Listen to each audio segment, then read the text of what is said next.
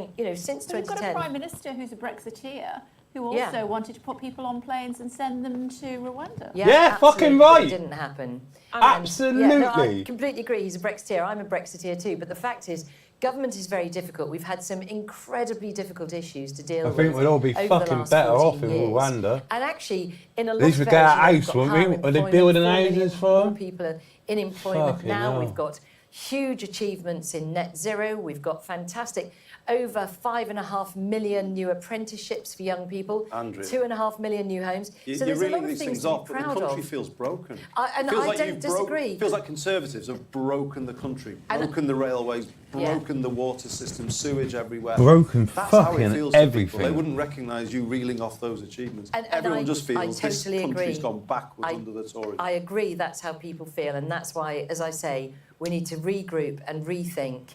And it's very clear that in this great country of ours, the people will speak, and I think we will see much more frequent turnover of governments because government is increasingly difficult. Okay, Trevor and then Beth. Yeah, I mean, let's not be too abstract about this. You say the people have spoken, and they've said one thing: we don't fancy Tories much. Yeah. Ray And the other says, thing they've said is it took me 1 year to bring my wife back into the country. I have been a taxpayer for 20 years, and it cost us around 8,000 in the end for a visa plus lawyers' fees. Mate, why don't you tell her to get in a fucking boat at fucking Dover, come over and claim bastard asylum? Days and weeks and months ahead. That she's got family in the country. That could be one of her reasons to claim asylum. You wouldn't have to fucking pay them, will you? Reform, that party of protest, has really touched a nerve with people. People who are sick of an incumbent government that they feel hasn't met their requirements.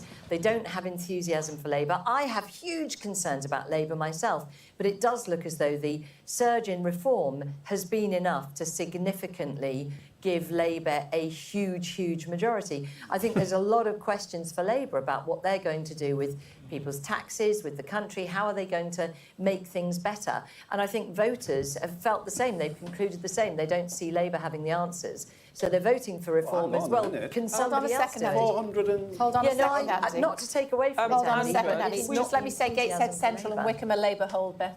Can we just go back But to then, the campaign and chaps, let's just go when back to you where the when you party do is, things legally, these you got to projections, pay, it's haven't the you? You worst got to, performance. you know, Devastating. pay the ferryman, innit?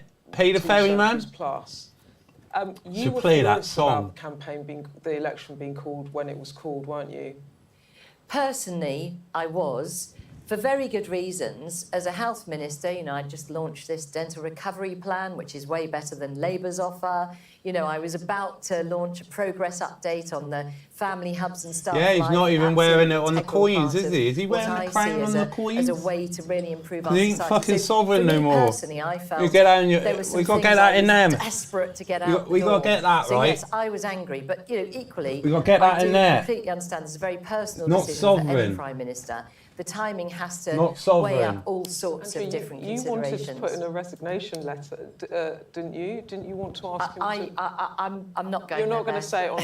Have a look at this, Gateshead Central. I mean, look at the 21% down, Nicholas Oliver, and look what's happening with reform. This is Gateshead Central and Wickham Labour's vote She down don't like that as at well. all, does she? She Tories absolutely are hates it. fourth there. Look at that. Tories are fourth in Gateshead Central and She Wickham. reels every time she's got to More than mention just reform. regrouping, you're going to have to give serious thought about what you're going to do about reform. I totally agree. I mean, that is, for the days and weeks ahead, is to consider how is it that, in effect, we have led to Don't wear the people crown, voting 'cause he ain't for sovereign what no is a more. It's protest weft. party. It's Weft. come out of nowhere. Weft. There's been all Not sorts really. of... It's the Brexit by any other World name. Economic Forum, possibly, come on, except that what we guys, have get seen with is the some pretty programme. horrible comments and This views election expressed by means some reform candidates. We also had a reform absolutely candidate just in the last sweet couple FA. of weeks reverting back to the Conservatives, saying that they wanted to back the Conservative. Exactly one. But nevertheless, the fact is that their vote was not a hard vote. It wasn't a very clear manifesto. There's all sorts of pledges that, a bit like the Lib Dems, people think, well, we can safely vote for them because they're never going to have to... I agree with you on what you've just said. I do agree Hold with on what a you second, said. But Trevor. shouldn't you, therefore, have sort of taken reform on a bit more than you did? It felt to me, Yes, watching from the you're right, sidelines, that Andy. you were kind of frightened of them and you wouldn't sort of call them out as Conservative MPs. Is that a fair point? I think it's a fair point. Any misprinted notes, if you've we got, should have gone after reform because they much more in the get early checked. Days. But So genuinely, if you've got a again, misprint, that's hindsight, and I think at the fucking time, make sure you don't the fold plan it, was to really get make it the verified appeal on and the grounds of sealed, what the Conservatives have to offer. and then as that'd you be know, worth a money. lot of Get the it campaign graded. was about, we will cut your taxes. Labour will raise your taxes. So there was some Fucking very like clear Labour raised dividing my lines taxes, between but they us won't and the put me traditional benefits party of up. opposition. You fucking And so, believe yes, I it? think in hindsight we will be thinking No, how we should I- have gone after reform. Put one in the voters. chat. We did. Put one in I the mean, chat. I was going to ask whether it was that wise. If you're drowning. It's looking at the trends to come on and If you're dismiss drowning, reform in put this way. But I one- want to ask one you in a the specific chat. question about your own constituency. According to the exit poll, it looks like it will have gone. And one of the interesting things about your We should say former constituency, which is why you're sitting here. yeah, is that it's 10th in the list of mortgage holders. I mean, a lot of people own their own homes. And I noticed one name that hasn't been You look at mentioned all much these is Liz Truss. NGOs, because Now, it's not only NGOs that help what the extent refugees, did because the what you've got to Truss remember, intervention food banks, really and everything like that, they're NGOs, right? So, Because they're first of all, non-government my hopes are very high for organisations. South So Northamptonshire. It's a fabulous constituency. You- We've been they very got busy this nothing. weekend. We've got British Yeah, Grand Prix there. you get a just fucking coming up. voucher I was from the talking job to some centre or the constituents and their DWP friends in the pub to go just this to evening, them, having yet they get just no voted. money from them. And It's people there were absolutely saying, we're sticking with I the tell you what, I've got to Conservatives, stop but swearing you do because I need want to this change. channel So that to take is off a very little clear bit. to me. But I have high you hopes. can't We have a help great candidate there. but swear, can to you? your point about is Liz Truss, has she been a big factor? I think undoubtedly yes. Yeah. I think actually what Labour have done very well is to somehow make out Oh, that the Truss whole just cost was of living whipped crisis, in, wasn't it? Meet impact the of Queen, Putin's whip invasion out, of Ukraine Queen and died. energy bills going through the roof was all about Liz Truss's mini budget, which isn't true. And the Bank of England quite clearly, when I was on the Treasury Committee, made quite clear that that was a blip. The Liz Truss mini budget was a blip. But Labour have made absolutely fair enough. They made great political hay out of it. Lib Democrats, it looks as though they're projected to do very well this evening, potentially 61 seats according to the exit poll. We've just had Liberal Democrats, the only one they said that they will legalise a Liberal Democrat, and cannabis. my goodness me, what a campaign he had. Yeah, he's lost a bit. He must have He's not. Why isn't he in a puddle? Run over. The night is yet young. I think he may have a new nickname in the House of Commons when he gets back, because we like giving people nicknames, don't we? When we're in the Commons. we do. I think people will refer to him from now on as the Honourable Member for Alton Towers. I want to see Andrew Bridgen's result, Nigel Farage's result, Bristol's result. Bristol ain't gonna. Andrew, I reckon it's going to gain them more. You've talked about learning lessons in the future direction of the Because party. Bristol's You a obviously Labour stood stronghold, for Bristol leadership South. yourself.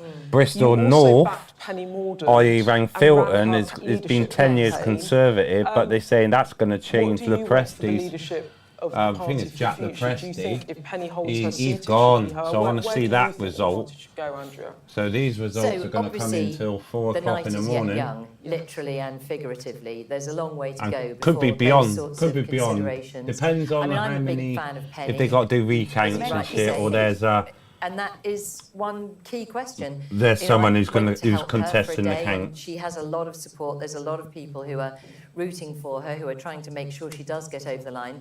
I do think it will need to be someone from the centre right. So we're in for a long night, guys. Go get your coffee. It's a country of of thoughtful and honourable people who are extremely tolerant until pushed, and clearly in recent months and possibly years they have been pushed, they have felt pushed.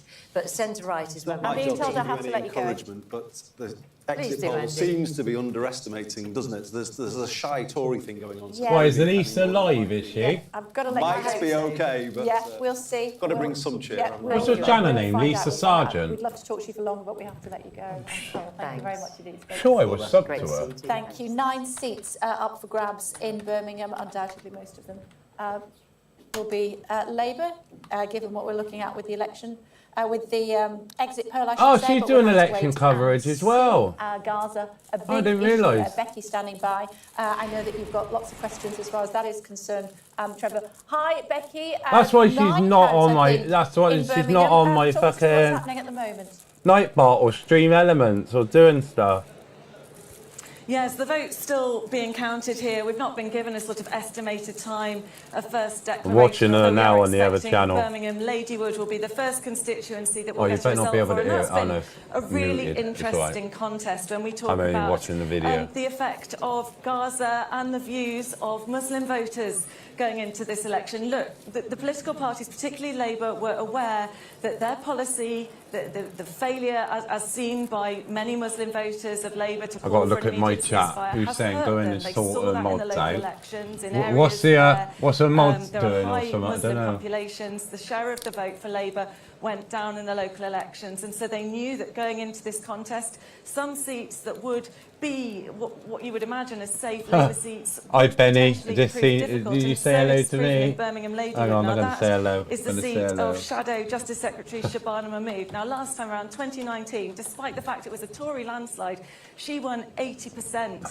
of the vote in Birmingham Ladywood. That should be a completely safe seat, but actually it was one of the seats, one of the 16 key seats seen as Labour to be ones to worry about because of this issue over Gaza, because of high Muslim populations, and one of the seats that they've ploughed a huge amount of resources into to try to keep that seat for Shabana Mahmood, a key ally of Kier Starmer. Now, I'm hearing from Labour sources they think she will have done it, but they think it's going to be close, and that's Not because bad we've had a man, actually. This is quite in time with He's mine. an independent candidate. He's well known. He's Little a local lawyer in the area. ahead. Little He's bit got ahead, I'd some say. It's just going to zoom in problematic on views, mine now. Some people would say he was So, yeah, reporting on a it's not podcast bad, not bad, seemingly not bad. joking about violence against women, something that he's apologised for. But he is well known, and he has managed to garner support, very specifically campaigning on the issue of Gaza. So that's going to be a really interesting one to watch, and I think particularly the percentage of vote for Labour and whether that suffers in areas where we have a high Muslim population, such as Birmingham Ladywood. Hi, Becky. Yes, that issue seems to have become a very big one. By the way, Kay's just stepped out for the moment, so I now have all the power. So let me ask you about the issue in Birmingham. There are, I think, 7, 8, 9 constituencies which are amongst the top constituencies for proportion of Muslims. Is that something that they are talking about in the count tonight? Absolutely. And look, we know, I mean, Jess Phillips, another Birmingham MP, Birmingham Yardley, she had to step down from the shadow cabinet and over Gaza, and that's because she knows that for her constituents, she knew that a large percentage of them are Muslim and a large percentage of them were unhappy with the stance that Labour was taking on Gaza, up and 13%. that's why, See, this is what I mean. Birmingham is traditionally They a are Labour like stronghold. they're doing really, really Labour well. to win certainly the 9 seats that are being counted here tonight and win one of them back from the Tories, Birmingham Northfield, that went Tory in 2019. But we're not expecting them to win that's what I mean. the same share Reform, of the vote as they won last like they time, said, despite Anne the Widdecombe national said, picture didn't she? being She said reversed, and that is because they might are not expecting Muslim voters to punish Labour. take We've got a the couple of other House, independent candidates as well, but as they Ahmed certainly Yacoub, can be the who've opposition. been really out campaigning hard on this issue of Gaza, and we're expecting those candidates to take votes away from Labour. So although those seats will probably go Labour, they may win a smaller share of the votes than they did last time around in some of these Birmingham constituencies. Thanks, Becky. The boss is back. Yeah, I heard you. I heard you. You said you had all the power. I think... Trevor will not be speaking No. for the rest of the meeting. Yeah. I'm now frozen. Yeah. It's been great seeing you, Trevor. Bye, Trevor. Bye, Trevor. Meantime, Ed is here.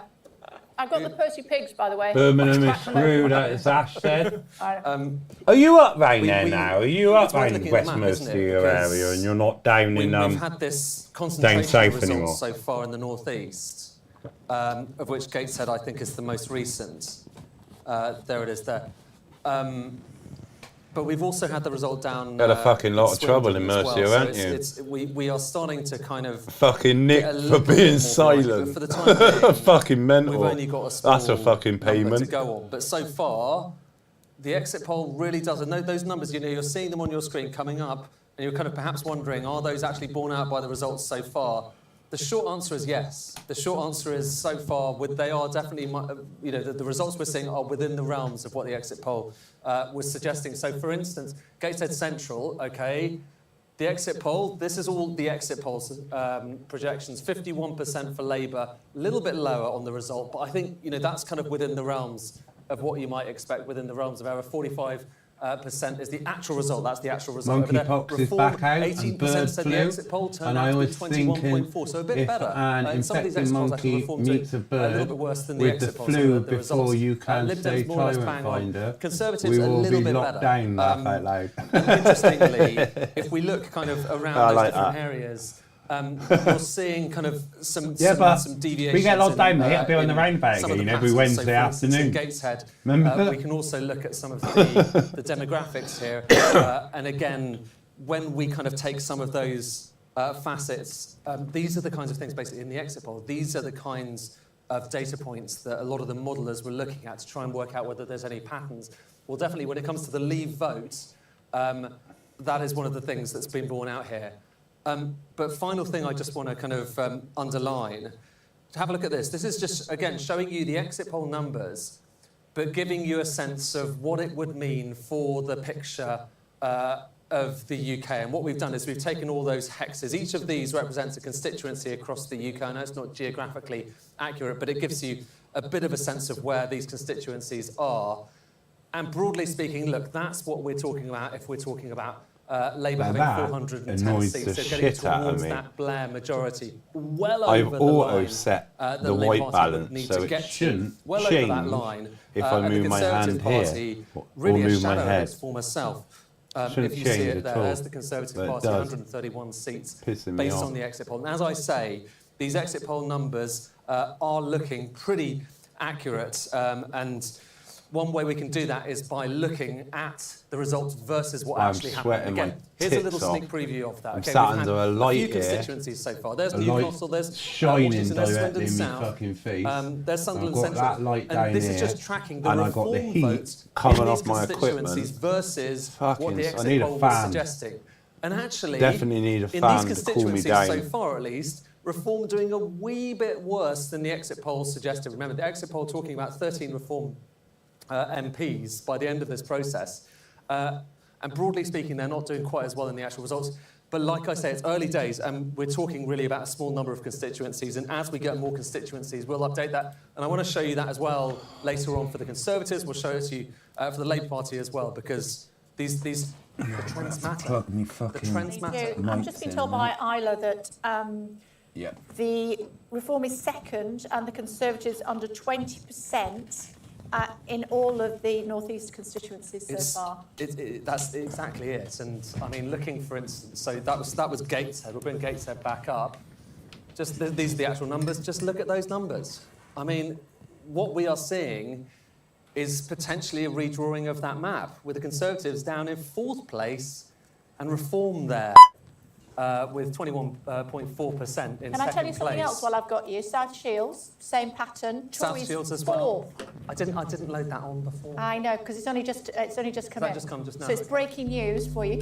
South Shields, Labour winning, Labour hold, I should say.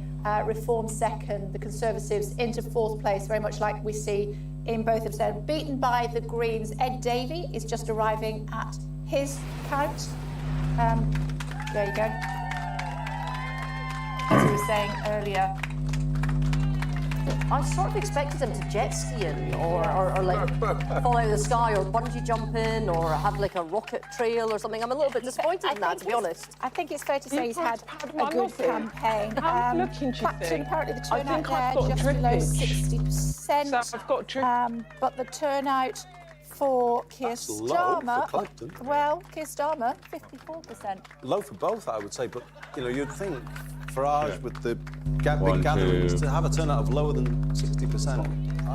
I wouldn't have predicted that. I don't predict Well, much one of the higher things too. that we keep getting in is you'll see us on our phones, it's not because we're rude or that we're not listening to each other, it's because we've got lots of information coming in all the time. And one of the rumours that is doing the rounds is that there's actually a bit of concern that Labour might be being run very close in Normanton, which is Yvette Cooper's seat. So that would be one of the former, she's a shadow Pain in the arse. No, sorry, Pontefract. Sorry, but in terms of the seats here, Normanton, Pontefract, Castleford are ones where Reform are running. Disagrees with that, I must tell you. Good. Well, it'll be interesting to see. It will. Let's have a look at this one behind us. Where is it, Lee? Can you see? Oh, There come you on, go. Lee. Yeah, let's go right there. And Shingy, here it is. Some good Shingy's news. right behind me. I can see you, Shingy. I'm waving. You can't see me. Lee and Appleton, come on down. Well, just an update in the sense of looking at the declaration here. So it's going to come a little later than expected. It'll be about 2 a.m. We're expecting 1:30 a.m. So we're about 30 minutes from the declaration here in Lee. It's interesting here because of that seismic shift we had in 2019 with the first ever Conservative MP being I reckon elected about here. 3 The first o'clock, time Labour had lost here they'll since start coming in 1922. thick and fast. Projecting that Joe Platt, the MP who lost her seat that night, will win and win comfortably. We obviously know that she served as an election agent for Andy Burnham in one of his election wins, and that his majority the last time he won here was around 15,000 votes. They're looking at a strong majority again tonight if the polls are correct. And I also just wanted to reflect on why that was a seismic victory. This is a former mill town, a former mining town in and around that Red Wall area, which obviously collapsed last time, but it looks like it's being rebuilt at least in the northeast. Another national trend that I think is worth talking about is that Reform vote. So here we've been talking to the Reform candidate and his team. They sound quietly confident that they can sneak into second place and that the Conservatives will fall into third, which obviously suggests that they're having, just like they are across the country by the looks of it, having parts of their vote share Having a fucking really good time and getting lots of votes. They voted for Brexit here in 2016, so that's linked to that complex mix of factors. But a headline here is we're expecting Labour to win the seat, perhaps with Reform in an interesting... I went and seen Hamilton, right? In Bristol, the opening night of Hamilton. Because I watched it several times already. I watched the Disney One of your aides? with the brilliant. And you know the great thing is with the writer who starred in it, but has dedicated herself and to a community project of actually bringing an old mill back to life, and she's done it brilliantly. it was all black And I think that says actors, which something was about, quite say, those type weird, politicians and I who don't win and they understand lose their why. out. She really deserves to win, Joe. She's The only white person really in that cast was King Charles. You've lost, but you stick around and you rebuild. So Anna as well, Joe. I think that's a really commendable thing. Yeah, we've seen just a few moments ago. Can I? We can. Go on. I've just got this from a Lib Dem source saying that they now believe they've won 47 seats, beating their 1997 is that result. outside the An count, astonishing or night for the Liberal Democrats. they're not allowed to pass? Is that just people watching? I think that's people watching the count, so the screen's up, so they can't go beyond. I thought they were. You know what I mean? Keep an eye on that, 'cause look who's Those joined us, sort John of McDonald. screens Hello. that we all If face. only you guys could have done this in During the 2019, then, you know, you'd have been in a much LD. better position from a standing start where Kier Starmer is now. Too right. Yeah, but let's Well, rejoice. thanks for joining us. Let's rejoice about getting rid of the Tories, shall we? That's good enough for me at the moment. Get rid of the Tories. Good enough well, for me. It's great to see you, John. We just had an interesting conversation, Mick Lynch and Margaret Hodge. I'd like me. You'll have read the Harmonious, I'm sure. Andy Burnham, Oh, extremely shut so. You know, the a little bit of difference up. there. But I think the messages of the campaign sometimes haven't reflected some of what's in the manifesto. Do you look at our manifesto and see good things like renationalisation of railways, Yes, yeah. building of council homes? Yeah. I can see shades of the 2019-2017 Hands up manifesto in parts. if you hate Andy Burnham. Foundational document. You're trying to tempt me on. John, as Andy, what I didn't say was, as you two were having this discussion, you and Margaret, sorry, not you, Mick and Margaret were having this discussion, a senior Labour figure texted me and said, more seats does not mean more money.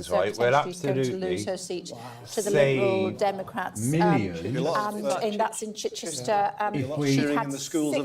She'd had 60% of the vote in 2019, and the latest we're hearing is that potentially she's going to lose her vote to the Lib Dems. Trevor, sorry. No, I was just going to say, then that gives a chance for the Blair government. our You're completely right. to get into fucking changed. university. But they actually came in with Right. some quite a radical programme. We've Bank of got England to like didn't tell us until the day after, but sure start, minimum wage. It's sort of human like rights being Act. cruel to be kind, isn't it? We've got to have- So fucking they actually wrong, innit? came It's in gonna say it. It's like with a quite a reset, radical innit? prospectus. That's Reset. not true about this Labour government. But they're resetting the whole wrong That's way, true, I and I think in They're just many governments get completely resetting the radicalised whole in wrong power way. as well. And I think that's inevitably going to happen with this government. Otherwise, this is my fear, and we've seen it with the rise of reform. Reform will breed off disillusionment. And we can't disillusion people, otherwise we'll go the way of Germany, France and Italy. Yeah. That's why it's important to recognise and be honest with people about the scale of the challenges, of course. And saying to people, now let's prepare for the second wave of policy making this government will inevitably have to undertake, and that will have to be more How radical. long are you going to give them before you start holding their feet to the fire? No, I think this is really interesting, Trevor, because I think John is an incredibly important voice that's going to be in there. If the size of the majority is as big as this, there's going to be a lot of pressure on Kier Starmer from all different wings of the party. Now, one of the problems our party had, particularly near the end, was part of it was cows. So the Brexiteers kept asking for more of the One Nation guys and the ERG, and the One Nation guys got timider and more timid and more timid and more timid. Actually, you need balance so that if Kier wants to do something or not do something, he can say, well, you guys are asking for money for this, but this other set of people are saying we can't do that. So this balance between kind of Rachel Reeves and her Treasury The broad church and approach. yourself, exactly, the broad church approach. As you go through a parliament, that gets tougher and tougher to do. What's really interesting listening to you now, John, is how Blair you're was tipped to framing take this over as the the West. money has to come in Haven't first. heard who Now, as replaced sort of Klaus. almost the Thought grey us- beard, the kind of mystical leader of that This is what I left say. caucus, He quit, you know, but you are going nothing to be about an absolutely replacement. pivotal voice Anyone? for Kier to keep largely No. on side to do this. So it'll be really, I'm going to find it fascinating to see how he navigates the eddies and currents of his party and the role that somebody like yourself is going to have in that. Don't exaggerate my role. We've got a huge young generation I of love radicals the that have idea of come you as through. the Gandalf of the British left. Well, I love it. there's a whole new generation of radical socialists that are in Parliament now, incredibly creative. But I think Keir's going to have to govern a broad church approach. That's the first thing. And I think we need to be preparing for that second wave of policy making. Because Come the on, crisis let's is get so some deep. more results. Come on the on. doorstep, what came across is that broken Britain concept. Nothing works. The NHS in crisis. In schools, Only the 10 seats same. declared, and he's already working on the second phase of policy. You're playing 4D chess, and Kier doesn't even know it Do you yet, John. think the inflation The point is, Kier Starmer doesn't have to govern has, the Labour Party's broad has church reached, in the sense that he has a majority its potentially peak, big enough that he can or ignore will the Labour prices Party. be doubled But you again do in 10 accept years? that. Prices are going to be You would have been better with the increasing, Labour aren't Party. they? Without a shadow of doubt, everything's going up and up and up and up and up and up and up and up. We've got, by the time you get And to that you know what I second mean? year, you're staring down the barrel of another general election. So you've really got to be producing then, and then also giving people hope of what a second period of office would be. And the point that Andy's making, the vehicles are Just out imagine there. that now Give with them him the on resources screen, and we can AI, deliver. And I think AI, the point that's being a you bit know, him missed then in the talking, conversation is the manifesto been there. has more in it than any of Lights the in the manifestos I stood ceiling, on when I was in the casting New Labour. him down. Rail. total extra spending Wait a in second your though. manifesto is Wait 10 one second billion though, pounds. Trevor. And he's not actually Rail, there. one He's second. actually We in never his touched bunker. that in those You know what I people. mean? This is where they're Never going to went be near when it. the shit Just happens, look, isn't it? look at it now. They're going to be This manifesto is talking in the about bunker, and it's all going to be the AI. energy market. Oh, we're really Great with the British Energy. people. That We're is to really be with the shaped. people. What, you know, No, that they're in the is fucking holding out bunker, the just being possibility of beamed locally owned upstairs energy, when all cooperatively safe. owned energy. That is exciting. Trust. The housing It's stuff coming. we've talked about. I Coming think there is soon. more in the manifesto. They've not talked about it perhaps as much in the campaign, but there is lots of stuff there that will allow us as mayors to work with them and shape it. And actually, I would say, bring through stuff that the new Labour government should have done something about and didn't. For instance, re-regulating buses, which I've done in Greater Manchester. Now everywhere can do it in our manifesto. These may never get the Westminster attention or the kind of political world's attention, but these things really matter on the ground. And I think it's a manifesto that actually goes further, certainly than the 2001, 5 and 10 ones that we stood on. Well, Okay, can I just say that may I just say that we're waiting for Nuneaton, first seat in the Midlands, classic bellwether seat. This one, wait and see. Marcus Jones, of course. Also waiting for Basildon and Billericay. We were expecting that to come shortly after midnight, 2 hours later or thereabouts. Still waiting for that. That's important because it's Richard Holden's. Our first Conservative hold has just dropped as Rayleigh and Wickford, the first Conservative hold, Rayleigh and Wickford. Just telling you about Richard Holden, who is the chairman of the Conservative Party. 1 in 3 chance of not holding on to that seat is what the bookies were suggesting. Waiting for, what else are we waiting for? Broxbourne. That is quite late as well.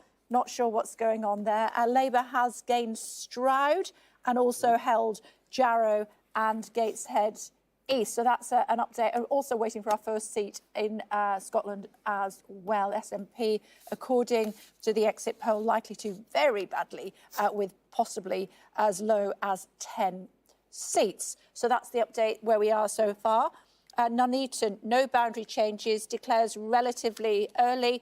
Still, it's 2 o'clock. Relatively early, depends on your view.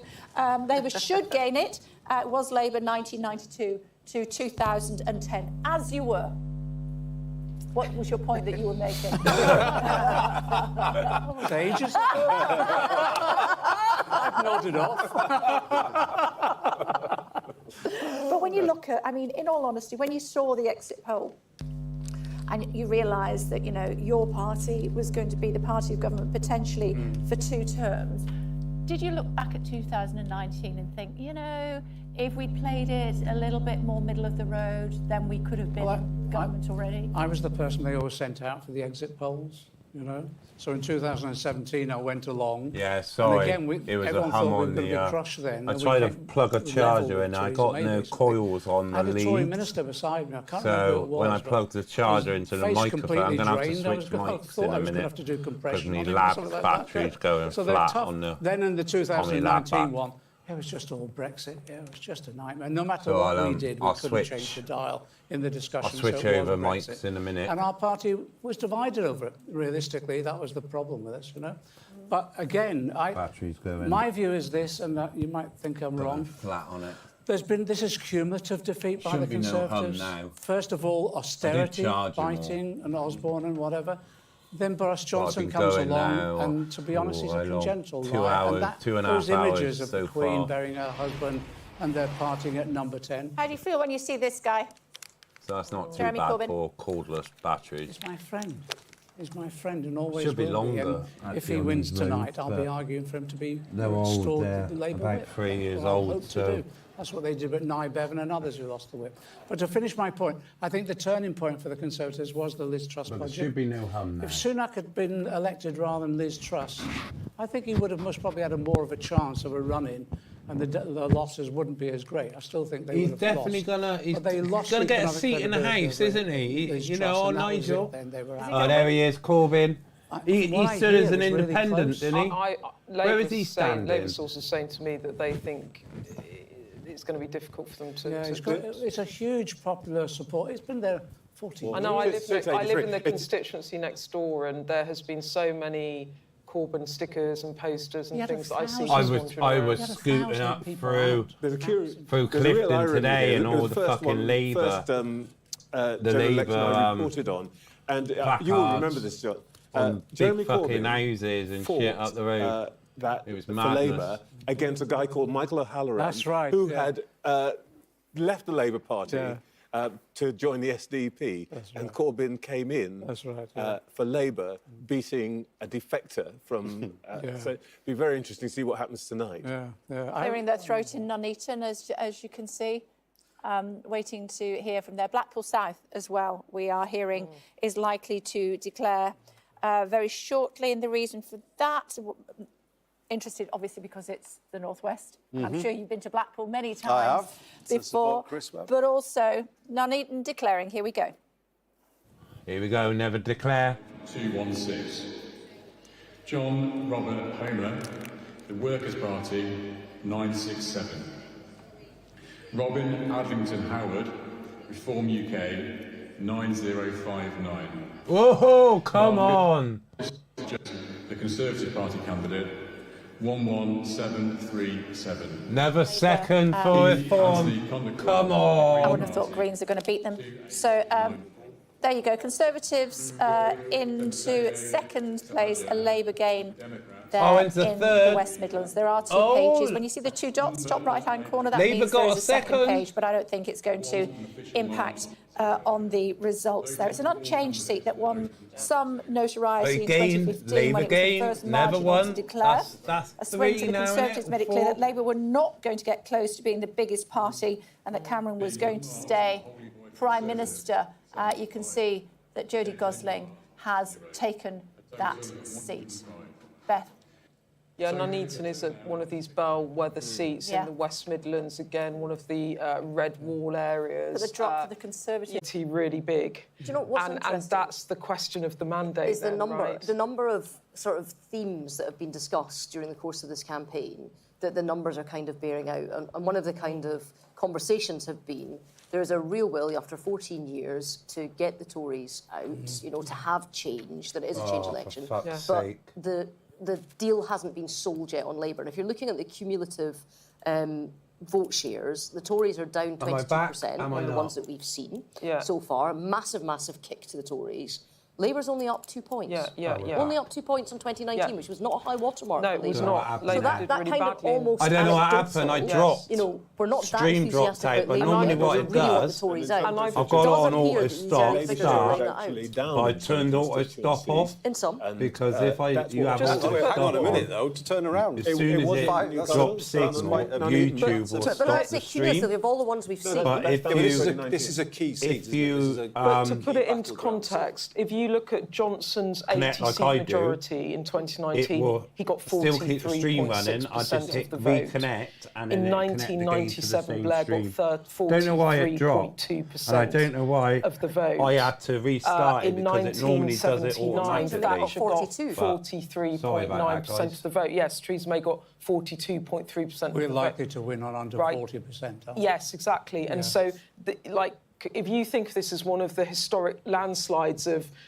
79 to 97 to 2019, actually, in which that was the biggest majority. Beth, the reason for that, though, is we've almost got five parties polling now, haven't we? Which is, that gives the Lib Dems are polling, Reform are polling. Yes, but that's the point, isn't it? That But you had that in 2015 therefore, as well. the share. yes, but yes, Come on, I just want to see the first seat for Reform there. Okay, The Lib so Dems dropped off. just to let you No, know, wait a second. The Lib Dems Come on. just to let you know that Jodie Gosling there is Gotta have a actually big cheer she when we see the first leader, Reform seat. of North Warwickshire Council. She'll be stepping down from there and. Apparently, just to let you know Where do you think that Reform's Labour's gonna lucky take? seat I hope is Warwickshire Nigel North. takes They've his, never won an election without winning Warwickshire North, so we'll keep an eye on that for you. Let's I hope Nigel talk takes about how Clacton. some of the I hope Conservatives' biggest Steve names could fare takes tonight. Our chief wherever political he's correspondent John sitting. Craig is in Speaker Surrey, caller where Steve. the Chancellor Jeremy Hunt is contesting the seat of Godalming I'd like and to Ash, see his, and Amanda Acas is in Welwyn, where the Defence When they Secretary declare Graham where the Shapps seat is he's defending sitting his on. seat of Welwyn and Hatfield. Bear with me just 1 second, John, if you would, because I want to go to John Craig first of all. Is he going to keep his seat? Doesn't look like it, Kay. All the signs are that Jeremy Hunt, the son of an admiral, is going to sail off into the political Who's sunset that? Kay tonight. Burley's eyes very with demonic tonight. Possibly a heavy Yeah, defeat just by a the little- Liberal he's like- Democrats, although he insisted during Clearly the campaign Labour, he thought isn't it'd he? be Clearly 1,000 Labour. to 1,500 votes either way. The exit poll that we broadcast suggests a decent win for the Liberal Democrats here. This has been a target seat for the Liberals and the Liberal Democrats for many, many years, going back to when it was South West Surrey, and it was represented by first Virginia Bottomley and then by Mr Hunt. Now, there have been some quite small majorities for the Tories in the old South West Surrey seat. What's happened here, Kay, is that they've carved this seat into two constituencies. Mr Hunt is fighting Godalming and Ash. The other one is called Farnham and Borden. one in the Some here chat, think perhaps if he you made a think mistake in we're opting all for Godalming absolutely and Ash because 100% it looks, foobarred always looked a bit more marginal now. than the other seat. He has worked so hard, though, to try and hold this seat. He has campaigned tirelessly when you might have expected a Chancellor of the Exchequer to be in London taking part in TV debates, interviews and so on. He has spent the last 6 weeks pounding the streets of this leafy constituency in the Surrey Hills in the desperate hope of trying to cling on. Isn't If all he does elections cling fixed? on, It's all the it same will be policies, an isn't it? It's amazing just a different personal director of triumph the for him. company. And of course, from what we're hearing, he'll be When one we of see it for what the it- big beasts see, left in the Tory it's party like in the same with Parliament. everything. One of the Once you grown-ups, see if it, you like, you experienced can't politician. unsee it. If, on the other hand, Right, it's the and end that's for where you Jeremy gotta live Hunt, your life, he innit? can look back on a 19-year career in Parliament in which he's held 4 cabinet posts, including 2 of the so-called great offices of state, Foreign Secretary and Chancellor of the Exchequer. All the signs are, looking at what's happening around the country, Mr Hunt is probably going to lose here. Yeah, just also seeing, while I've got you, before we move on to Amanda, a Liberal Democrat source saying schools out for summer for Gillian Keegan were confident of clinching a win in Chichester, making her the first cabinet minister of the night to lose her seat, quoting a Lib Dem source here. This seat has been Conservative for 100 years. Fucking Winning hell. here is an extraordinary achievement which has unseated the Education Secretary. Your response to that, John? Would be nice to see. It would be nice to Sorry, see. Kay, I didn't quite hear that.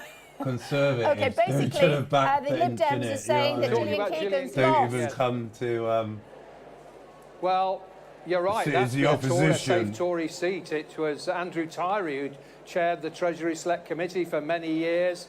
And that is a shock. She will not have been expecting that. See The what point that- about look this at that. seat They're getting the is that interference on people the have said, picture. and in fact, Mr. You Hunt should has stream said, like it me, might be mate. there might be another Be Portillo all right. moment. Think about Michael Portillo's defeat in '97. That was a shock. Gillian Keegan is a shock.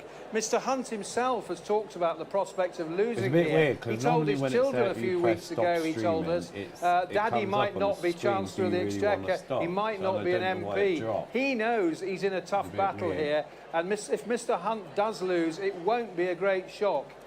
Yes, I think Gillian Keegan going is a shock. I mean, this area also, I like used to be Chichester, so green has till I been met you, Conservative Chris. How dare since you. 1910. Sorry. Classic blue I do wall. apologise for turning I mean, people. You drive around here and you can imagine it's the £5 million homes and so on. The majority of people either own their own home, they own cars. Fucking and so on. £5 million We are talking homes. one of the most affluent You know what I areas mean? of the country. I could- and if the Lib we- Dems do people win like here, us, right? that is People a like us. massive scalp for them. Okay, People thanks. like us can Amanda only Acaus, dream Welling. of living in Looks as though £5 the million Defence Secretary Grant homes. Shapps This is likely to fucking lose mental. his seat. Yes, indeed. So he's held this seat for 19 years, and during that time he's served in the cabinet of every single Conservative Prime Minister except for Theresa May. Famously, last year he had 5 different cabinet posts, ending up as Defence Secretary. But certainly he's someone who is well known as a campaigner, former Tory party chair, well known for having a long spreadsheet of the views of different Tory MPs which he used to help get Boris Johnson elected. And indeed he's been tipped as a possible future Conservative leader himself. Certainly even just a few weeks ago there was lots of talks about him as one of the likely contenders, but certainly now, given the results of the exit poll in particular, that doesn't seem that likely. Only a 6% chance, according to that, of him holding onto this seat. And his majority is fairly narrow in the context of the pretty dire polling we've seen. So he's only got a majority of just under 11,000. Labour need just a swing of just over 10% to win here. Indeed, it seems very likely that that's what they managed to do. In fact, this is a seat, though, that they did hold back under the Blair years. Okay, for now, thank you. Ed is here. Ed, is that your foodler? What have you got? Yeah, so I heard you've got a poke bowl coming. They asked me what I wanted. There's some pizza on offer, but this is, I think, some chicken goujons. So there you go. Can I just say 5 minutes until it's halfway through? We've been on here. 5 hours. And 5 hours to go. redecoration coming up momentarily. It's flown by. Lee, coming Yeah, soon. coming up in just a second. Great. Next few moments, Ed. It really does. Ed, we're hearing, and you'll want to know this, Trevor. Basildon and Billericay, it's been confirmed that is a recount. Now, the reason that we're interested Here in we Basildon go, and first Billericay recount. is because it's Richard Hunt. Basildon, and it Billericay. was literally bolted on. He was guaranteed to get that seat. Parachuted in. Yeah. I've been fed up of saying parachuted. I was trying to think of another way of saying it, but we can go with that. And there is a recount. Close. I mean, we'll keep an eye on that one. Do you want charts? Yes, please. Love a chart, as you know. Can't believe you had to ask me. Look at the map first of all. Okay, look, just you can see how we are starting to get a little bit, because before I was telling you it was all about what was happening in the northeast, but now look, you can see Rayleigh and Wickford over there, and Harrogate as well. We're starting to get some stories telling us a bit of the other dynamics, the geographical dynamics, the demographic dynamics around the country.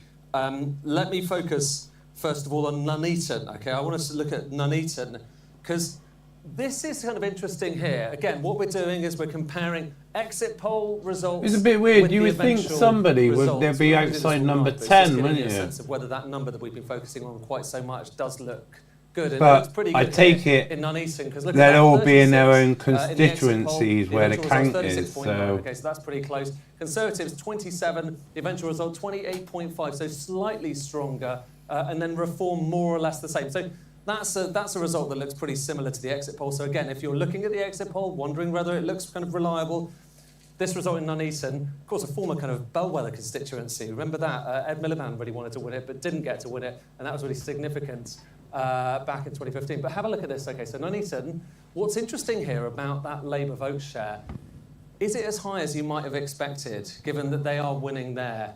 And that's the story here that we're starting to see evolving. Labour winning seats without necessarily having enormous majority shares of the vote. And why is that happening? It's partly because Reform is eating into that Conservative vote. Just look at those two numbers together. Reform really having an impact, even though it's in third place here in Nuneaton. So that's kind of interesting. Also, think about places like Harrogate. So obviously Lib Dem's there. yeah, everyone's having a party. Harrogate there from the Conservatives. Well, like Boris But Johnson again, did when Lib we were Dem's all there locked at down. the top, okay, increasing their share of the votes. God, I remember what the Conservatives Conservatives down a lot. did. But again, Reform sandwiched in the middle, eating into the Conservative vote. And this is interesting as well. Look at the Labour Party down in fourth place, actually seeing the share of the vote falling. Okay, so is this some evidence of tactical voting here in Harrogate that gets the Lib Dems in there? So that's kind of quite a striking thing. But one thing that we've been trying to do is, again, look at the exit poll results, work out whether they are kind of online with what we're actually seeing. I'm going to show you two charts that really underline that. First of all, this is showing you Labour and just how the results are coming in versus the exit poll. Anything above the bar shows the results are better than expected. Anything below the bar shows that they are a little bit worse than expected. And it's kind of a little bit all over the place, but more or less, I'd say it's more or less accurate so far when it comes to the Labour numbers. But have a look at this for the Conservatives. And most of these are northeast constituencies. So again, it's telling you one aspect here, one geographical focus. But look at how many of these bars are above the line. The Conservatives doing a touch better, whether it's in Sunderland, whether it's in Blyth, in Gateshead as well, doing a touch better in all of these constituencies around the northeast than the exit poll was suggesting. So does that suggest that the exit poll is actually not necessarily not necessarily displaying quite as much Conservative performance as we might have expected? Final thing to note, okay, so again, we're just looking at the average swings so far. And earlier on I was showing you, it's kind of getting up towards kind of like 12, 13, 14%. Actually, I wouldn't say, well, the Conservative Party, we would all hope that is more or less it around would be a total wipeout, but it's not going to be a total wipeout. They are going the to Labour Party lose a lot. 1997. So looking like a swing so far of about 10.3%. I won't go into it. There's a whole thing I want to tell you about swings, Look at it though. swingometers, how much we can rely on them, because actually this does look like one of those elections where the swingometer isn't necessarily telling you the full story and why we need to show you it in different ways. But I feel like have I used up my chart quotient? Maybe I haven't, because we're just looking at Leeds Western Pudsey, which of course is Rachel Reeves' seat. Right. And Beth and I were talking, just talking about, in fact, yesterday, we were talking about how we remembered where all the seat names were. I don't know, do you have a way of remembering whose seat is what? I just spend a lot of time in a dark room Do you? with a spreadsheet. Because you're a very I do sad word person, association. no, and you But got that's in just it, for fun, I So mean. getting Rachel it fed Reeves, in your Pudsey ear. the bear. Yeah, that's good. Yeah, Pontefract Cakes is... Thank you, you see it works. See, that's quite good as well. Like that interests the shit out of me. Anyway, have a look. It's Talk me like through those they're all figures. there. They're all. Kay we've got Burley's here, getting Leeds fed Western shit from the Reeves, gallery Rachel Reeves, upstairs in her obviously, ear, and she's talking at the same soon to time. It's Shadow like how do you Chancellor, soon concentrate and talk? One It's suspects to be the it's first quite female an amazing. Chancellor. What's interesting about this? Okay, so Amazing first of all, technique. Conservative share down 25.1%. Reform up though 13.5%. I gotta move it because. But just have a look at this, okay? So you're not seeing a massive shift to the Labour Party. Obviously, this is kind of in safe Labour territory. But you're not seeing a massive kind of shift across to the Labour Party. I've got to move it and because that again is going to be the question. And there's quite some camera interesting charts I can show you picking up about the focus the on efficiency this. of I the can't be Labour bothered to vote. get up. Is Labour and change able the to win focus a on- lot of seats, which it looks like they are heading towards winning a lot of I'll seats? bring That's the what the exit camera polls so it's suggest, in line with without that. necessarily There we increasing go. their share of the vote dramatically. Because sharpens that's the so focus far up. it's not going That up can be dramatically. out. We've got Sadiq Khan's waiting, but I just want to... Oh, sorry. Just Sadiq Khan's waiting. Anything particularly that we can see from London yet? Beth had a question. No, it's just that's the whole point of the Labour strategy. It's been to not pile up. They've been trying to not pile up the vote in areas where they're already winning, and they've been trying to pile up votes in marginal seats. So that is not a So I surprise try to me, make because that's it part of the strategy. But I'm gonna my shut up screen. because there's So one this more looks person. like it's not even a real wall. In fact, he's joining Well, us it is. now, the Mayor of London, Labour's Sadiq Khan. I'm sure you'll want to speak to our Manchester Mayor as Good well in evening, just a moment Sadiq. or two. There you go. In fact, why don't you two just have a chat? Come on. Yeah, a little. How are you doing? Can I just give Andy a virtual hug? Well, you might not want to when you hear what I said about London earlier, Sadiq. There was a bit of a jibe going on about first, second and third cities, but I won't reopen it. Yeah, he said Manchester was the first city and you were second. Oh, I fucking hate him. Hate him with a passion. How's London looking today? Sadiq Khan. Can I just say, Andy, I've been knocking on What doors in communities we've not engaged in for 20 years. Yep. It's been quite remarkable. We're delivering leaflets on some streets, Andy, that we've not delivered in for 20 years with any confidence and hope. In central... Blade runners have cost you a lot of money, haven't they, mate? Conversations that Fucking hell of a lot of money. Well, they haven't. They haven't really, have they? And people are Theirs has voting cost for us. us a lot more money. Night, isn't it?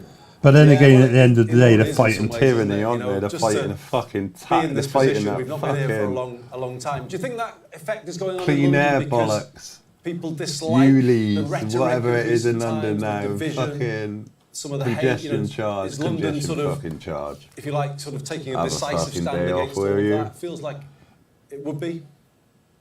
I tell you what's interesting is, and Trevor and Beth will recognise this as well. In 2015, 2017, 2019, people were unhappy with the Conservatives, but not enough to give us their vote. I think what Kier Starmer's done over the last 4.5 years is transformed our party so people feel comfortable giving us their vote now. But also, I think, Beth is spot on. What we've done in this campaign is actually not work those seats that are already Labour. Our ground campaign in Labour seats has been basically absent because we've been working in those seats. We've got to win to form a government. And when you hear figures of 410 Hello, Labour local. MPs potentially, How are you, my a majority man? of 170, I think Kier Starmer's been vindicated for that campaign. But you're right, Andy, people are angry with this government. A lot of those people have voted for Labour in London, and I think across the country, some may have voted Reform. And I think our task over the next 5 years, So Kier have a look Starmer's at task, it's Lisa the Labour still Party's going. task, the There's government's Lisa. task, is also to win over Got those a few people on. who currently vote Reform, to give them the confidence Are you to on vote the Labour panel? in 4 or 5 years' time. I agree. How do you solve a problem like Reform if you're Kier Starmer and indeed whoever might be the next leader of the Conservative Party? Well, what you'll see Kier do tomorrow outside No.10 Downing Street is speak to the nation, all the nation, not just those that voted Labour, but those that didn't vote See, I Labour wonder, as well. He's right? going to try and heal our country and bring If I turn that light off, we had 14 years because you can of chroma communities, key any of colour. Obviously, the generations, better colours of are people being pitted blue against one another, Remain, blue Brexit, and green, North, but South, you can old, chroma young. What Kier will do is bring us all together. any colour. Because, frankly speaking, we've got to I come wonder together if because I our country deserves more.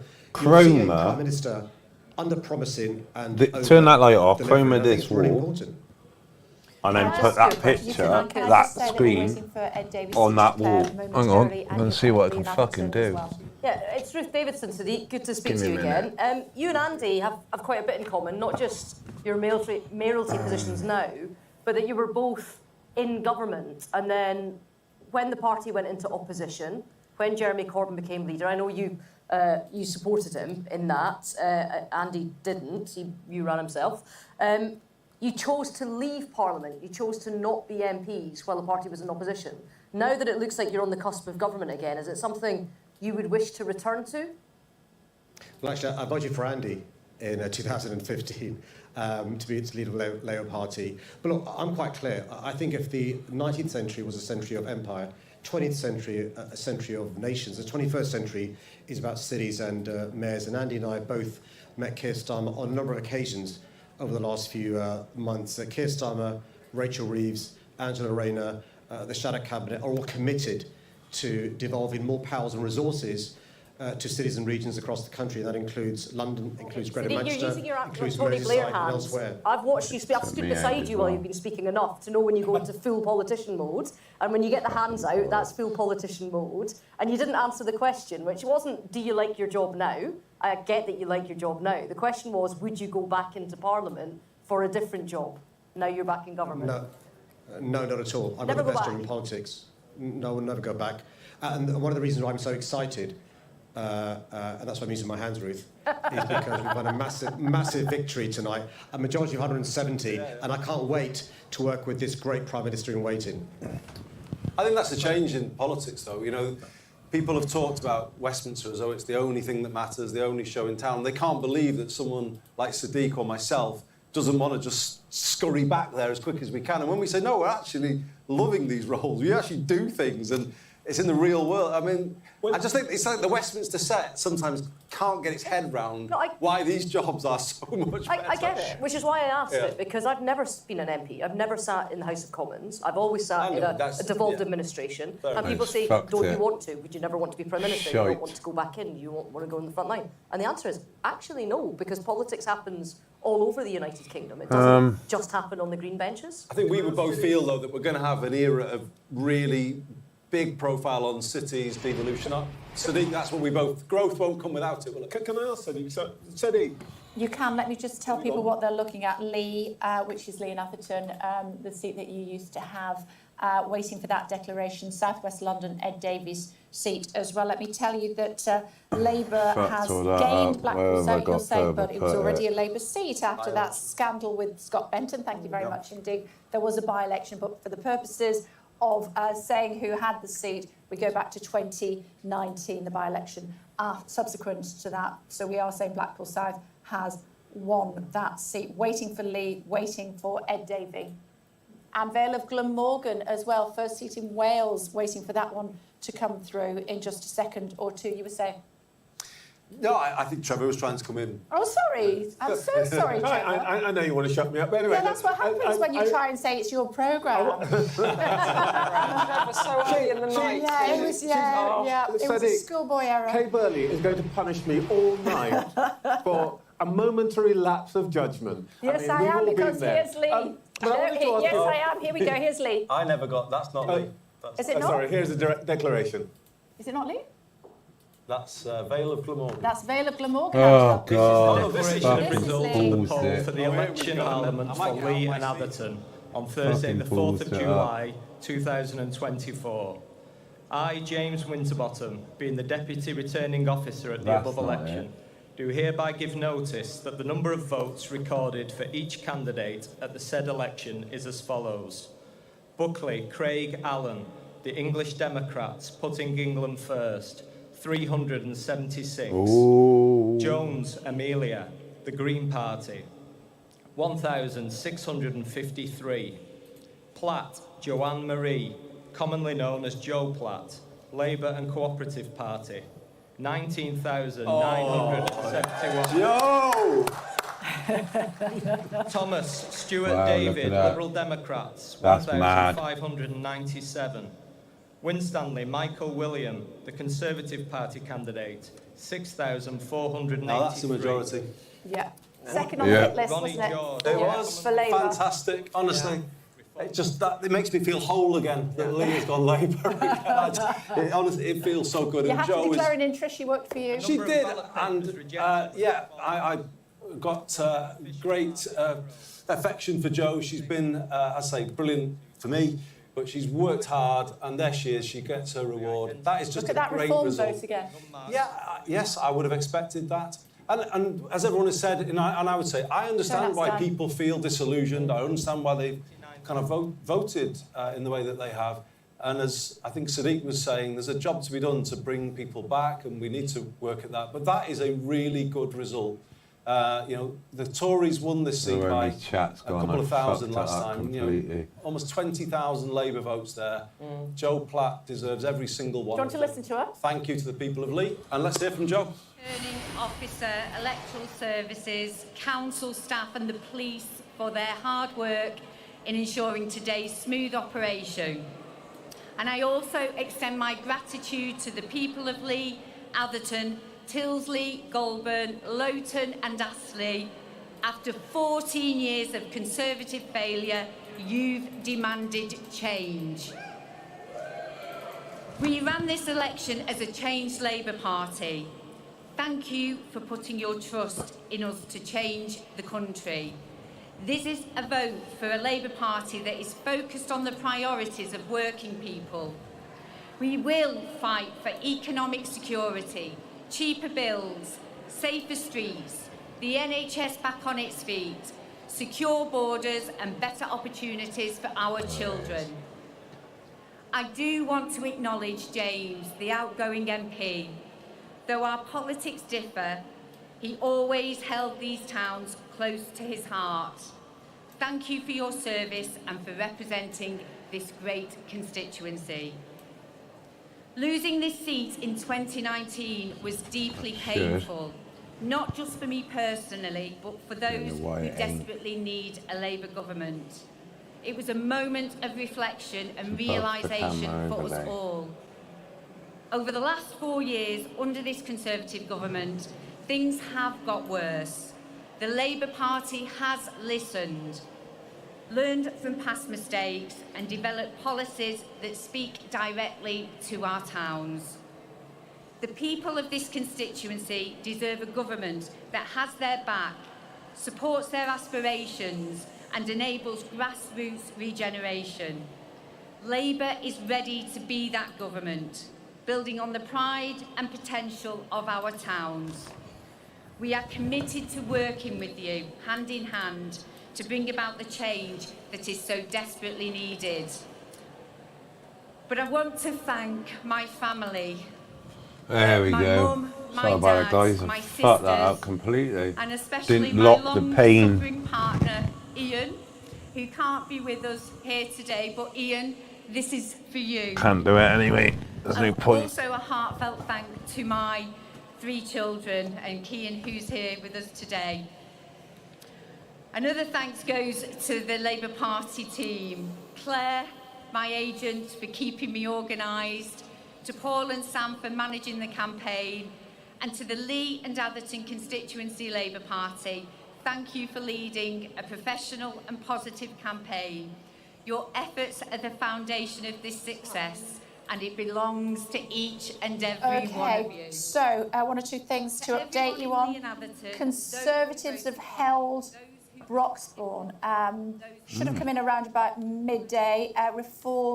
Midnight. Reform are less of a factor there, which means the betting market thought that the Conservatives would hold on. Never bet against a bookie, is what my dad always used to say, and it looks as though that has proven to be the case. Thank you very much indeed. Vale of Glamorgan, former Wales Secretary, that has become a Labour game. Vale of Glamorgan, first result in from Wales. Lots and lots and lots of Labour games, people. Now, many of you will, or some of you will know, Colchester was James Cracknell. the Olympic rower. And what did he say? What did he call the Conservative I'm sure it was campaign? wasn't it a swear word? Yeah. Can't repeat on Yes, television. we cannot I can do it on the say. podcast, but Ruth not has been television. swearing on television. I checked the word and it was fine what she said, but some of the other words we can't. Yeah, I did. Well, the check. government ain't protecting our borders, really, are they? Don't talk to you. And if you talk about it, we all know what we get tarred as, don't we? Yeah. Racist. Racist. People. What? Yeah, quick last word from the London Mayor. You wanted to ask him something? Yeah, if Senator is still there, he'll remember. Andy Burnham, go home. Yeah, There so he if is. you remember way back in 1998 when there was a referendum to establish the mayoralty, those who were in favour of it basically wanted the mayoralty to have control of a lot of things, education, health, as well as transport. Now, the problem was that the then Labour government didn't trust Ken Livingstone to run that. Are you now thinking that with a new Labour government, that the next step is for you to take over other sectors, including, for example, some aspects of health? Yeah, I think Trevor, one of the things that I think Andy, Steve Rotherham, Tracy Brabin, other mayors across the country. I'm so sorry to including- interrupt you. Hartlepool Oh. Declaration. I'm so sorry. Declaration Sir. coming in, guys. Let's go, let's go. Oh, I need to get that cushion on this fucking seat. Okay, Ass is so clear. this is the Hartlepool Declaration coming out. Oh, great news! Everyone there in the for chat, Turley put Shoes your Regained, areas in and Red what Car, the, declarations Prime Minister you're Boris waiting Johnson- for. And what's your Boris Johnson predictions saying that Red for Car your became areas? Blue Car. I think you'll find it's gone back to Red Car. Here we go. The number of votes recorded for each candidate at the said election is as follows. Jonathan James Frederick Brash, Labour Party, 16,414. There we go. Duly elected. Thomas William Dudley, commonly known as Tommy Dudley, Workers' Party of Britain, 248. Samantha Jane Lee, commonly known as Sam Lee, Independent, 895. Peter James Morn, Liberal Democrats, 572. Oh, there you go. Gillian Wendy Mortimer, Reform. So that commonly known is as Jill Lee Anderson. Lee Anderson's one. Party candidate. Lee Anderson has gained 7,700. Ashfield from the Conservatives. Okay, You're that's both big. looking at me in stunned silence. Yeah. No, I thought we were listening Reform to the House. gain. I thought we weren't supposed to be talking, Yeah, sorry. no. Reform have Reform. gained Ashfield. In other words, That's Lee their first game, isn't it? Anderson. Yeah, there's Got been a their couple first- that come in. got their There's first lots seat. of seats that are all Yeah. coming in now. As people Come are on, Two of the Reform. ones I wanted to pick out were the two Barnsley And seats, he's about Barnsley to North speak. Let's and listen. South. Let's listen. Massive thank you to all the staff that's been here tonight helping. I know they worked incredibly hard and all the people that's worked throughout this election campaign. Special thanks to Ashfield District Council. But the biggest thanks of the night goes to my wonderful team over there who have stood by my side and watched me being grumpy over the past 6 weeks. Oh, They've so been happy with fantastic, that, and so I could not happy. have done it without them. I stood in this town, my hometown, 4.5 years ago as a Conservative candidate and won. And I won comfortably. And the people of Ashfield backed me. And they've now backed me again as the Reform candidate for Ashfield. And I said a few weeks back that there was going to be a reckoning on election night. And Ashfield, which is the capital of common sense, they are part of that reckoning. Now, this wonderful place, which I call my home, is going to have a massive say in how this country is shaped in the future. I want my country back, and Ashfield can play their part in that. Thank you. Nice one. Oh, there you go. First time Reform Happy days. have ever been able to say that they will have an MP in the House of Commons. Many thought that it was going to be that man, Nigel Farage, but no, it's Lee Anderson. You're shocked? I'm not so shocked. There was a rumour, wasn't there, earlier that it wasn't going to happen. Well, the exit poll said it was going to be a Labour. I mean, it reflects what we've been seeing, doesn't Oh, it? so in happy, the aren't they? northeast Those people, particularly. first I think MP. in areas that have Absolutely, been first neglected MP. in the Can't past believe it. under all governments. Clearly, Reform are picking up a lot of support. So these are the areas that were promised that they Hello, would be man. levelled up. And First as I say, MP for I think reform.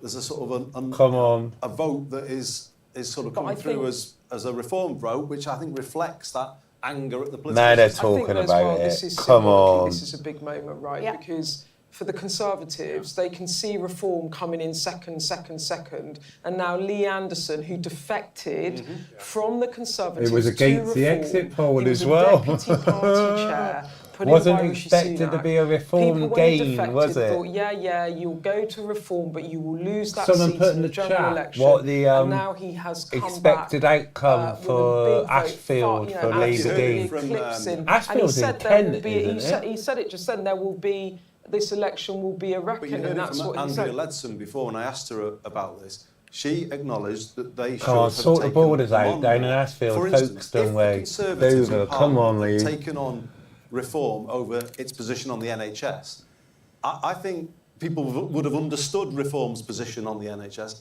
Currently, I don't think they do. And that is their failure. And It this goes back is... even before that. Okay. The idea that Lee Anderson was made a deputy chairman of the Tory party when he was being a right old pain in the backside. Well, that's why he was to made people deputy that were there. chairman. Exactly. It's the appeasement doesn't work. You know, you've got to challenge them. That's what I was saying to her. He ain't Dover though, is he? Dover's fucking what's her name? Wasn't it that guy who got done? And see what they Some actually have CD. to do. And having a What's her parliamentary name? group might actually expose Or it ain't it her anymore? I don't know. some of the things that people care about. Because at the moment, we don't know. Ashfield's in Kent though, isn't it? Kent, eh? Okay, let's bring in Charles Walker and Anne-Marie Trevelyan, should we? Hello to you both. Interested to see your immediate reaction to reform gaining its first ever seat in the mother of all Andy says, I parliaments. bet Anne-Marie, to you Labour first will of all. get Dover. Mike Tapp. Yeah, more than likely. So yes, interesting to see that Lee has indeed won that seat. Oh, Worked that's hard, put a goes grin back on in me a very, face. front Put line your happy for, faces in the reform. Up chat. here in the northeast, what we're If you're seeing, happy that is reform, as you Reform said, has got coming their first second. gain It's for a- Ashfield. Lee Anderson it's has a very been loud duly voice for reform. elected It's, you know, in MP Labour for facing right now Ashfield. winning seats here, they're Absolutely taking Labour votes. What, ecstatic. that reform message up Oh, front on Ashfield's in the northeast Midlands. doorstep You're is thinking of about illegal migration. It's sorting it out. Ashford. My worry Sorry, for them, thank to you, your Land point about Rover. what do they stand for and what will we hear from them in Parliament is that they have taken away the one party that was actually delivering Thank you for the what correction. they wanted, which was the Conservatives. So I think it's going to be a challenge for them to persuade Labour to do something other than stop the Rwanda flights and allow greater illegal migration. So it's going to be an interesting challenge. Come on, look at that. Got the ones on there. Got the one on there already. The exit poll for Broxbourne, my former constituency, has just been held. Fucking look at that. Labour's gained 35 seats. Conservatives gained 3. Reform has gained 1. But we knew, didn't we? We knew we were going to get voters. But we knew we weren't going to, you know, we're not going to take the House. Well, let me just say, if It's I may, a fucking please, start. Charles We just Walker, need that Nigel the now Conservative to, vote was down 27 you know, points sort it in out. Broxbourne, and the reform We're vote voting him in. was, up He needs to 20 sort it points, and they out. Come on, hadn't stood there Nigel. previously.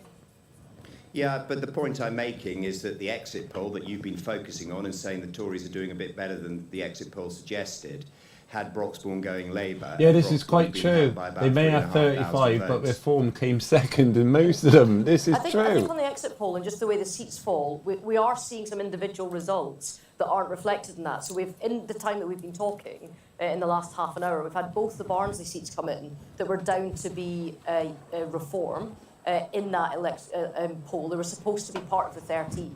One of them's been held by Labour by 8,000 votes, and one of them's been held by Labour by 5,000 votes. Now that would indicate what Yeah, Beth was Benny saying says earlier we all knew they about were the going to get campaign to make wrecked. sure that the votes get piled It's up by like Labour in how the right much places can the where they're under Tories pressure. take? So we might be seeing They're getting it that deep, while aren't they? the They're vote getting share it is deep, right, deep. Kier Starmer being applauded as he arrives at his seat. The seats don't necessarily and go send the right Pancras hold that thought, please. Oh, there he is. Spineless cunt. Sorry, I should have pushed the button. We just wanted to No, get I the was applause. just It's saying what? that while we've Half had past 2 in the Esme showing morning. us great graphics Don't need to of push how you. close push to the mark profanity button because overall I don't think picture there's no is kids what watching everybody this that's time been in the involved morning. politics knows is that national pictures don't always relate to individual seats, and so that's 2 of the 13 that Reform are due to get tonight by the exit poll, that they've lost, one by 8,000 and one by 5,000, and that's a pretty big whack. Anne-Marie Trevelyan, I mean, when you saw this exit poll, your heart must have sunk, no?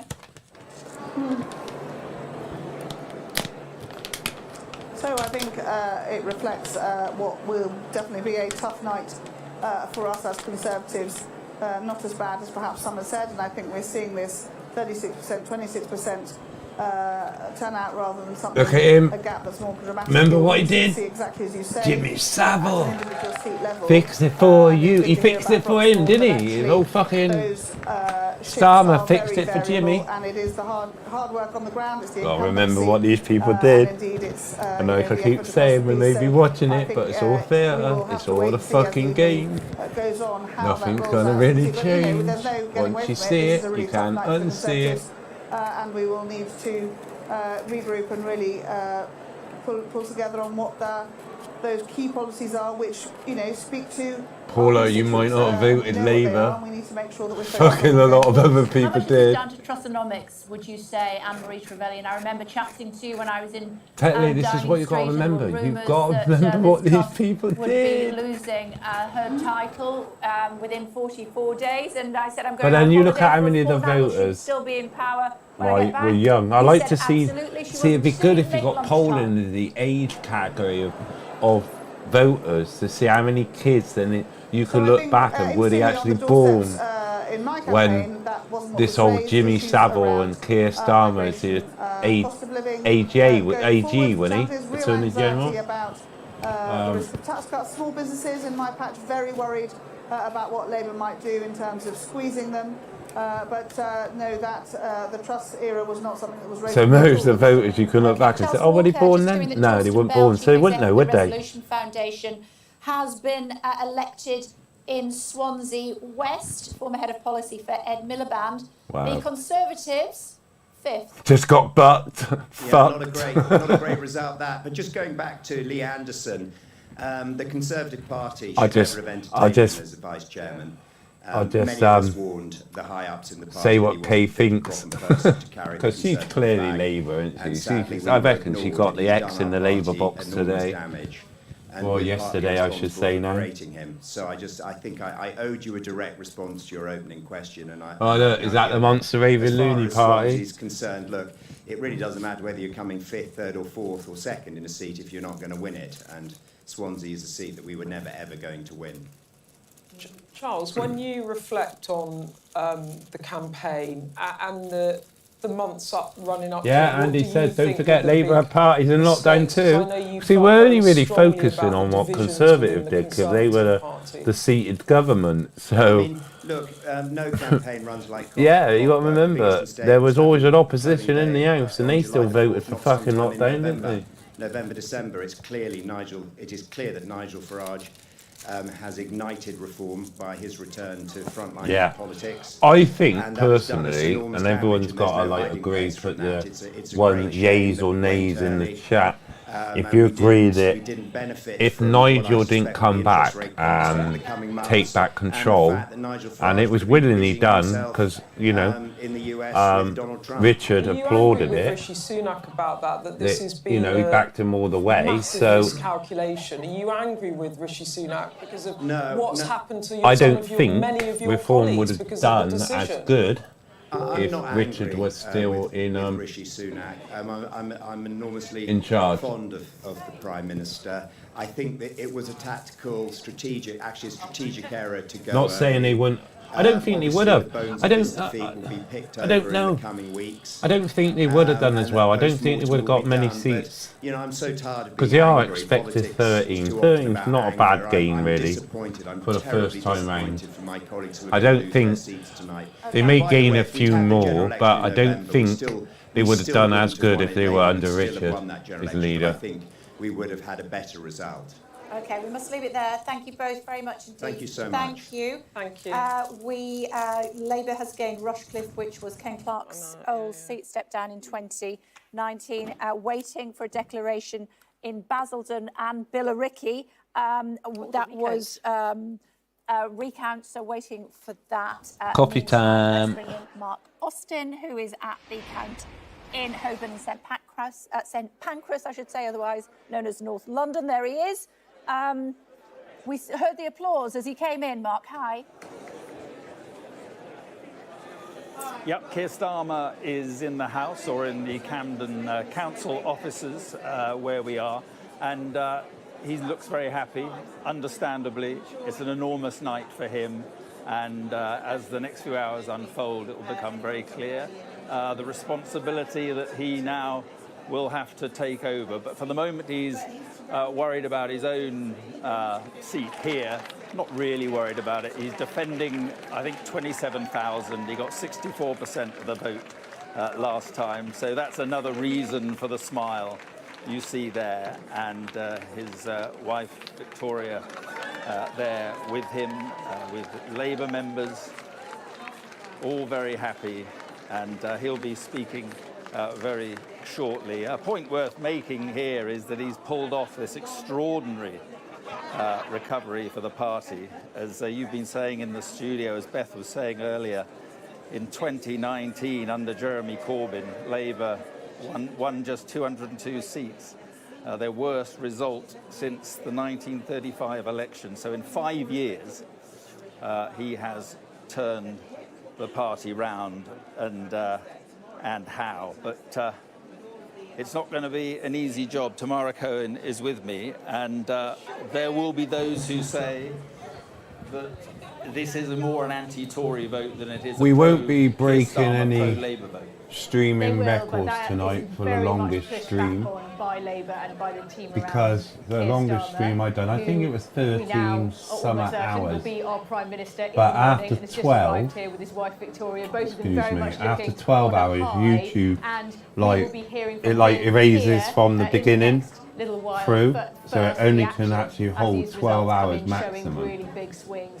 to Labour, But I did and of course, 13, really I think it was stunning just result, shy of their first 13 or majority something, position in with the guy up the 27 crane, years. He's pulled it off. Spider-Man. Even 3 years ago, we know he contemplated quitting. They lost a by-election in Hartlepool. All looked so bleak, even 2 years into his leadership. But now, having transformed the party, and I think he will be making that point specifically. It's happy hour now. He transformed the party. It's not accidental. It wasn't just the Conservatives did a bad job. Having a roll. His allies are very keen to stress his role in turning things around. And many people thought that would be the work of many.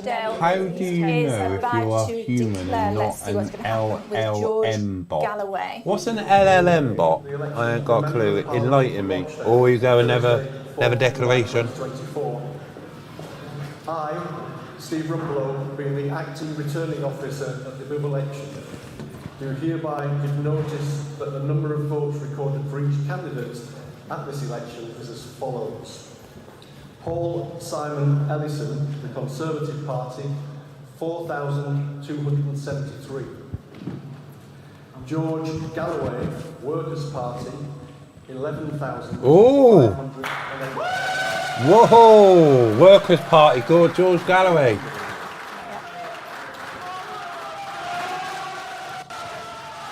Whoa! 11,000. Let's see. They seem very happy.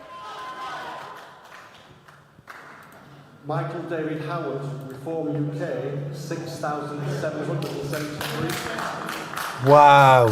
Andrew John Kelly, Liberal Democrats, 2,816. Martin David Savin, Green Party, 1,212. Paul Ward, Labour and Cooperative Party, 13,020. Paul War has won. Come on.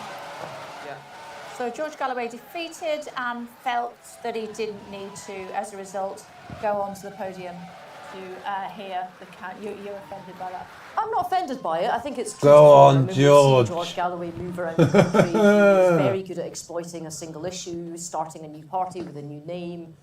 We've seen him win in by-elections. We've also seen him not then continue to take the seat in the next following general election. I think what's really interesting about this seat is This was where Wow. a lot of the conversation about how would the Muslim vote affect Labour came from this by-election that was, earlier in the year. We then saw Workers' that play out in Party, some of the UNN local says elections in Workers' May, and Party particularly officially around, has said the mayoral the elections. So we election has heard, been rigged you against your George reporter Galloway Birmingham talk from about the that. start. If you look at the boxes Hard that to came out of, disagree with Birmingham that, Yard this Gate, just for considering which his yeah. lack She would have of lost that on that media vote, so it was coverage. rejected. It's quite So true, there isn't was it? George huge didn't concern get any within media Labour coverage. about what that would do, and they moved very quickly to shore up these seats. The fact that this has gone back to Labour, the fact that it's Paul Waugh, who is a candidate who's from Rotherham, but had come to Westminster, part of when he stood to be the by-election candidate, didn't win this election, was that he was a kind of, he'd gone London, he'd gone a bit London, he would, and Gone a he's bit come back, London. and then the Labour Gone a candidate bit had said London. some things and wasn't allowed to, had their support withdrawn. He then became the candidate for the general. This is an urbane former journalist, not somebody that's taken a particularly strong view on Gaza. So the fact that he's won it and taken it back off of Galloway, I think, is quite significant and will ease a lot of fears within Labour for some of the other seats. Swinney is in Perth. Also, Just have a look at these. Just bear with me, Ben. Okay, sorry. John Swinney just arriving in Perth. Yes, so that's a slightly redrawn seat. He sits in the Scottish parliamentary equivalent of this Perth and Kinross seat that Pete Wishart is the was the sitting SNP MP for. He is the longest serving MP in Scotland. He's held his seat since, I think it's maybe 92. He's been there a while. He had a strong challenger in Luke Graham, and with the boundary redraws, it was looking quite good for the Conservatives. All the indications that I'm getting is that Pete Wishart has held on. Okay. No, it's just on one of our pivotal seat moments. Wrexham has just been lost from the Conservatives. Labour have taken that. Now that was Labour's just the took point where Wrexham, as you Conservatives can were gonna hear. lose the overall majority when Wrexham goes. So that was just one of our pivotal seats. And we also have it that the Lib Dems are saying they think that they have Gotta taken look at Henley. where all That was the on their strongholds 33rd were, on their targets. I think Boris Conservative, and Johnson's how many they're going to lose. They are going to get. Yeah. I think they're going. Back here, They're going in dry on them, aren't they? They're going in dry. Which was lost We're not in even by giving election. in the decency to lube Paul up. Waugh, Going in knows dry the and people down deep. here, a brilliant journalist, but a Rochdale lad. I've been with him in Rochdale. He's just well known there. What do you make of the fact that George Galloway was not on the stage to hear the result? Well, he's come in and he threatened to challenge me at the mayoral election. He claimed he'd save Rochdale Football Club. He claimed he'd open a new maternity unit. He claimed Rochdale was neglected. If you go to the centre of Rochdale, the place is being rebuilt. I've just put a new public transport system in there. He didn't understand the place. Did you hear And that? everyone- Did you hit? No, Did like you? that I part just of put the a fucking world. public transport system in there. Hang on You a can minute. spot a chance You a mile did. off, right? You And may have I- fucking spent the public's money on it, mate. But we pay for the fucking public transport system. Because Labour's candidate was on the ballot paper and then had to stand And when down. you say you pay taxes too, yeah, that's right. You do pay taxes. You pay taxes out the wages we pay you. And we don't. You fucking don't work like mongo. that in Greater Manchester. We're a place that kind of thrives on the fact that we are quite unified and we work together, different communities. So I'm glad to see the back of him from Greater Manchester. I think our communities I am will be relieved to absolutely. see You know what I mean? this These fucking clowns. well done, Paul. Though, a great result. We're going to have to get some sound effects. I should have programmed sound effects on me. On me pad, so I could have fucking played like wah every time fucking Conservative got one. Another one that was supposed to be part of that reform. So if that's 4 now that was in that list that they've not But the taken. vote collapsed, the Tory. Oh, completely collapsed. I'm not saying I this is should have fucking good night got for the a. Conservatives. Yay! I've got them on there, but I took them all off. Declaration. Here we go. Let's Here see we when go. he's- Come when he on, comes never in won. On a skateboard. I don't know what he's going to do. Look at the fucking loony party.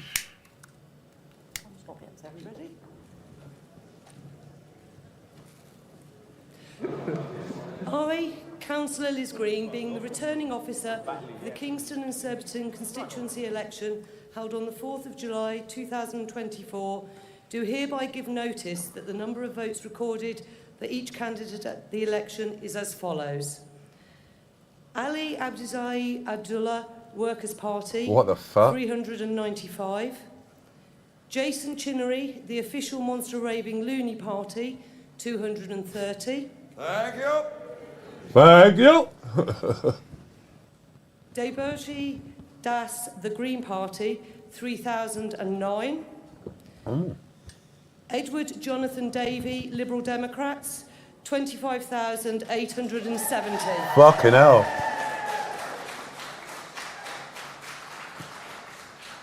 That's a Lib Dem game. Helen Margaret Edward, the Conservative Party candidate, 8,635. Reform, come on, Reform. Mark David Fox, Reform UK, 4,787. Eugene O'Dane, Labour Party, 6,561. That's a Lib Dem game then? Okay. Or was it, Eunice, apologies. or was it already a hold? Yvonne Tracy, Kingston Independent Residents Justice We will be listening to the acceptance speech from Ed Davey in just a moment or two. Shut up, Kate. Also stand by for the declaration for the would-be Deputy Prime Minister, and that is Angela Rayner. Oh, Angela Rayner, come on. She's going to get it dry.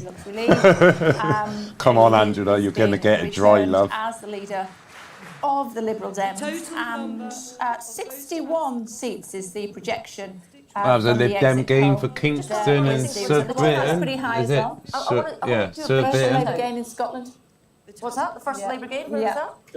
Kilmarnock. Yeah, that's in that central belt that we expect to go almost wholesale SNP to Labour. I want to do a shout out though to local government in England. I always forget, because in Scotland we don't do this, the number of jabos, hats and robes that you guys have. We don't have any of that in Scotland. Yeah, here we It's go. Brilliant. Here we go.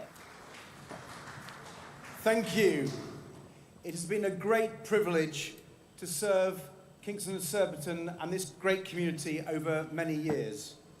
And I'm humbled that you've given me the chance to serve you again. That's what I mean, it was a Lib Dem, a Liberal Democrat hold then.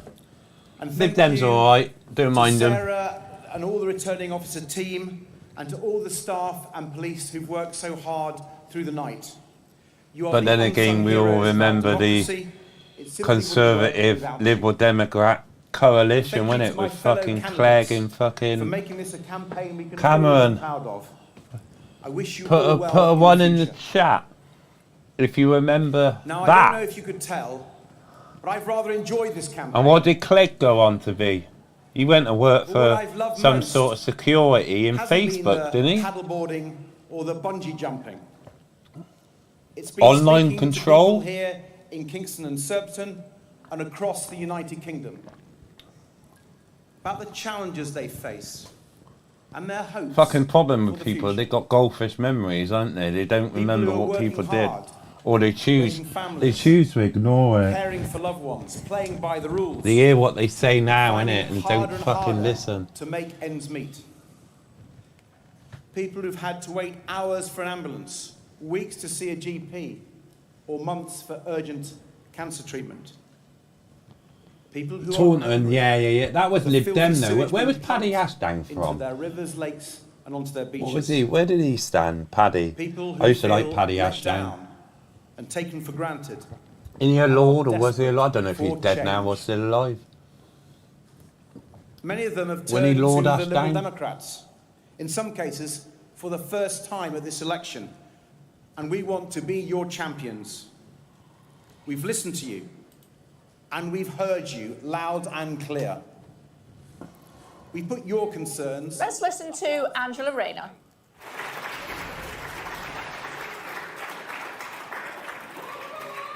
Can I give my sincere thanks to the returning officer and the team who worked so hard to give this result. And I give the same thanks to the police who have kept us safe. And No, all look the at that. other She didn't public get it service dry. She got it. servants who make A our fucking democracy Labour. work. I would also Paddy like Ashdown to thank died. the other candidates. I liked him. Because I democracy did like Paddy. only works when people put themselves forward for office.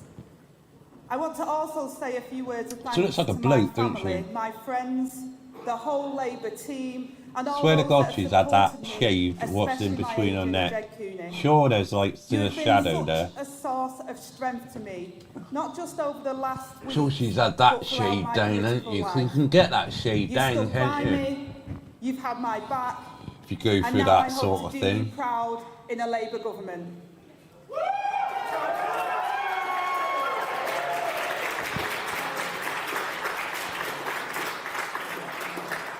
finally, most of all, I'd like to thank the people of Ashton-under-Lyne who have I'd like to thank me and mum, elected me me dad, as your member of me Parliament dog these past Jess, 9 years.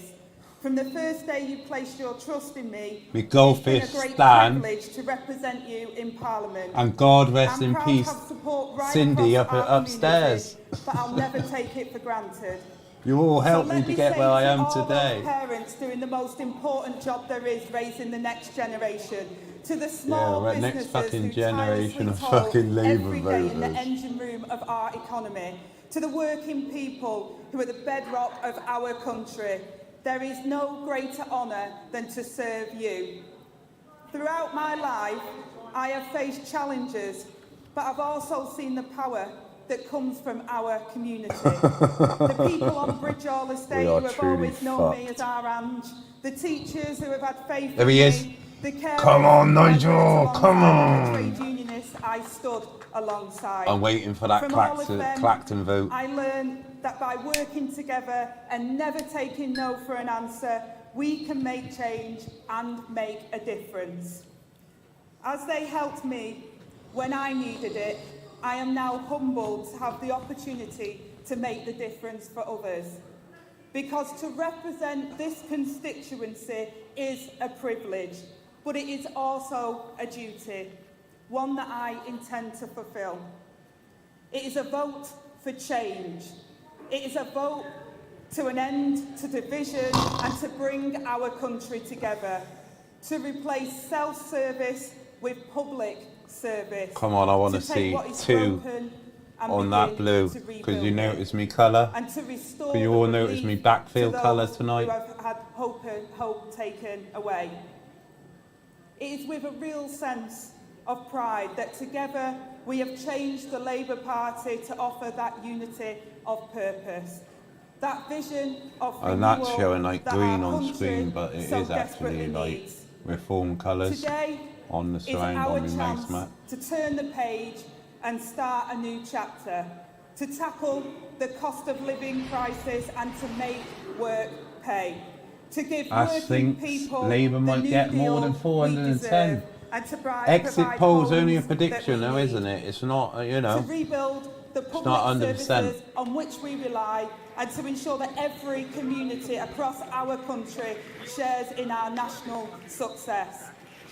I am proud of Ashton-under-Lyne. Anyone know the I am population proud of Clacton? Britain, a great Where Nigel's country, sitting to a see great how many people, votes and when I they am call proud it? to serve you all. Thank you. Nigel's getting Your flash Clacton. photography He's right arriving, hand so side they of the must be screen close there, to Nigel Farage declaring arriving at his Clacton. count. Worth mentioning that Angela Rayner, of course, was a care worker, and she has talked about her experience. First woman, actually, to represent Labour that gained seat Barrow in and Furness 180 from years. Conservative. You They're see gaining everybody everywhere, keen to Labour. see Nigel Farage. And we'll now be going after Labour vote. What's a good vote share for reform for tonight? What do you want vote share wise? As many as possible. What do you think about Lee Anderson? I've no idea. You're the better. What do you think about Lee Anderson? Lee Anderson was one because he had the courage to jump to reform. There are many Conservative MPs who tonight will lose their seats because they lack that courage. And the really big message is this. Geographically now in most of the country, a vote for Conservatives actually splits our vote and is a vote for Labour. The argument they've used against us can never be used again. Is that Ezra the van? That's Ezra the van. You see Ezra? There's got to be Willsy there somewhere, hasn't he? Willsy's got to be there somewhere. He's normally at the front fucking putting his camera in everyone's face. But that was definitely Ezra the van old then. Friend of Angela Rayner. Steve Barclay used to be Health Secretary, deaf for now. He has been one of the rare victories for the Conservative Party, waiting for the declaration for Kier Starmer. That will, when we hear his speech, it will be his acceptance speech, but also potentially one or two things that we will hear from him about how he plans to run the next 5 years for this country. That coming up in Holborn and St Pancras. Before that, Gurpreet standing by for us in Clacton. Gurpreet.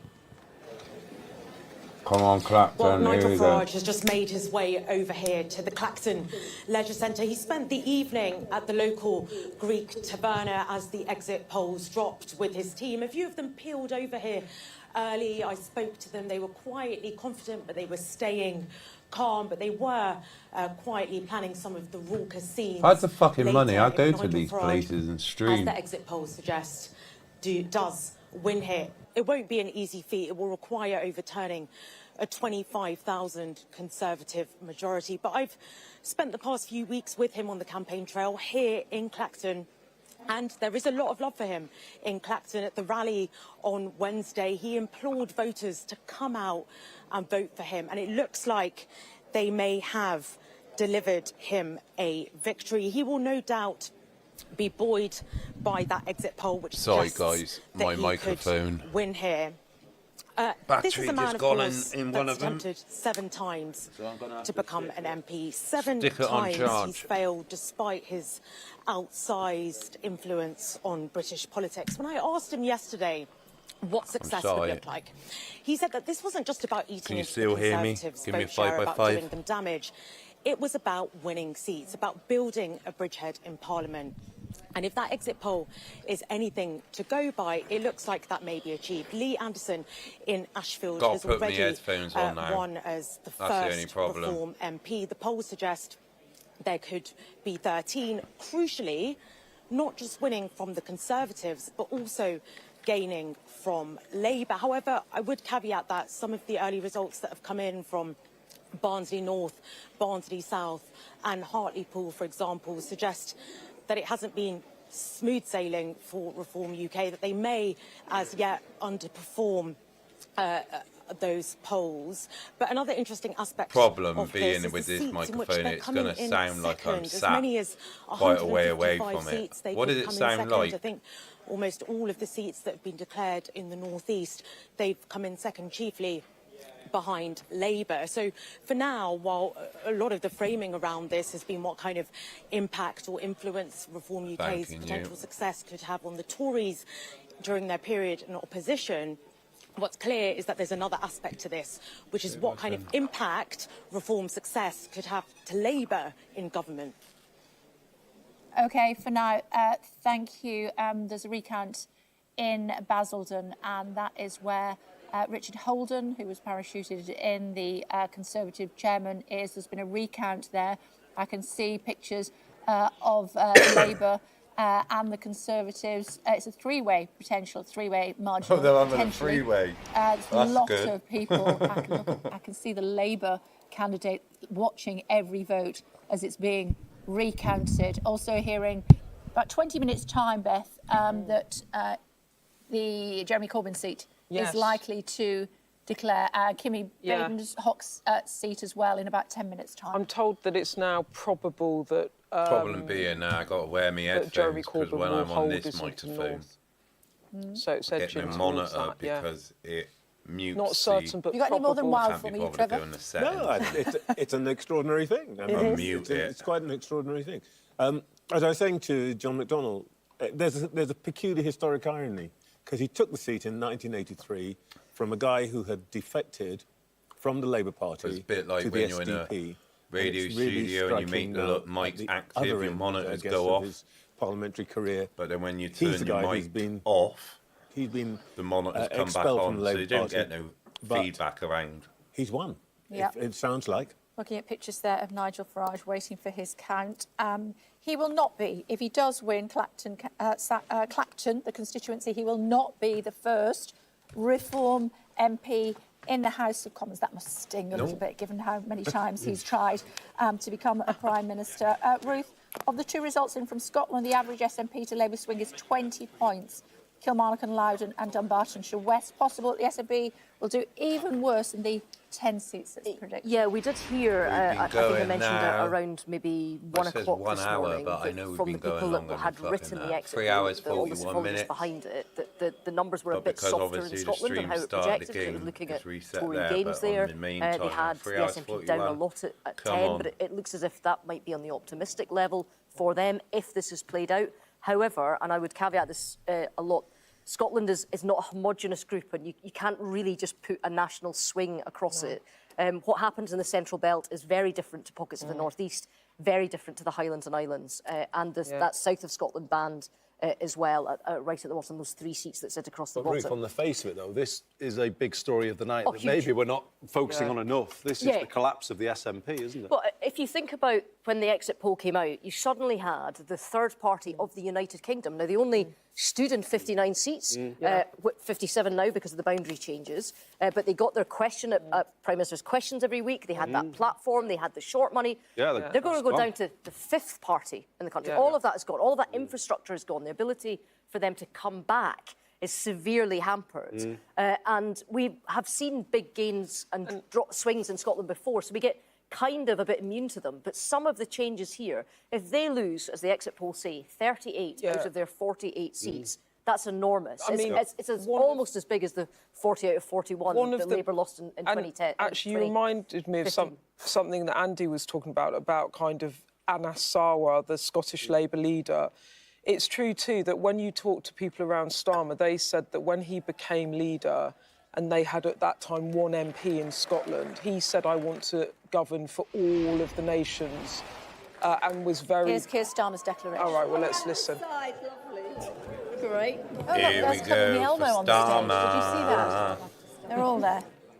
Could you just move a little bit long, so I'm going to just step off in a minute. Lovely. The Lib Dems have gained Chelmsford from the Conservatives, and Bolsover has gone to Labour. Ah, good news for Dennis there. He'll be pleased.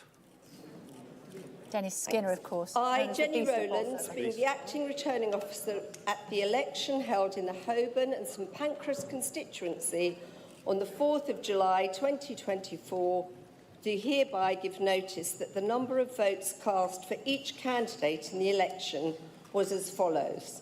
Nick, the incredible flying brick, the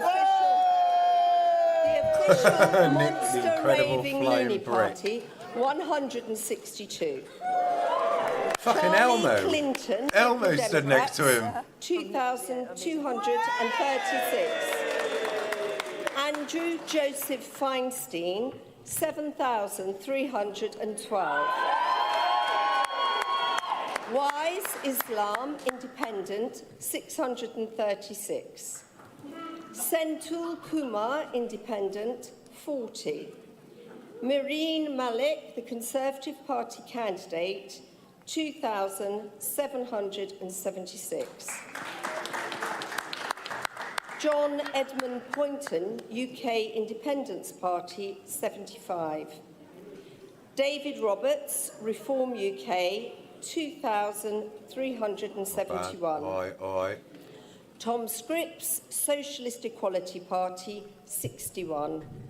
Bobby Elmo Smith, 19. Elmo Smith, fucking hell. Stansel, Green Party, 4,030. Kier Starmer, Labour Party, 18,884.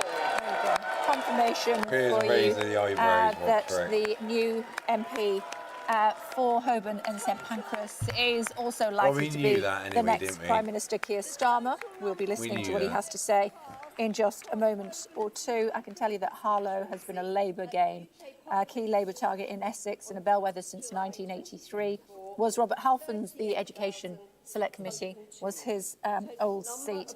He was standing down. 223. And you can see 3 pages of people standing, waiting for their moment in the sun by standing with the would-be Prime Minister in Holborn. I love the idea that we have, and I don't think it's the same across all democracies in the world, that you've got incidents that happen, and the way our democracy works, you can have an Elmo character standing on stage with the potentially future next Prime Minister. You can have an Elmo character. And has exactly the same rights as everybody else to do so.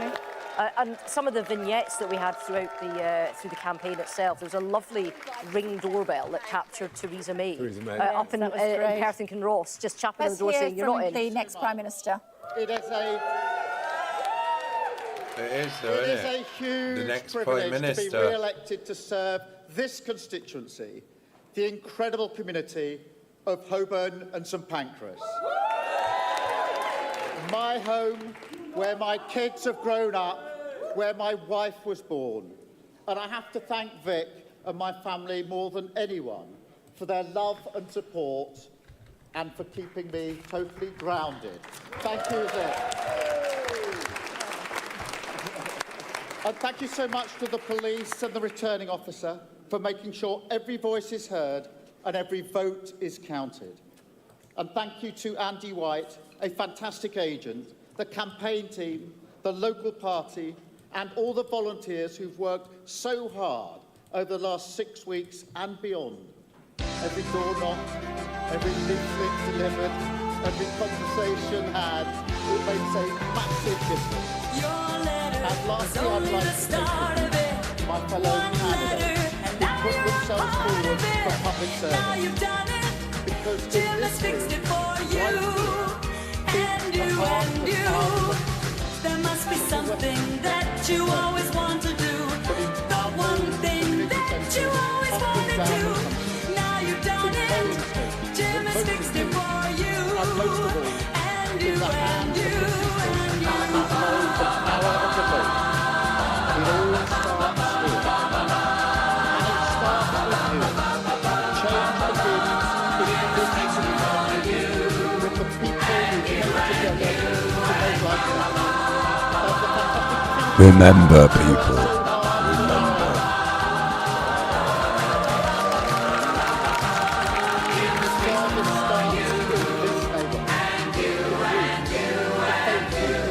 The local organisations who serve week in, week out. And hope starts with that one kid from Somerstown who dares to believe that the future belongs to her. And with Labour, it will. We had to bring a because little I bit of promise humour this, whether into you this. voted for me or not, I will serve every person in this constituency. The mothers I sat with who've lost children to I'm knife not as crime. mad. The It's because I can see who can't get the Nigel on the doctor's other side of appointments the they desperately screen. need. The Even local I know it's businesses theatre, who've struggled but he's so better than hard fucking to nothing, keep their can he? head above water. I will speak out for you, have your back, fight your corner every single day.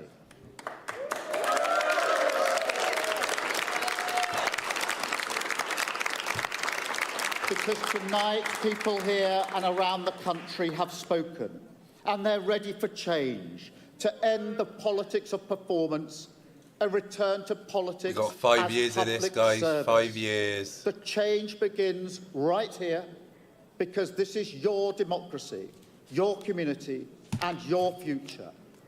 You have voted. It is now time for us to deliver. Thank you very much. Ian, that's weird. Jim has fixed it for me to be a cow.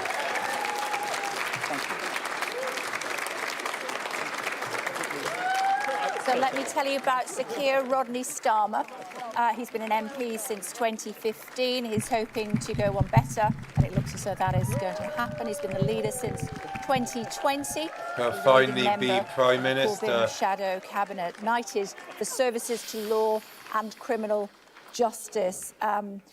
He has 2 children, and his daughter has said if he wins, she just wants him to know she isn't moving into Downing Street. She is, I think she might be. She is moving into Downing Street. He's named after Keir Hardie, first leader of the Labour Party. Presently 216,000 followers on Instagram. I'm just going to say that's probably going to go up a little bit as a result, although it is worth bearing in mind polls suggested that half of people don't think that he will be a good Prime Minister. I think, though, what you got there is a hint of what he's going to say on the steps of Downing Street. You heard it there. His whole campaign is about serving humbly, about putting politics back in the service of working people, about ending performative politics and having politics that is about public service. And that is what his whole rhetoric has been all through this campaign, and I think when you see him tomorrow on the steps of Downing Street, it will all be about this. Is it today? I don't know where I am anymore. But it will be all about, and also about uniting the country, because to come quickly back to what I was talking to Andy about with Scotland, to a party, apparently when he became Labour leader, he said to his team, I cannot tolerate having one MP in Scotland. Like, I have to be a PM if I win that governs for the whole country. And so this whole aim to try and win big vote shares in all three nations, and they now think that they have achieved that they will be the biggest party in all three nations where they fielded candidates, is really important for Starmer. But the other flip side of this, Kay, is the vote share is looking like it is going to be pretty low. We don't have a number yet, but if the vote... the fact that his vote's down 17%. Yeah, well... What is going on? Well, this because they're not trying to stack up votes in safe seats. So they are... The whole strategy, this was Morgan McSweeney, who is his campaign chief, who came on board with him to become Labour leader many years ago, 4 or 5 years ago. They're not trying to stack up votes where they think they can win seats. So they've just redeployed resources to all of these target seats to try and win there. And it looks like the strategy is paying off. And that's why you're seeing big drops, I think, in seats where they're not trying to turn out the vote. Because what Corbyn managed to do was get quite a big vote share by turning out the vote, but not turning out the vote in the seats where you need people to switch from Conservative to Labour. And that was all of the strategy that McSweeney and his team tried to execute, which appears to be paying off. OK, just to say, Worcester Woman. Oh, who remembers Worcester? Sorry to interrupt. Who remembers Worcester Woman? Sorry, Labour confident of winning Shapps and Mordaunt's seats. I've just got that in. OK, let's find out what's happening with Grant Shapps' seat. Declaration of results of poll, election of a Member of Parliament for Welwyn Hatfield on Thursday the 4th of July 2024. I, Annie Brewster, being the returning officer at the above election, do hereby give notice that the number of votes recorded for each candidate at the said election is as follows. Aaron Jack Oliver, Reform UK, 6,397. Butcher Sarah, the Green Party, 2,986. Under pressure from Labour, we should say. Lewin Andrew Allen, Labour Party, 19,877. Is in a lot of trouble. Yeah. Chaps is getting screwed.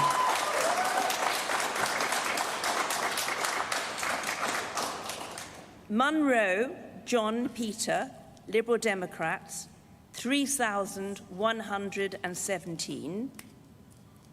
Shapps Grant, the Conservative Party candidate, 16,000. Always lost it. And 78. Bye-bye, Grant Shapps. Bye-bye, Chaps. You just got it lube-free. You just got it dry. Commons, Labour, having taken this second, first cabinet minister to fall to Labour. He's the second. Yes, and Alex says the second cabinet minister to go. Well, I mean, obviously you work with people, and you know I've bye, Chapsy. Well in some ways, but you know, when he defends really started this unpicking of our plans for rail in the north, and he really alienated a lot of people in the way that he went about things, the way that he treated people, particularly my good friend Steve Rotherham. So, in our part of the world, there's not going to be many tears shed, I don't think, at this result at all. Beth, do you want to have a look at that? Well, I mean, this is a massive blow. Grant Shapps wanted to run as leader. He's the Defence Secretary. He's gone. He's fucking gone. Bye-bye. 20 percentage points. And he's the second cabinet minister to fall. Now, in '97, 7 cabinet ministers lost their seats, and I just wonder if it's going to tick past that tonight. Alex Chalk, who's the former This Justice election Secretary, is also going to go down lost in Cheltenham to the Lib history. Dems. See what happens with IDS. Ian Duncan Smith, another big beast in Yep. Chingford. I, Lindsay Roberts-Egan, Acting Returning Officer for the Chingford and Woodford Green constituency, declare that the total number of votes given to each candidate was as follows. Chris Brodie, Green Party, 1,334. Ian Duncan Smith, the Conservative Party candidate, 17,281.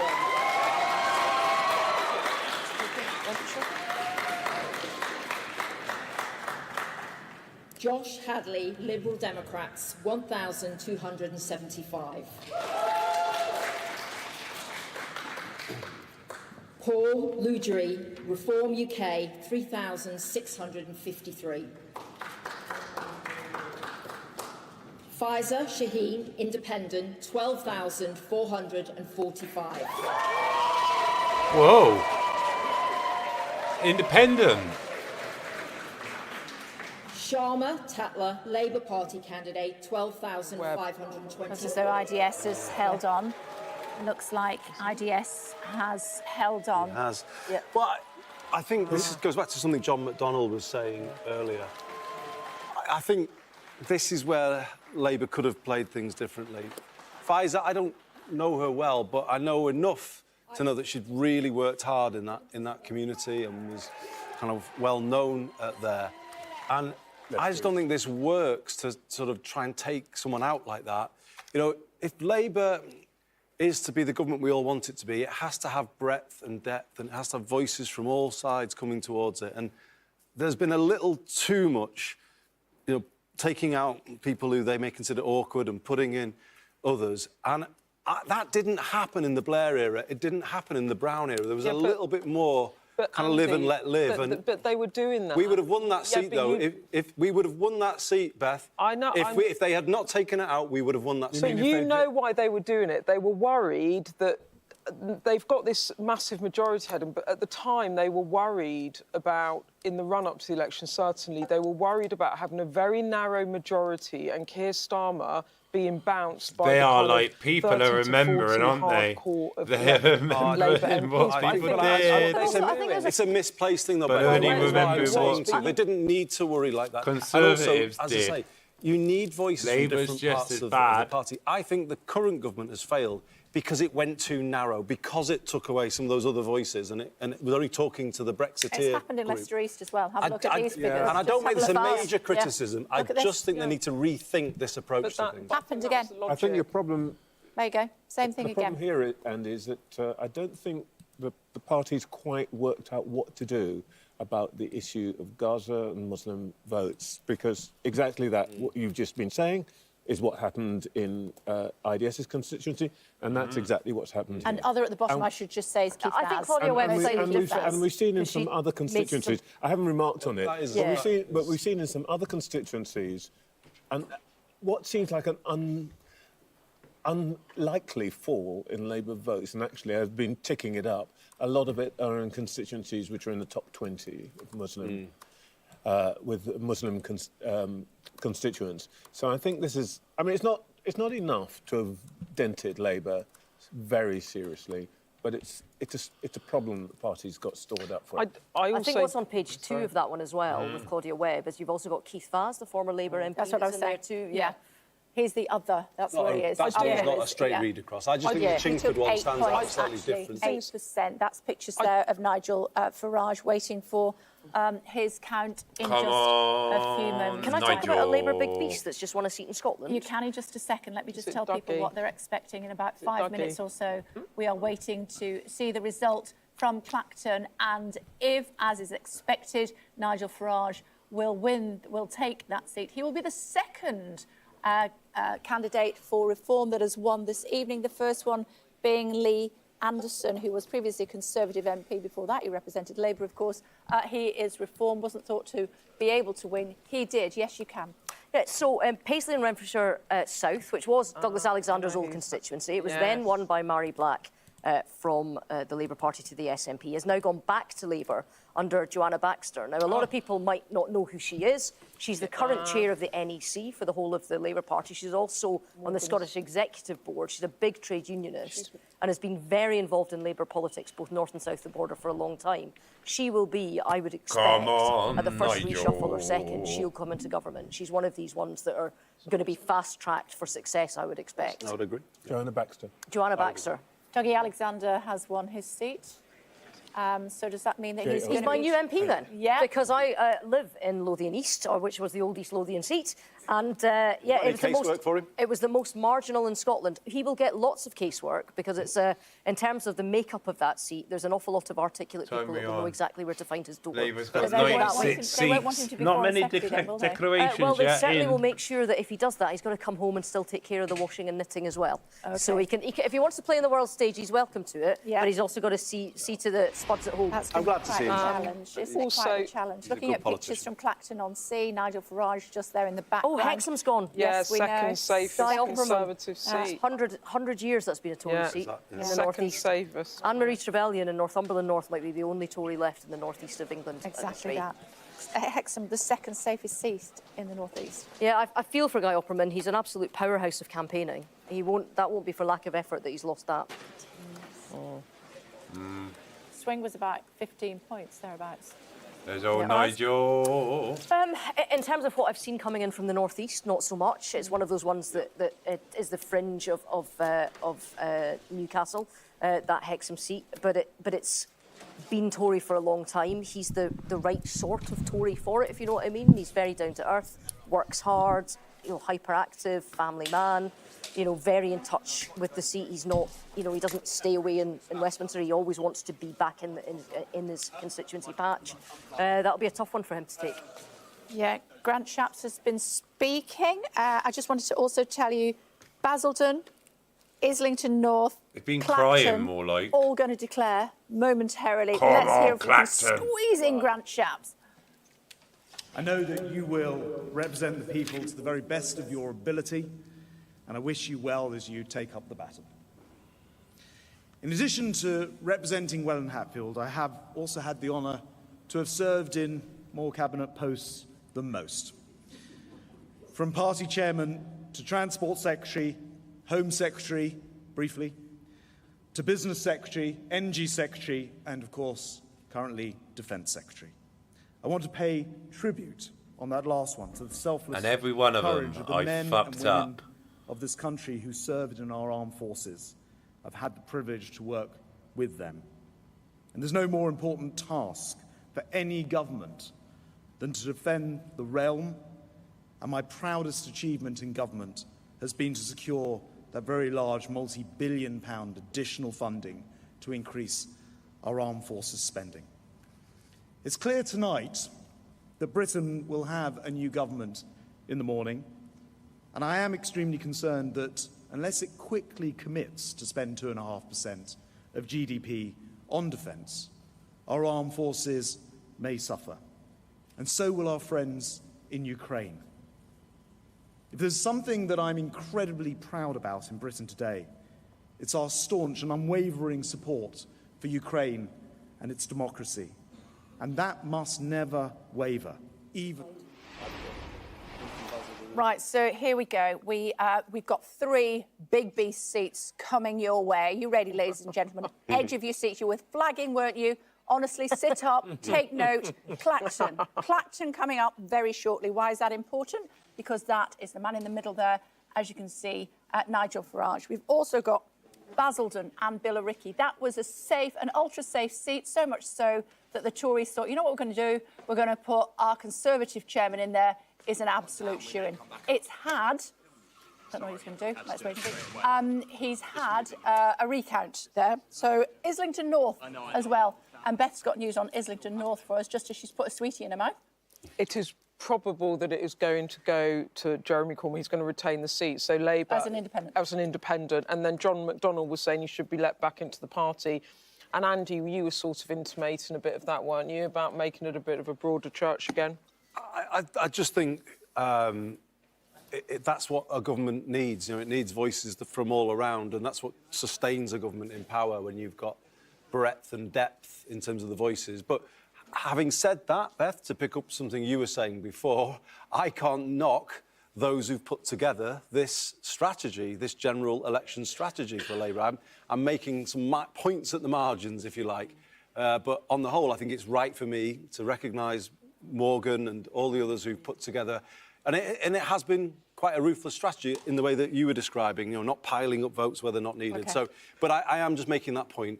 I think the Blair and Brown governments benefited from allowing those other voices to be part of the mix. OK. Eighth time of asking, can he finally be an MP? Moments away from finding out. Ed, have you got a chart? I've got a chart. Great. I've got the swingometer.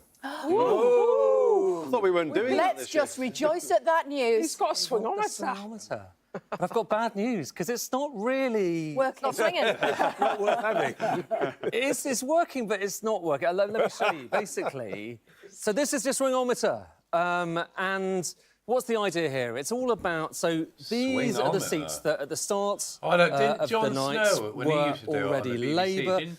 These were the seats that at the start of the night were Conservative. And the whole idea is basically if across the country there is a uniform swing, so in all of the seats you're seeing the same movement from the Conservative to Labour or the other way, then this needle goes like that, and then gradually all of these seats are turned red, and then by the time the needle gets there, it's eaten up enough seats that you get into this majority territory. But here's the thing, OK? So if you look at the amount of swing that we're seeing across the country right now and activate the swingometer, look at what happens, OK?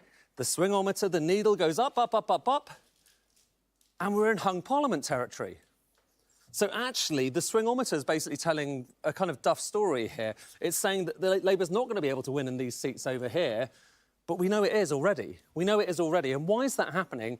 It's because you're not seeing a uniform swing across the country. If you were seeing a uniform swing across the country, basically with all seats seeing exactly the same change, then you'd expect that seats, for instance, where the Conservatives didn't have much of a majority before, through to seats where the Conservatives had a big share of the vote, you'd expect all of them to be behaving the same way. But let me show you what's actually happening. Look, this is quite interesting. In seats where the Conservatives don't have that much of the share of the vote, they're actually gaining a little bit. So it's going from Labour to the Conservative Party. But the bigger the share of the vote the Conservatives have, the more they're losing. The more they're losing. And that really matters, because in areas where previously they could rely on quite a big share, they're losing way above where you would normally expect. And that is part of the explanation for how the Labour Party is heading, potentially, according to the exit poll, but also according to what we're looking at in these numbers, for a big majority. It's going way beyond where the swing would suggest. And in fact, it's going towards historic territory. If we just look again at where we are right now. So this is showing you the change in the share of the vote for all the parties going back through history, and it's showing you the biggest falls, essentially. So when you're going from a vote share, a big vote share, to a small vote share, this is basically showing you that. And the bigger the bars are, the worse you're doing. So that, for instance, that's the Lib Dems in 2015. You can see the Labour Party suffering there. You can see the Conservative Party in 1997. And the key thing here is, look at this. This is the biggest fall in the share of the vote that we have seen from any party going back to 1835. It's worse than the Liberal collapse after the First World War. It's worse than any of these periods in the 1950s. It's worse than anything we saw in 1997 for the Conservative Party. It's a truly historic thing. And what's critical is this is actually based on the figures we have so far. I'm so sorry, I've got to interrupt you. This is happening right now. Yeah, the Islington North. Jeremy Corbyn, here we go. Held on Thursday, the 4th of July, 2024, to hereby give notice that the number of votes recorded for each candidate at the said election is as follows. Vikas Agarwal, Liberal Democrats, 1,661. 1661. Jeremy Bernard Corbyn, commonly known as Jeremy Corbyn, Independent, 24,000. Whoa! Holy shit, Jeremy. But we'll just wait for the Labour vote. Yeah, well, we don't fucking need to, do we? Whoa.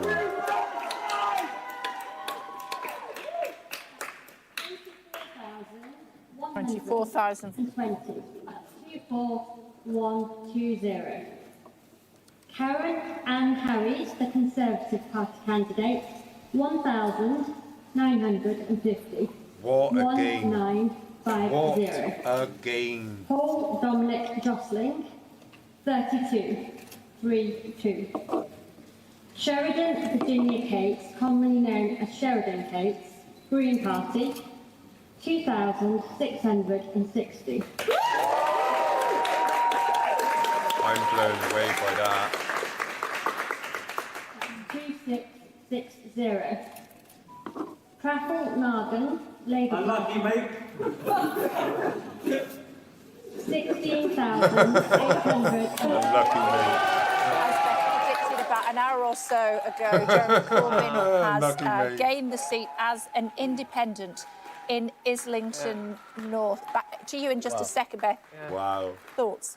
Absolutely. Well, I think this is a slightly different case than the one I was just talking about before. Do you think Jeremy because obviously Corbyn is that duly whole elected? issue that was there that needed to be dealt with around anti-Semitism, and Kier Starmer was right to take an uncompromising approach on that, and obviously Jeremy and Kier,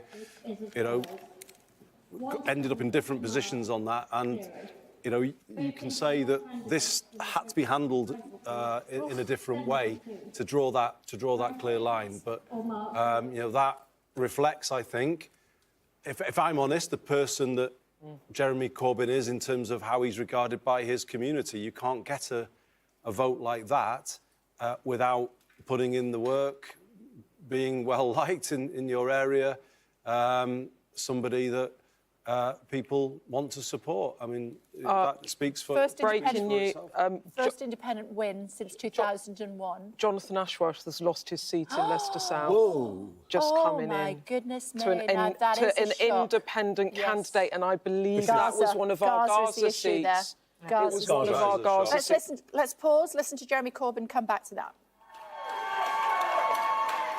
Here we go, Jeremy. Thank you very much for the declaration, and can I first of all thank you and the returning officer and all the staff that have arranged this election for the very hard work and very efficient way in which it's been run. It is a credit to Islington. Thank you very much for the great work that you've done in those respects.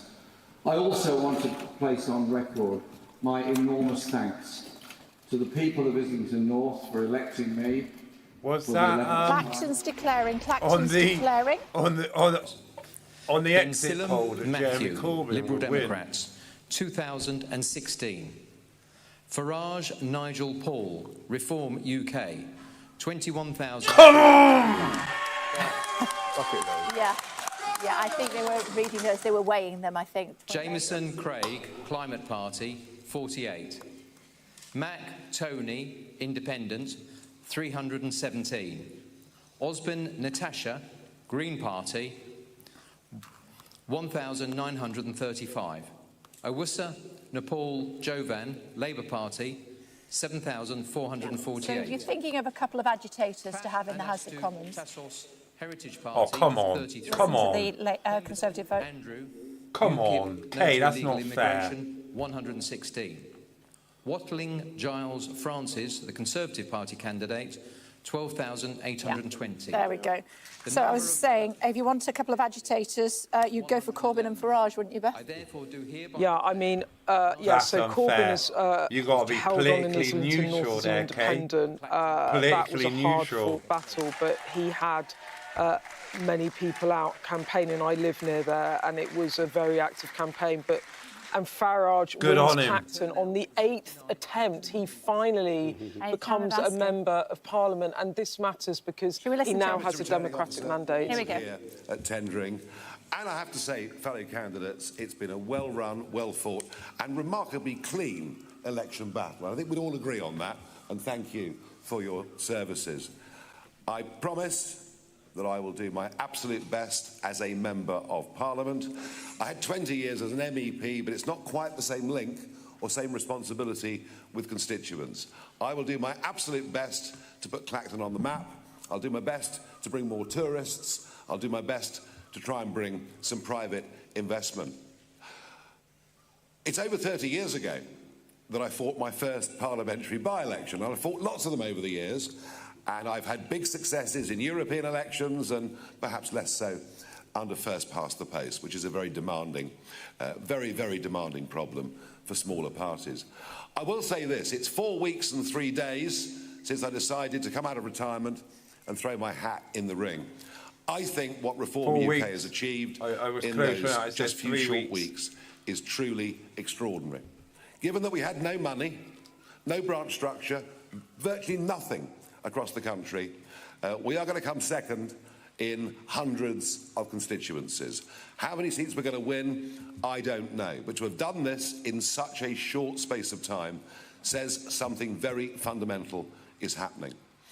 It's not just disappointment with the Conservative Party. There is a massive gap on the centre-right of British politics, and my job is to fill it. And that's exactly what I'm going to do. But it's not just what we do in Parliament as a national party that matters, it's what we do out round the country.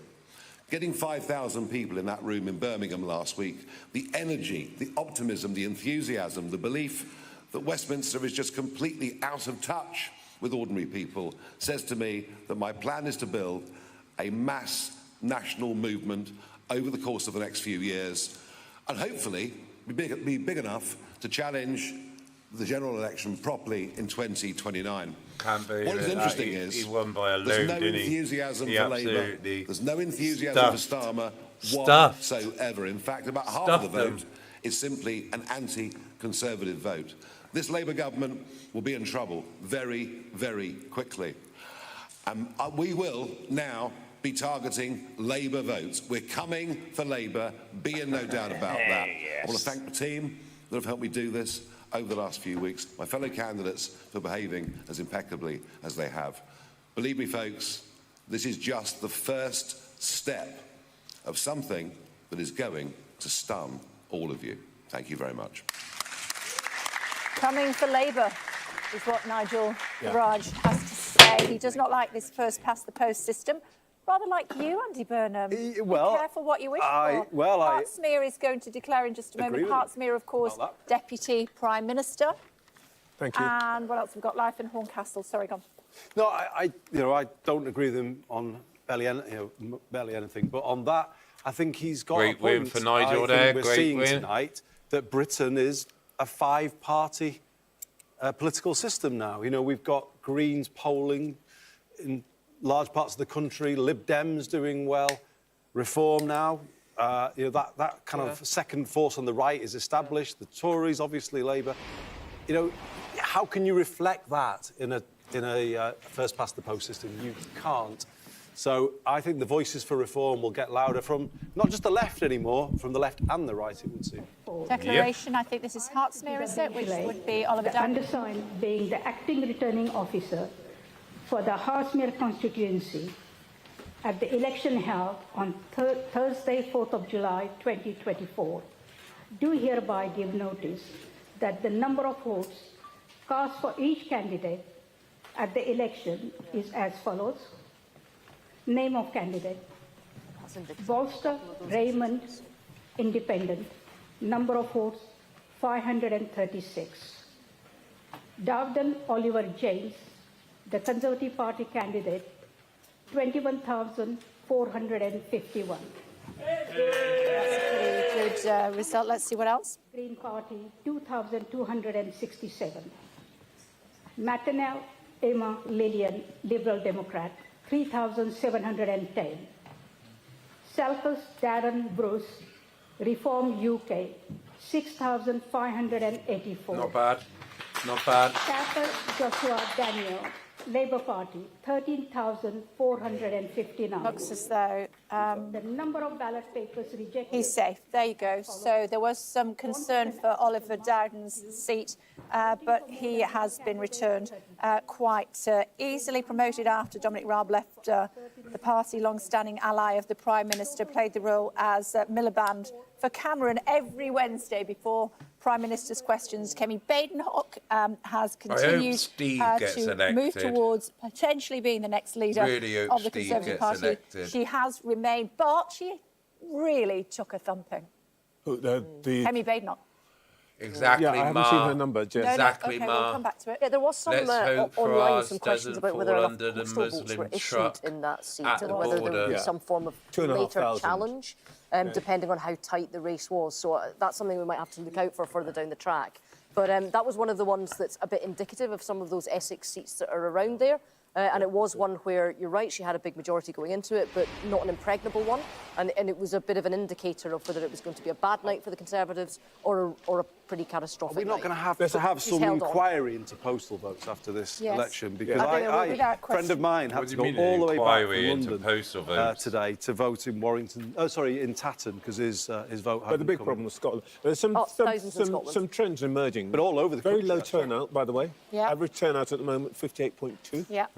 Just to tell people what they're looking at, that's the Home Secretary in Braintree looking at his count. We're beginning to see the emergence of this thing that I think people in Labour were worried about, which was the impact of Gaza in seats where there's a high number of Muslims. So can we talk about that? Let's keep. We're seeing some of that already, and I think we need to keep our eyes out for Birmingham. Rochdale doesn't reflect that colour. Well, you say that. Galloway still took 11,000 votes. That's 11,500 votes. Took the seat, though, didn't he? He's had the seat, but it's still... Paul Waugh's vote was 30% down on Labour last time. So it is having an impact. And I think this Farage... Lee Anderson said, we want our country back, which anybody who follows politics on the right, we know what that means. I want to talk us through... no, it doesn't at all. You know what I fucking mean? Beth and I were just debating... It's a bit like the old river to the sea, isn't it? Chant. Well, it was the, They're saying it it was doesn't, the you know kind what I of mean? gasp moment for me when I saw it come up, because that genuinely surprised me. I was shocked by that. In the sense that it is true that we had this seat on our watch list of 16 seats that could be vulnerable to the discontent around Gaza and the way that many communities believe that Labour has handled the issue. And you can see the result there. John Ashworth, he will be absolutely gutted. He will. Losing to an independent. But look, there was 2 independent candidates, and between them they racked up over, 19,000 votes. So Jonathan Ashworth has gone, and there's another number of seats, especially around Birmingham, which we're going to have to look at really closely now, right? As you all know, this is somebody who's given huge service to the Labour Party. He lives and breathes it. And actually, I don't know what you would say, Kay, but one of Labour's better performers in the media comes on, he answers questions properly. He's a very, very, very, very capable, talented politician, and it's a result that's going to be hard on him, because I would imagine, I wasn't in the room, but he would have been one of those arguing for a different position on Gaza within the shadow cabinet, and this is where politics sometimes is so reforms gained in Great Yarmouth, so that's a third seat. That's a Tory seat. Gain in Great Yarmouth was Brandon Lewis's old seat. Yes, that is also okay. Another former chairman of the Conservative Party. So that's Great Yarmouth. There's also that's come in the first bit of good news for the SNP. They've been taking a bit of a thumping. They're down. I think they've down 9 seats from last time. Their leader in Westminster, Stephen Flynn, has held his Aberdeen South seat. That was in the balance there for quite some time. So that'll be a big relief to the SNP, because to lose your Westminster leader is quite a significant moment. We saw it when Angus Robertson went in 2017. He's one of their big voices, isn't he? Yeah, he is one of their big voices, and tipped as a future leader of the SNP. Yeah. Wow. I don't know what you and I are going to do now, Kate. We have Jonathan Ashworth gone and Grant Shapps gone. Well, Michael Fabric's gone. Both parties feel... Your programme, That's true. Michael Fabricant has also lost his seat. Yeah. Michael Fabricant. Yeah. And okay. I've got the. This is the Reform vote from Great Yarmouth. It's Reform 14,385, Labour 12,959. And Conservative 10,000. I've just got this from someone who's sent it through to me. So, Reform. I mean, Brandon Lewis is a former party chair, held numerous cabinet positions. Great Yarmouth on the Norfolk coast there, go into Reform.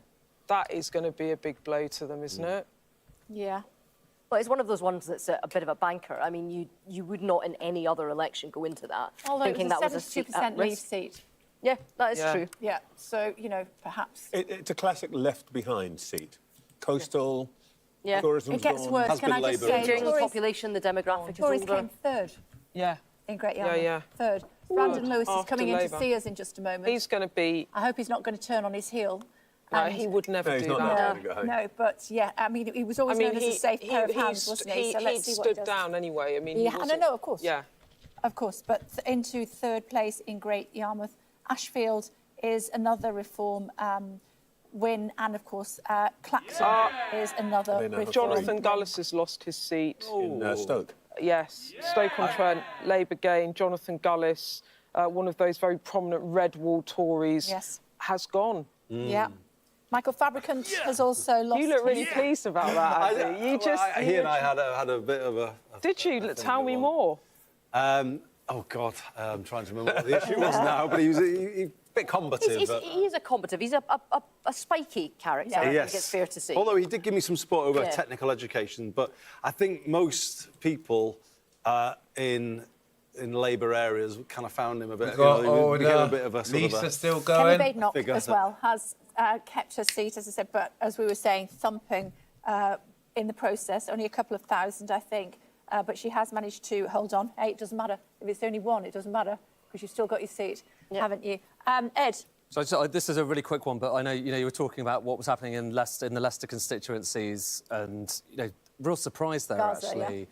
Jonathan Ashworth losing his seat, a safe Labour seat, or so people thought. Here are the numbers there. Look at that, 35.4 for the Labour Party, 35.2 for Adam Shocker. And it's just worth just saying, when you look at these numbers, you have to bear in mind, the demographics of different parts of the country we're talking about here and what's going on beneath the surface. And Leicester South, one of the highest proportions of Muslim voters, and Gaza was a big issue. It was a really big issue in this election for so many people.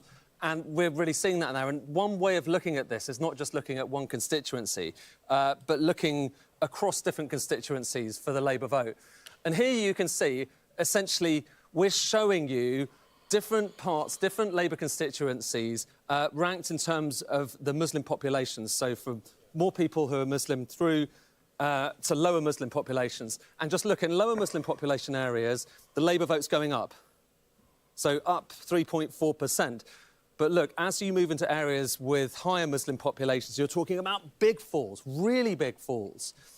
And it's pretty striking, isn't it, just to see that. And that is something that we're seeing, across the UK, different areas, different regions, depending, on what the Muslim population is, some of the urban populations. People are unhappy about the Gaza policy of the Labour Party, and you're seeing that kind of borne out in those numbers. So listen, that was just a quick one, Kay. I won't take up too much of your time. Oh, it's not my time. It's this gentleman's time. It's your own time you're wasting. Surprise. I don't think... When you sat down, Brandon Lewis, you didn't look surprised at the results in your former seat. No, we had a good sense of how things were going much earlier today, actually. So, I'm disappointed. By lunchtime, my team up there, who are very experienced, have fought lots of campaigns successfully, including last year's locals, where we did manage to hold off Labour, but they know what they're doing, and they could sense it even at lunchtime today that it was going to be. Basically, we've got a huge amount of data. They work hard in Great Yarmouth. We've always campaigned. So we felt we knew where our potential voters were. And basically, the Conservative voters of 2019, 17, to an extent 15, those who voted today, big chunk of them voted Reform. And it was what they were picking up this morning was people we thought were Conservative and who have voted for us, even last year in the local elections, were saying, I haven't voted yet, I'm voting later, but not saying who for. And that's a pretty good indication, because these are people who have been consistently Conservative voters. If they're then not answering your question, that does answer the question. If you'd fought it again, if you'd fought again, would you have held the seat? Who knows? But with that kind of gap, we all like to think we've got this huge personal vote. I think we all slightly overestimate it, and that's a big gap between where we've come third, thousands of votes behind. I'm not sure any personal vote can make up that difference. 70-odd% leave wasn't it? 72.5% leave, yeah. And I've gone from what, that 17,600 majority to a comfortable... Simon Hart's lost his seat. Simon, the Chief Whip? Chief Whip. The former Chief Chief Whip. Whip, that's the third Cabinet Minister. Yeah. Brandon, you must feel absolutely gutted, don't you? Wow. Don't you, about that seat? Not just that seat, but we're seeing, people losing seats tonight who have been hard-working MPs and their teams and their staff, all of that. There's a human side to this as well. So, look, this is a really bad night for our party. There's no getting away from it. This is a dreadful result for our party. Where do you even begin? You're a former party chair, you're a big campaigner, you've sat in loads of cabinet seats. What are the mistakes? How did it get this bad and go so wrong?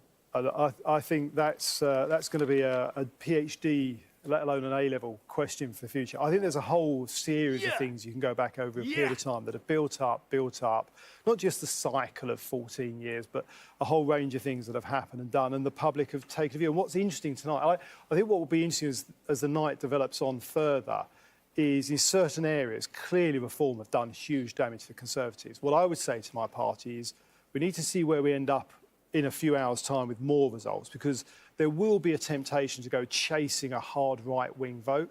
I think that sometimes misunderstands why some people are voting Reform, but also is missing the fact we're losing seats to the Liberal Democrats. That's not over right-wing politics, and that dynamic hasn't yet played through until we see the fuller result. Rishi Sunak's fault?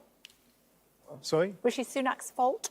Well, ultimately, the Prime Minister chose when to call an election. And you thought there it are was a going bad to be idea? there are going to be a lot of people who wonder why you call. I can't think of a leader anywhere very, in the Western very world bad who's idea. chosen to call an election when they didn't need to, and they're that far behind in the polls in modern history.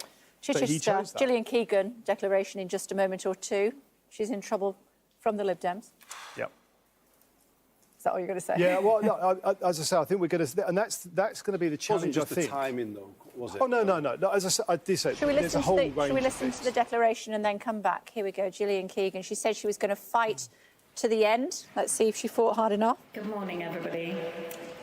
I, Philippa Gogarty, High Sheriff of West Sussex, being the returning officer at the election of a Member of Parliament for the Chichester constituency, do hereby give notice that the number of votes recorded for each candidate at the said election is as follows. Brown, Fuller, Jessica, Sean, Louise, Liberal Democrats, 25,540. Whoa. 25,000 for the Lib Dems. Yeah. I think you can see from Gillian Keegan's face. Labour Party, 3,175.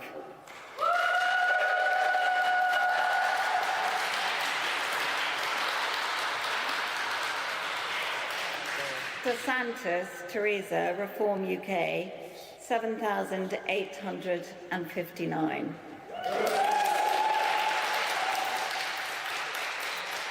Emerson, Andrew, Independents, 190. Keegan, Gillian, the Conservative Party candidate, 13,368. 13,000. It's all over for one of your colleagues.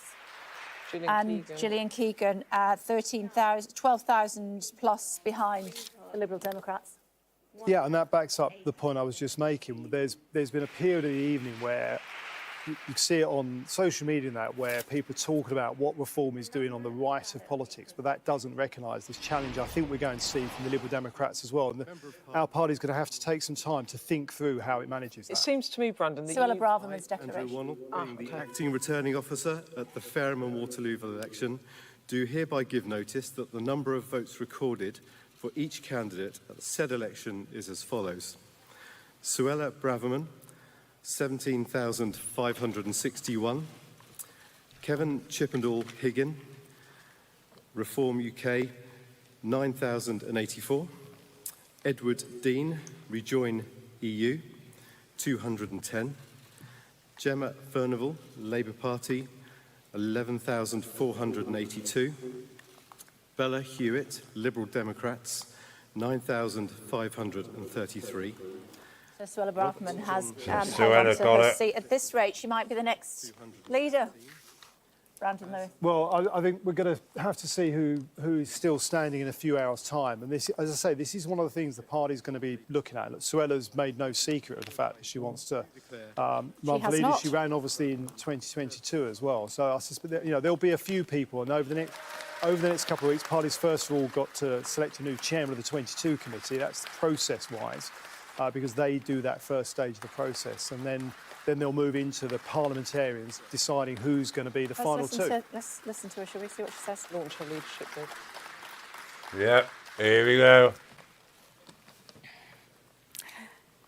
I want to start with a few thank yous. Firstly, thank you to Fareham Borough Council, Chief Executive, Returning Officer team, the hundreds of local people who have manned polling stations all day, who have counted votes tonight, and of course to the police. I want to also thank each and every one of my parliamentary opponents for your dedication and for making this a really enjoyable campaign. With these very new and significant boundary changes, this has been challenging. Answer in just a second. Great Grimsby and Cleethorpes. Acting Returning Officer at the above election. One of do active, hereby sir. give notice that the number of votes recorded for each candidate at the said election is as follows. Fraser, Edward George Watson, known as Ed Fraser, Green Party, 1,115. Freeston, Oliver Daniel William, Reform UK, 10,533. Oh, nice. G, Mark Patrick, Trade Unionist and Socialist Coalition, 222. Lawson, John Craig, Liberal Democrats, 1,036. Nietzsche Townend, Leah, known as Leah Nietzsche, the Conservative Party candidate, 8,269. On, Melanie, Labour Party, 15,336. It's a Labour victory. Stevenson, Conservatives in third place. 108. Thangham's just lost Bristol. And Thangham Whoa, just whoa. Bristol to the Liberal Democrats. Yeah, no, to the Greens. The Greens. Yeah, Of yeah, do you course, remember? Yes. So she's a joint green leader. gain from Labour in Bristol Central, so that's the shadow culture secretary or would-be culture secretary. So that's two Holy shit. cabinet ministers now that would have gone into a Labour government that have gone, John Ashworth and Thangham. And for... Can I pick up a trend as well that's happening in Scotland and that we haven't for talked cabinet about? secretaries who have lost Yeah. from Whoa. the Conservatives. And I think one of the things we're seeing, and I think we will see more tonight, is we'll see, I think more than before, more and more outliers. We will see these odd results that where because of what the Reform's doing, we've seen independent votes. That's going to give some dynamics that are unexpected. I think we're going to see a lot of that tonight. Green's got it. Yeah. One of Which the is things that, what exit polls will struggle with because they've not had it before. yeah, we're seeing a trickle of the sort of Scottish seats come in, and we're seeing Labour take Not only positions have they here. got What the we're not council, showing is well, just most how of big it. some of these results are, and they're bigger than expected. So we've seen They that got an MP. Falkirk has gone to the Labour Party. The Labour is coming from third there. Right. It was the safest seat. That's the SNP's safest seat in Scotland coming into this campaign. Wow. They had a 15,000 majority. They got over 52.5% of the vote last time, and that's fallen. In East Renfrewshire, again, Labour's coming from third. They've gone from under 7,000 votes to 22,000 votes. Yeah. There, that's a 31.3% increase. It's enormous, 31 points that's gone up. So that exit poll that we saw where the SNP were down from 48 seats to 38, they're losing 38 down to 10. God, it's getting late, isn't it? They're losing 38 seats. That could be optimistic, and there are some Cannot of the people that believe are running that. exit polls that have now That's revised down madness. that figure. So it might be an even worse night. Okay. Now, I know that I always bang on about Scotland, but they were not just, the biggest party It's in not a crime Scotland. yet. This was also the third biggest party in the United Kingdom. They had a national UK platform as well. Hold and that this is thought. a I'm big so change sorry. of the night. Basildon and Billericay. Let's just look at that. We'll come back to you in just a second. Basildon and Billericay. After a recount. 20 votes. Here we go. Yeah, this was the first recount. 20. They're now declaring.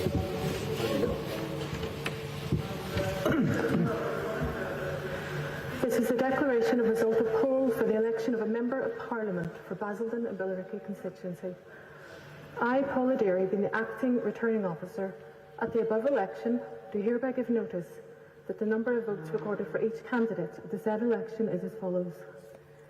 Bateman Christopher David, British Democrats, 373.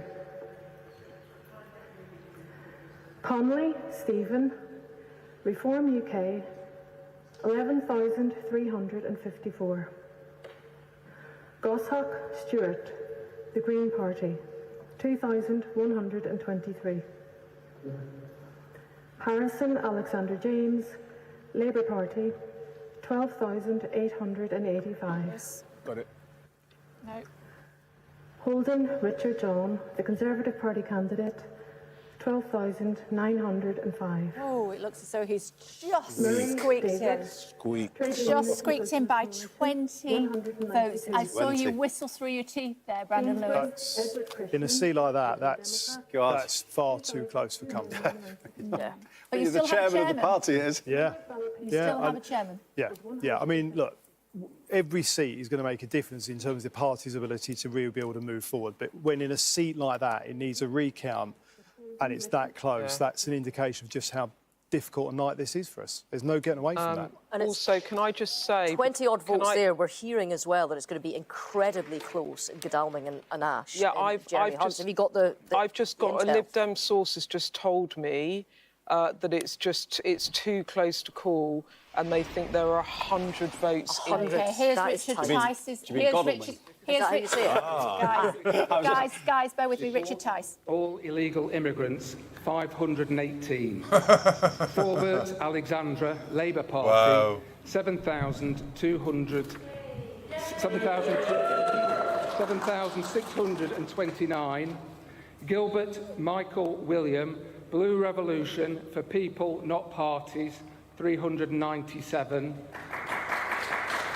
Lloyd Richard Gordon, Liberal Democrats, 1,375. Moore Christopher Michael, the Green Party, 1,506.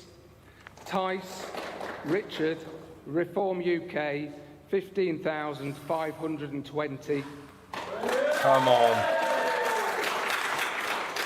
Warman Matthew Roberts, the Conservative Party candidate, 13,510. Richard Tice is the third Reform candidate that will be returned to the House of Commons, 15,520. Into second place is the Conservatives.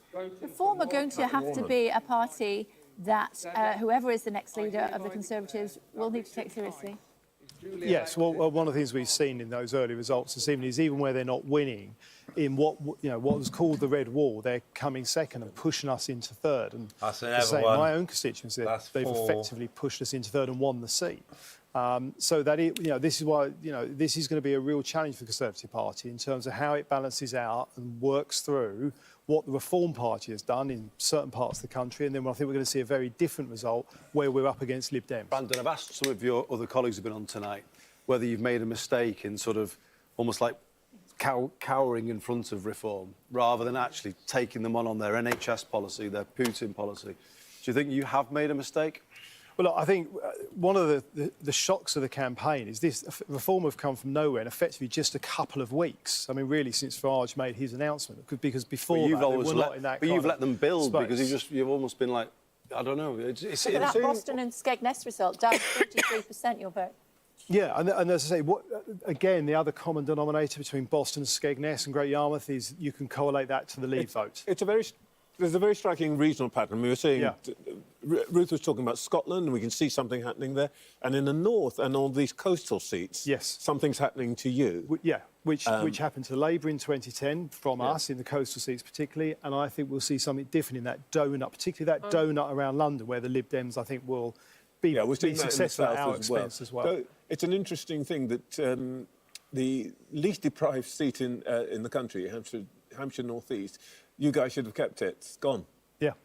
Yeah, and as I say, and actually, if you look at in Great Yarmouth, one of the points I made during the campaign in 2016. I mean, I was on the Remain side of the debate, but people in Great Yarmouth, and it was very strongly pushing around free movement and immigration. Yet Great Yarmouth's got one of the lowest levels of immigration in the country. That dynamic is interesting and is something that is quite challenging for people. Brandon, have you partly also, it seems to me, when you keep saying wait for the night to play out, wait to see what happens in some of the Lib Dem Conservative battlegrounds, is that because you're worried that your party are going to look at this and decide that the solution is to tap to the right and try and become even more perhaps reform light, as Joe Johnson would put it, and that's not what you think that they should do? Yeah, look, I think I'm on the right of centre, certainly economically. But I think we have got to be personally very wary of chasing the reform vote. I actually think it is more important to challenge it, but also remember what got us into power in the first place in 2010, so is there a battle 15 coming now for the kind of soul of what's left of the Tory party? Because you either go in that direction with reform, and then what becomes is that what's looming now? Well, I think the party's got to say, is it a party that is, and I think the UK is relatively socially quite liberal, actually, but are we a party that believes in the free market, in capitalism, good capitalism, and the free market, and are we going to make the case for that, or are we going to just go chasing and debating one Can I just interrupt you to say that Rishi Sunak's just arrived at his count in North Allerton? He will be looking at these results as they are coming in. He will have seen the exit poll, and he probably, if he was a drinker, would have been crying in his beer. What, if you were still chairman, what would you be saying to him tonight? Well, I've not served in Rishi's government, but I think there has been a series of going to see the standing Prime Minister losing his seat. If I had been chairman over the last couple of years, there are a series of issues that I think we needed to have done differently about when we called the election, the type of election. Look, I think people vote for positive reasons generally. People go out and they vote because they want to vote for something. Even tonight, some of the stuff coming out from our party has been about negative campaigning about what Labour are going to do. When it's clear Labour have won. We're not fighting the 2028 election yet. I'm asking you what you would say to him. I would say to him, look, he's a Prime Minister, he's made it, and look, I don't think I need to say this to Rishi Sunak. I think Rishi is somebody who will want to own this, he will reflect and recognise that as the leader of our party. The best thing he could do is fall on his sword tonight, surely. Well, he won't. He'll be He's doing. lose his seat anyway, isn't he? These So results go through in the way they've outlined. He will be inevitable. doing that tomorrow morning. He will go to the palace, and that decision's made, and the exit poll makes that quite clear. I don't think he will shirk responsibility. I don't think he's the type of person who shirks responsibility for where we are and what we've done. He's the leader. He knows that. He's an intelligent man. I don't have any qualms about him. Not intelligent enough not to wait to call the election. Well, there's a difference between political decision making and being a smart person who has, you know, he does what he genuinely thinks is right for the country. And I don't think for 1 minute he will shirk responsibility as the leader for the decisions he's made. But Brandon, the early election call designed to catch reform on the hop that badly backlashed, it's going to go down, isn't it, as one of the greatest miscalculations in electoral history. I mean, what a disaster. To call an election and try and catch people up when your own party has about 200 seats unselected, I can't explain that. I do not understand without the logic infrastructure, of it's Let's bring in Anna, should we? Let's bring in Anna, should we? She's up in North Allerton. It will go down as the worst Anna, campaign in history, I think. Jan Rixhoud. Yes, I can hear you all talking. Kay, thanks very much indeed. Rishi Sunak's going to a private room. We're told he will be extremely brief.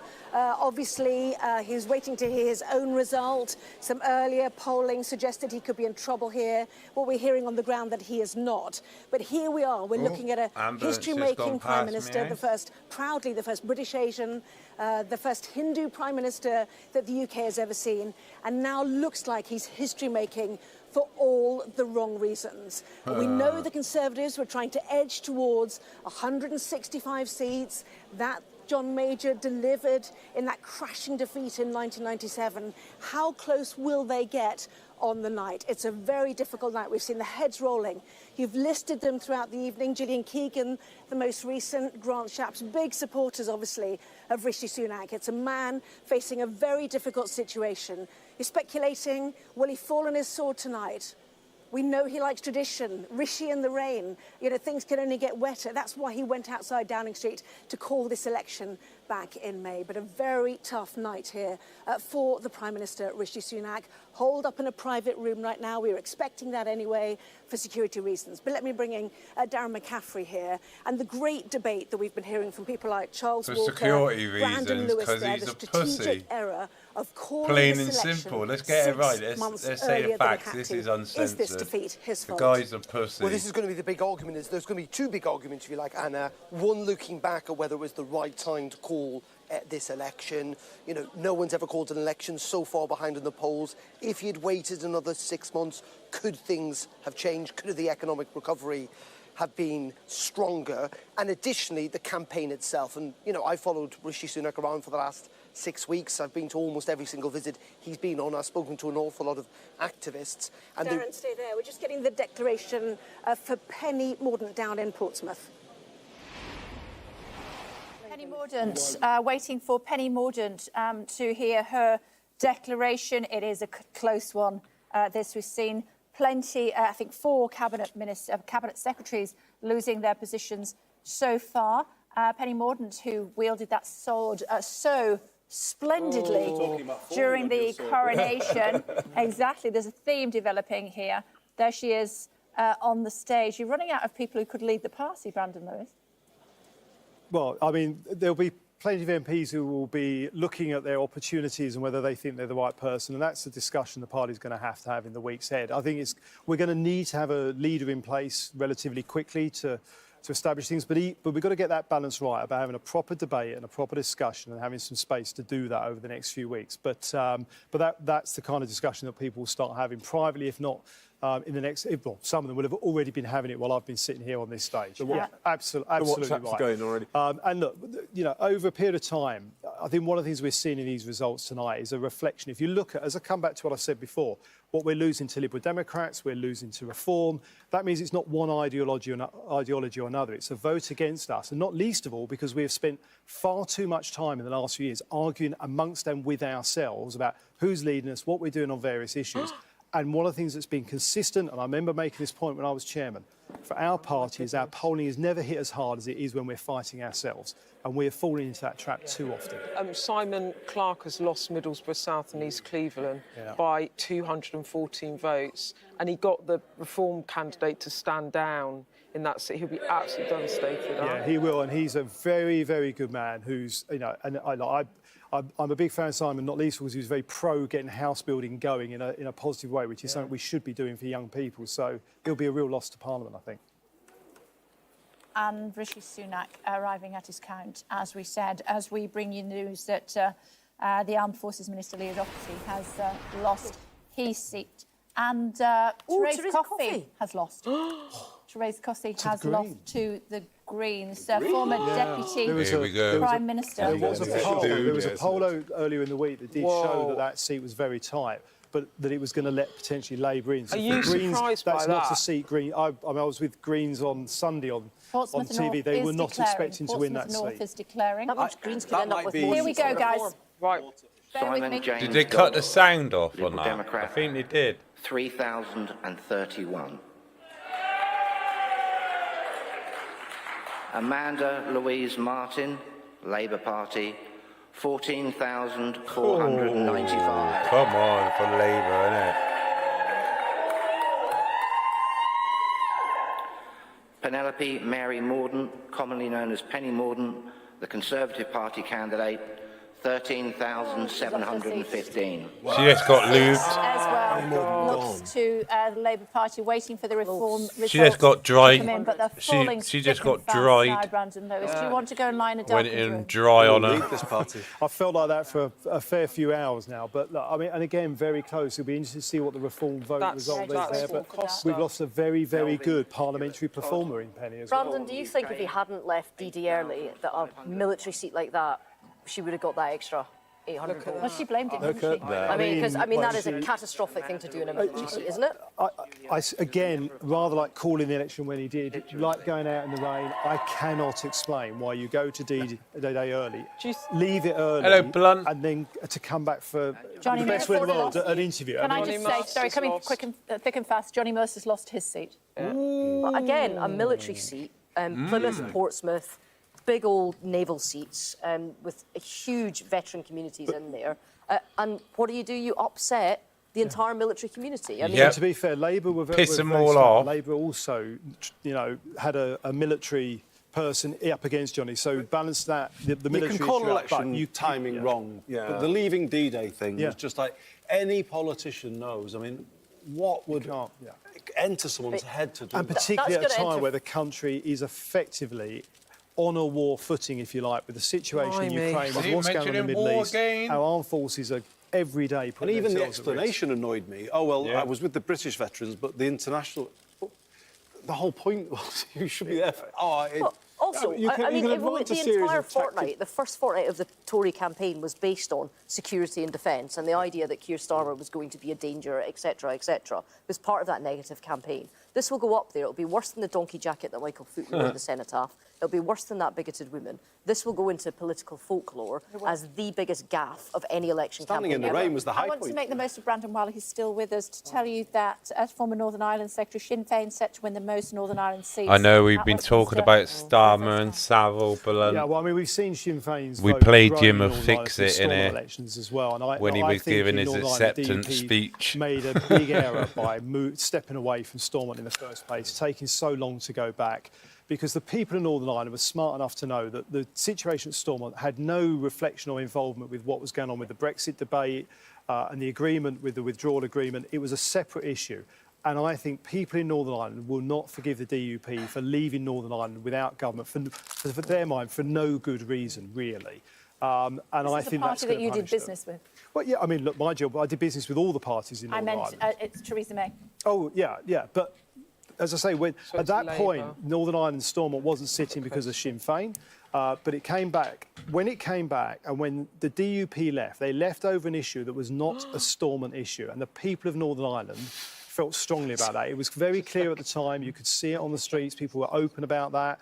They felt that the DUP wasn't moving forward with some progressive issues. You know, I made sure we had access to abortion support for women in Northern Ireland. DUP fought against that. Young people in the unionist community couldn't understand it, and I think they're suffering from that. What will be interesting tonight as well is to see how the Alliance Party do, because the Alliance Party have been growing in strength in Northern Ireland, which is again a reflection of people from both Catholic and Republican and Protestant unionist backgrounds, not wanting to vote based on sectarianism, but voting for something else. And that's a strength. Donaldson's seat already. They take Lagan and that, Valley. in a way, democratically is an interesting move for Northern Ireland. The bellwether one. Yeah.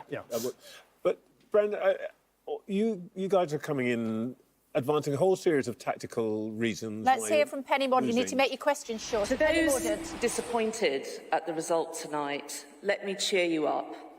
Democracy is never wrong. I want to add my thanks to all those who have facilitated this election, the count, the police, those who man polling stations, the electoral team at Portsmouth City Council, and also to all candidates who run in North and South, and in particular my running mate in the South, Sina Biddle. Congratulations, Amanda. You have my assurance that I and my team will do everything we can to assist you in setting up your office and having a smooth transfer of our casework so that the people of Portsmouth have a good service throughout that period. Amanda, you will know that you are now working for the best employer ever. The people of Portsmouth are wonderful, hard-working, big-hearted, and anything that I ever achieved was made possible by them. And I thank them for the opportunities they have given me. Go on, Paula, I go will get never a drink. stop caring for these people or this place. And in all things, I've been guided by them, their common sense, their determination, their ambitions and hopes, their pride in our city, and our nation. Tonight, the Conservative Party has taken a battering because it failed to honour the trust that people They took a placed battering, in it. all right. You can speak all you like of security and freedom, but you can't have either if you are afraid. Afraid about the cost of living or accessing healthcare, or whether the responsibility you shoulder will be recognised and rewarded. That fear steals the future, and it only makes the present matter, and that is why we lost. Our renewal as a party and a country will not be achieved by us talking to an ever smaller slice of ourselves, but by being guided by the people of this country. And if we want again to be the natural party of government, then our values must be the people's. I've lost many good colleagues tonight, but I hope that, like me, they intend to carry on serving their communities with even stronger heart. Our country needs all of us. Go on. And finally, I want to thank my campaigners, my team here in Portsmouth, led by Rob New, my parliamentary team, those who supported me, including other political parties, particularly the independent group under George Madgwick, but also the thousands of activists across the country who, in the darkest of times, not of their making, fought like hell for what they believed in and a better future. I've never been prouder of you all. OK, so let's just pause for a moment to reflect on where we are. Can I just say typically gracious and classy from Penny then? Yes, That's how you do a concession speech. Yes, you can, but I want to tell our viewers just tuning our way that in 1997 there were 7 cabinet ministers that lost their position. That has now been matched. Yeah. Shapps, gone. Chalk, gone. Mordaunt, gone. Keegan, gone. Hart, gone. Fraser, gone. Mercer, gone. There's still more to come. Lots are gone. Potentially. Rishi Sunak has arrived at his count. He is the Prime Minister for now. He won't even be, I'm guessing, the leader of his party by tomorrow. We'll have to wait and see Brandon Lewis staying with us until 6 o'clock. Leader of his party, leader of the SNP, is joining us now. Perhaps a reluctant leader of the SNP, some might suggest. It's not looking that great for you tonight, is it?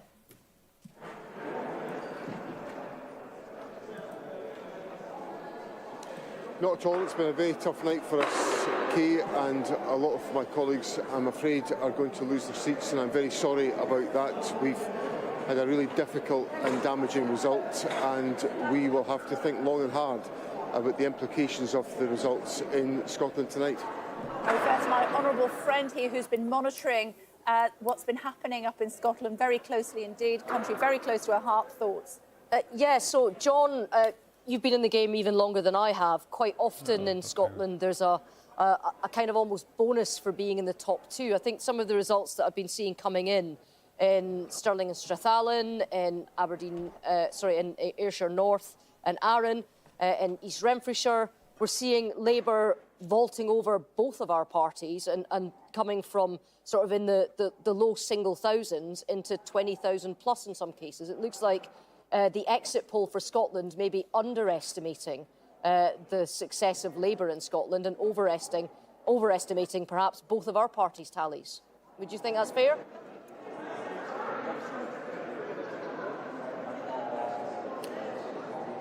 Well, certainly from what I've seen so far, the results are very difficult, and I think the exit poll was tough enough news when it came out at 10 o'clock.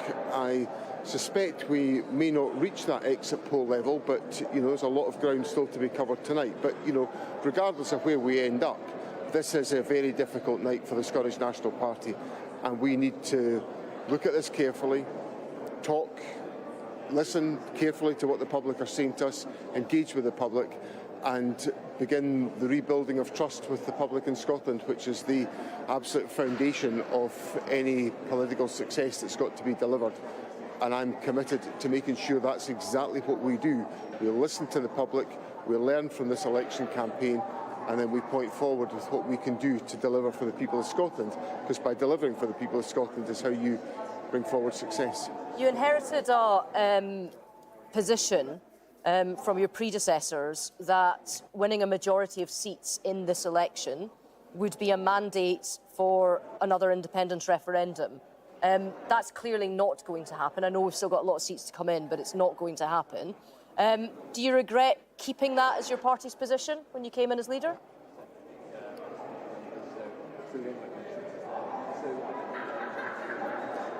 No, because there's got to be a means of addressing the democratic wishes of the people of Scotland, which in 2021 elected a Scottish Parliament with a majority that wanted there to be a referendum on independence and a majority that was committed to independence. And I don't think it's healthy for a democracy to have no route for people to express their democratic wish on the future of their country.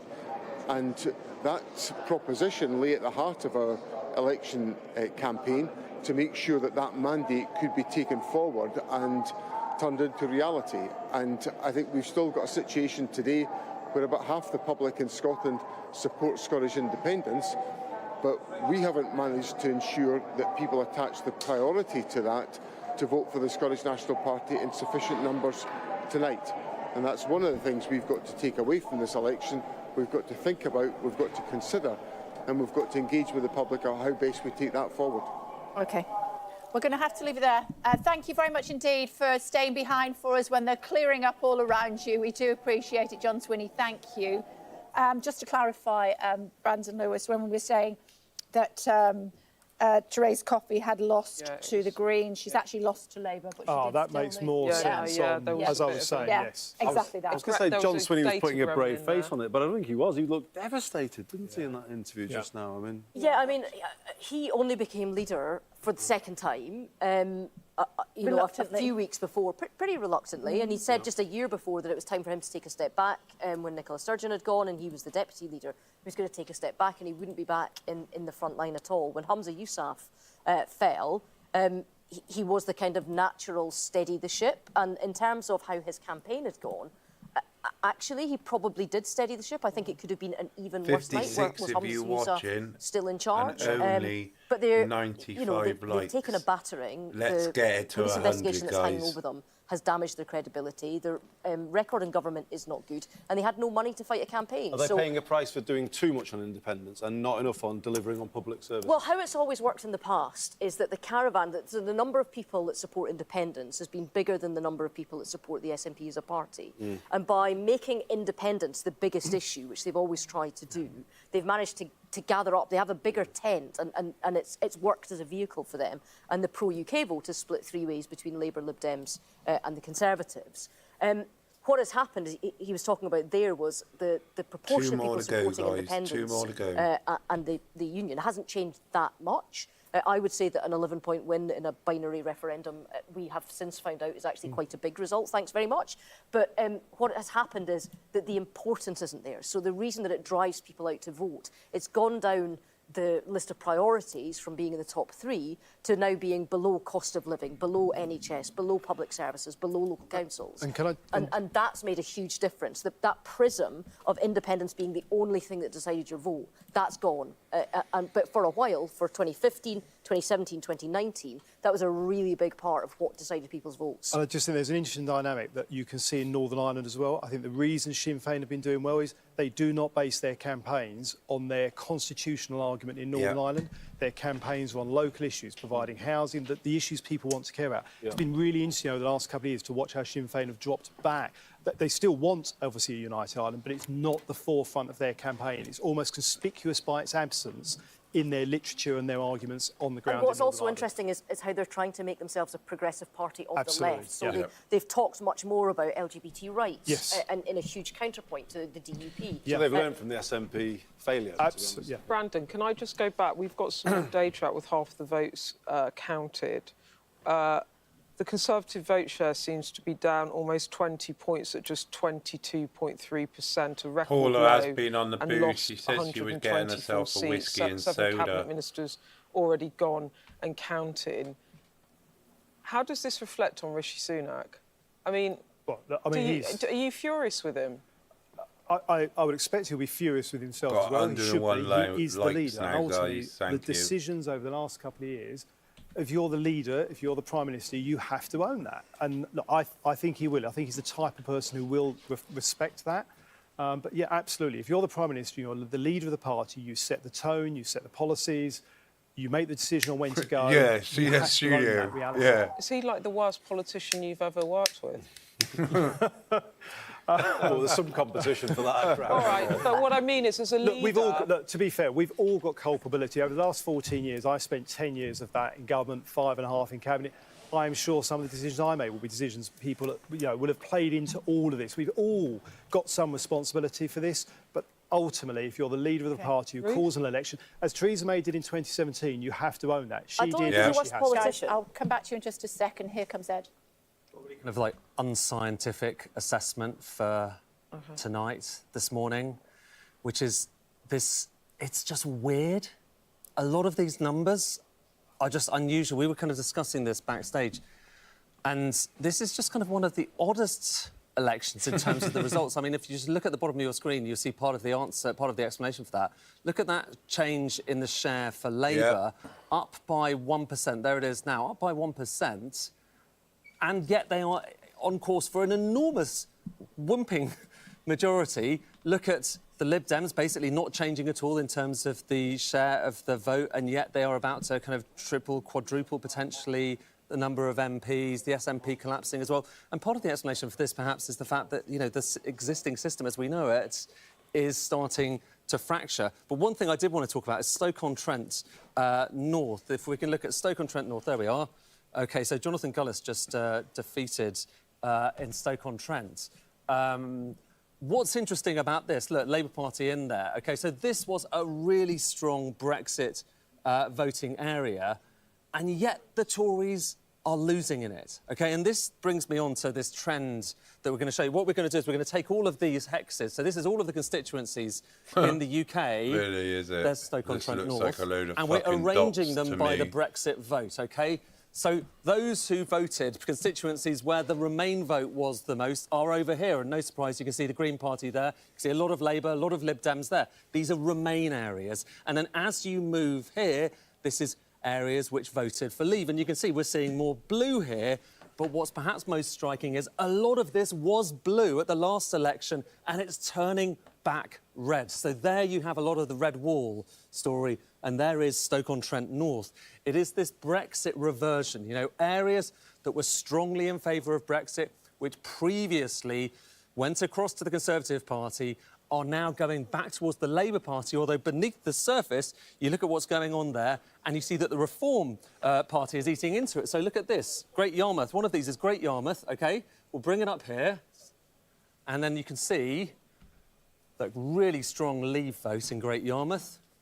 And you can see that that has actually been borne out in the results here. So it is really interesting just to see that shift, and that you get a sense of another unusual facet of this election, OK? So you might be kind of tempted to ask, well, does this still mean that the Conservative Party are struggling in terms of their share of the vote right now? Well, the answer is very much yes. This is showing you, from results so far, the Conservative share of the vote at this election compared with basically all of history. OK, 22%. So 22% so far. Share of the vote for the Conservative Party. Have they ever seen anything like this in the 70s, in the 60s, the 50s, the 1920s, back into the 19th century, the 1850s? We've never seen an election where the Conservative share of the vote has been as low as it is currently. OK, and we're still counting right now. But so far, this is the story. Complete collapse in support for the Conservative Party here. But it's not like you're seeing an enormous increase in Labour support in terms of the share of the vote. It's not like you're seeing an enormous increase in terms of Lib Dem share in the vote. Perhaps, you know, the best overarching explanation for this is that the existing two-party system, as we know it, well, it's fracturing here, and it's fracturing for all of the parties, and what's left is a slightly chaotic result, which allows Labour, we'll finish by looking at this map, allows Labour to completely change the complexion of the political geography in this country. It's not just Stoke-on-Trent North, but it's all of these areas, many of which were pro-Brexit in the past. So it is weird, like I say, Kay. It's weird, it's unusual, but, I mean, some of these numbers, this is totally unprecedented, this collapse in Conservative support, and those, you know, those bars are something that, as you were hearing from Brandon Lewis, you know, the party's going to spend a long time thinking about. Yeah, some stuff that's been coming in, some results coming in while you've been chatting. Ed Miliband has held his seat. Finchley has been, which of course was Margaret Thatcher's old seat, that has gone red to late West Streeting. But really interesting, I think that is the highest number of Jewish population Exactly. in Finchley, and so is that the flip side of the Gaza story? So losing in places like Leicester South. Trevor wants to talk about that. Yeah. Trevor wants to talk about that. I think there's something very interesting, which we're not used to here, where actually identity is becoming a big deal. Finchley is the most Jewish constituency in the country. It's now returned to Labour, and that probably is a comment on the way that Kier Starmer has dealt with the anti-Semitism question within Labour. But I think West Streeting's constituency is even more interesting. About a third of the voters there are Muslims, and it looks like he's just scraped home, which is astonishing. What did you say, a couple of hundred votes there? 500. 500 votes. 528, West Streeting, and just it's held worth on. saying that Ilford North is only the 21st most Muslim seat in the country. We haven't yet seen what's coming in from Birmingham. Yeah, can I just say as well, on the Finchley, which was the Finchley and Golders Green seat back in the day, the reason that it's a new Conservative candidate is because Mike Freer stood down. He'd been the MP there for a while. And one of the reasons that he stood down was the amount of abuse he'd had, the amount of attacks on his office, the amount of anti-Semitic things that were written about him, the pressure and the threats to his family. So this idea of personal and cultural identity spilling over into not just how you exercise your politics at the ballot box, but how you exercise your politics throughout your actions, and sometimes in direct action, is something that's becoming more and more prevalent. And I think it's something that we're going to have to watch as we go forward and find a way in which we can just to be explain to people. Just to be precise, by the way, Mike Freer is not actually Jewish. No, he's not, but he's been a huge friend to the Labour to Labour community. But he was explicit in his resignation letter about the pressures that had been on his partner and on his family and on his staff and 5 the hours attacks now, in his guys. office. There was a 5 fire attack on hours. his office. It was really quite a bad one. So I think these are one of, you know, we've had a couple of MPs that have been murdered in the last 10 years. You know, we really have to look at how heightened the political debate gets in this country, and I take all of the views that people have spoken about people feeling disconnected from their politicians. Darren Jones has kept his Very seat hard to in stay Bristol. connected when you don't feel safe. Darren Jones has kept his seat in Bristol. Andrew Mitchell, he of Plebgate and Deputy Foreign Secretary, he has also kept his seat in the Midlands. I need to go to Anna, who's standing by for us. In the Prime Minister's constituency, there's not a lot, I'll say that No, again. that's right, Blunt. They don't talk about the Anglo-Saxon phobia. One of his former cabinet ministers, it has to be said, Brandon Lewis. Quite mad, isn't it? He'll be gone by the morning. Yeah, I was listening all about that. Here in Northallerton, Kay, there is that hushed tone of anticipation now, because we're waiting for the Prime Minister to face the public for the first time, having delivered what looks like a historic defeat, when only 5 years ago, Boris Johnson gave the Conservative Party their third biggest ever seat tally since World War II. There you go, the Conservatives have never fallen sound. below 30% share of the national vote. Now it looks like they have. Plenty of questions for the Prime Minister. For example, will he, as you suggested earlier, or you put it earlier, throw in the towel tonight? And if he doesn't, how will he phrase his speech this evening, acknowledging the losses some of his closest colleagues have had? Will he travel to London and make a speech outside Downing Street? As well? Will he stay on as Conservative leader as that tussle begins to try to work out who will lead this perhaps now unruly party? Plenty of questions. Let me bring in Darren. There we go. Sounds like we're getting the returning officer. Should we just have a listen? we go.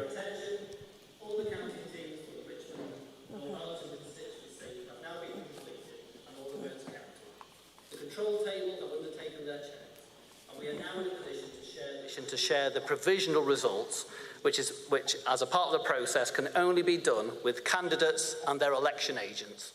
So this will be done in a private area towards the back of the room. So can I ask all the candidates follow me when I leave this stage? We'll go down the centre of this room into that private area. I repeat, only candidates and their appointed election agents. What's not going on counting here? What's agents going on or here? any other guests. Please can you follow me now so we can share the provisional results. Thank you. So we wait to see Rishi Sunak then for the first time. We know he's been in a private room. Is that because here with it's his wife. I was just going to bring in Darren close McCaffrey, result? who's been following Or the what? Prime Minister throughout this. The other question I was going to pose is, does he what's stay going in on? his seat? Well, so my Why are they all expectation going in a is that the Prime private Minister is room? That's obviously going to not stay for the democratic, current is result. it? He's just about to Whoa, emerge whoa, whoa, from whoa. the other side of this room, where he's going to find This out ain't right. here he is indeed. Surely the not. Prime Minister with his wife. Why is walking no to the back transparency? Of the room. He will be told, Anna, in the next minute or so that he remains the MP for Richmond and Northallerton here. He's going to win this seat, we think, relatively comfortably. But he will then take that stage. Fascinating that you've put this question of how is he going to frame his speech tonight. But my expectation is he is going to leave here immediately. He's going to fly down to London, and that later on this morning he will be resigning as Prime Minister. But the likelihood is he will stay on as Conservative leader. You've Don't been with understand him what's throughout, going on. the Why 6 weeks. are you? We heard him say earlier Is it- this week I've that never he takes seen- full what's going on? responsibility I'm for confused. the results. And yet, in the back of his mind, will he look at what Liz Truss did to the Conservative Party, what Boris Johnson did to the Conservative Party? Is he On going this to? watch, will he They're going to blame tell him, himself? look. I think he will take Look, responsibility Richie, publicly, but he knows, you as have he said to us well earlier and on this truly week, that been frankly, he rogered. wasn't dealt 4 races, a recognition that he was dealt effectively a bad hand by some of his successors. I think the big question for the Prime Minister And, tonight, and we've heard this throughout the You know. are very, very angry There he Conservative is. activists and now former MPs who guy frankly you think love that to he hate. should not have called this campaign when he did. He called it too early, and second of all, he ran the campaign very badly. Yes, there were the missteps around D-Day, for example, on Sky Television, and yes, there was the Gamblegate, but in the end, they felt that the Prime Minister should be bolder, should have had a more radical plan for Britain, should have been more right-wing, if you like. And it's also fascinating listening to guests like Brandon Lewis, listening to Penny Mordaunt's speech and Robert Buckland tonight. There are many in the party who are now concerned about where the Conservatives go next. Do they stay or try and remain in the centre ground, or do they tack to the right that someone like Suella Braverman, who did get re-elected, wants them to go? And that battle has already Just begun. imagine This man, the Prime Richie Minister, who's now finding losing, out tonight that he will Suella's remain back as in. an MP. That battle is already begun. It is That's already your begun. next By leader, the way, innit? what I would say is he is committed. He has said repeatedly throughout this campaign that he will remain an MP for the next 5 years. I'm not entirely convinced he will. Jeremy Hunt's declaration. Jeremy Hunt's declaration, here we go.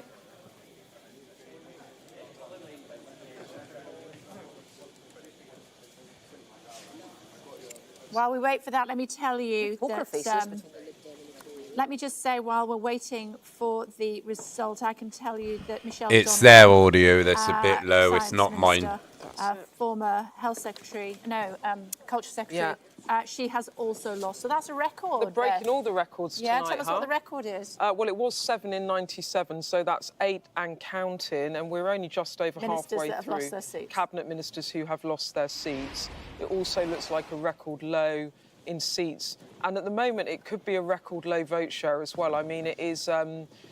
I mean, this will go down as the biggest electoral miscalculation ever in terms of the timing of when he called this. He took the gamble, and he has failed in an astonishing fashion. And they could also have lost the largest number of seats the way things are going at the moment.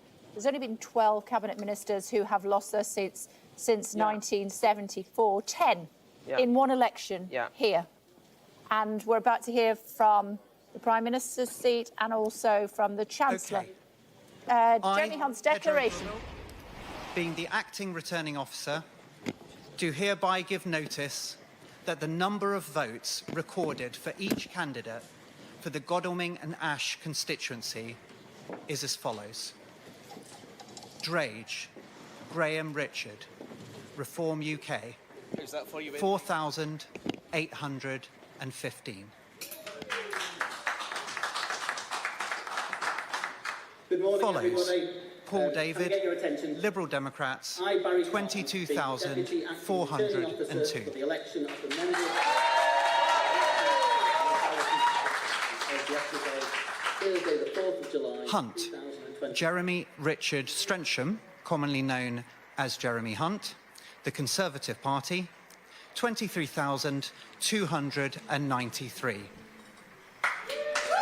Held on to his seat. Jeremy Hunt has held on to his seat. Held on to it. 23, just, but he's held on to his seat. Hold that thought. I was hoping for a Portillo moment Rishi then. Sunak. Yeah. 22. And Dick Here we Johnson, go. Workers' Party of Britain, 90. Kevin Foster, the Green Party, 2,058. Rio Sebastian Justin Goldhammer, commonly known as Rio Goldhammer, Yorkshire Party, 132. Jonathan David Harvey, commonly known as Count Binface Party, 308. Graham Nichols, commonly known as Sir Archibald Stanton, the official Monster Raving Loony Party, 99. Nicholas Omalana, commonly known as Nico Omalana, 160.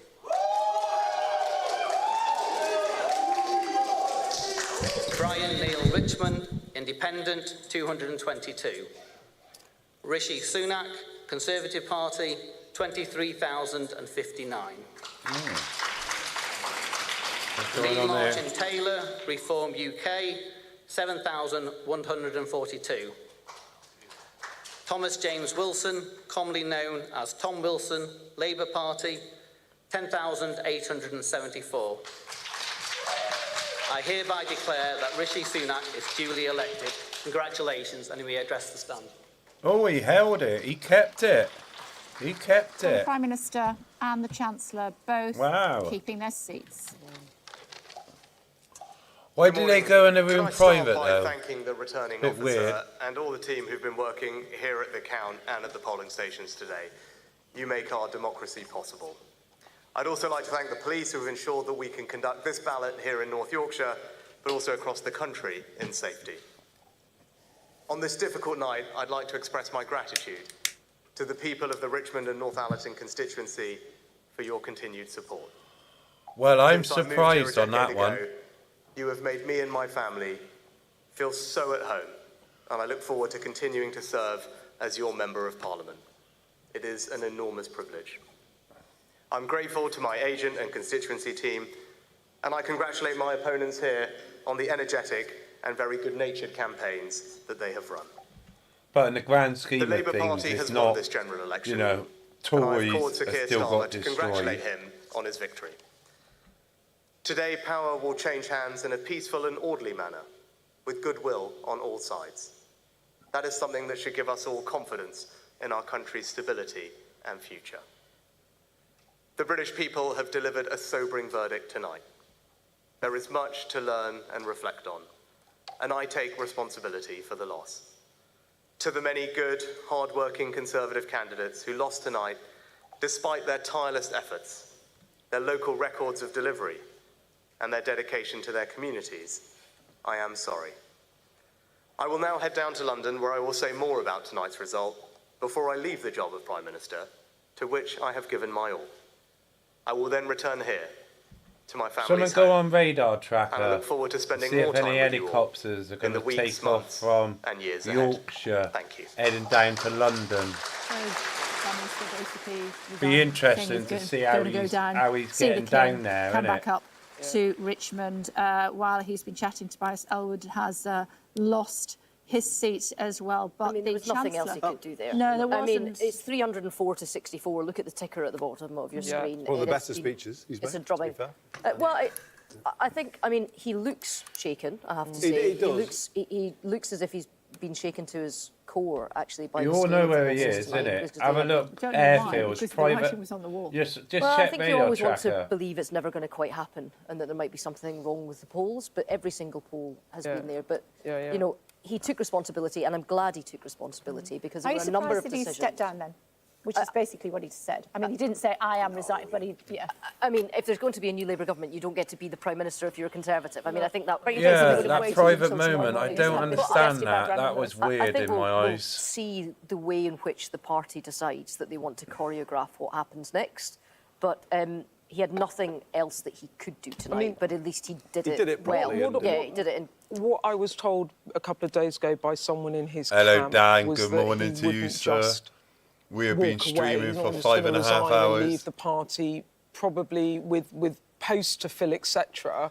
So Yeah, he light might just outside. stay on as they organise a leadership. He was scotching rumours there, contest. wasn't he, that he was going to head abroad and go to the US. The I think expression was, I look forward to serving you for months and years. Yeah, ahead. but to be fair, guys, Spending more time with you. Yeah, they always say that. I'm spending more time. They always say But look, you know, Craig what's Williams that? has lost. Betting Man has lost in You know, Monmouthshire. that's a big moment. He's conceded the election. That is a big moment. Yeah, he I think said, we've talked about my Northern Ireland, loss. we've talked about Scotland, and Scotland were That very was close basically, now you to did really hear him becoming a party concede that there. Nearly having a majority of seats there, similarly to nearly having a majority of seats across the country.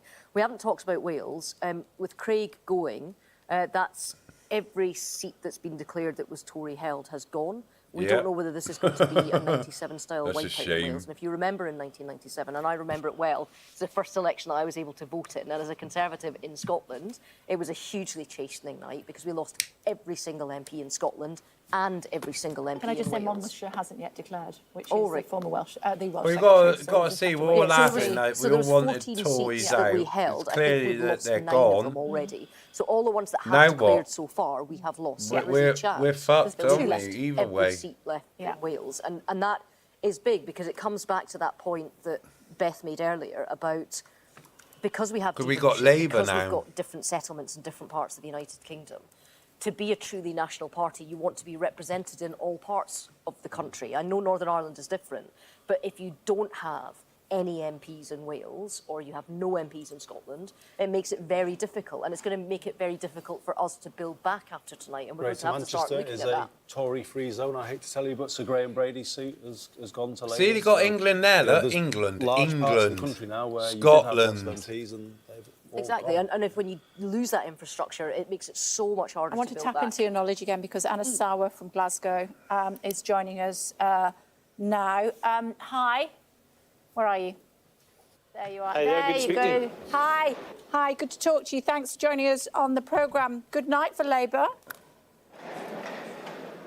Excellent night, and especially here in Scotland where we have almost doubled our share of the vote, and I want to say thank you to people right across Scotland for putting their faith and trust in the Scottish He's Labour going to Party, say for voting for the change. election was a And that close hard call. work to Rishi deliver the will change say. starts But he's tomorrow already gave with his the UK Labour government, and we are of I've course going lost to ramp up our efforts as we look to the next Scottish Parliament election in 2026, so we can deliver the second stage of that change, so we can transform the lives of people here in Scotland.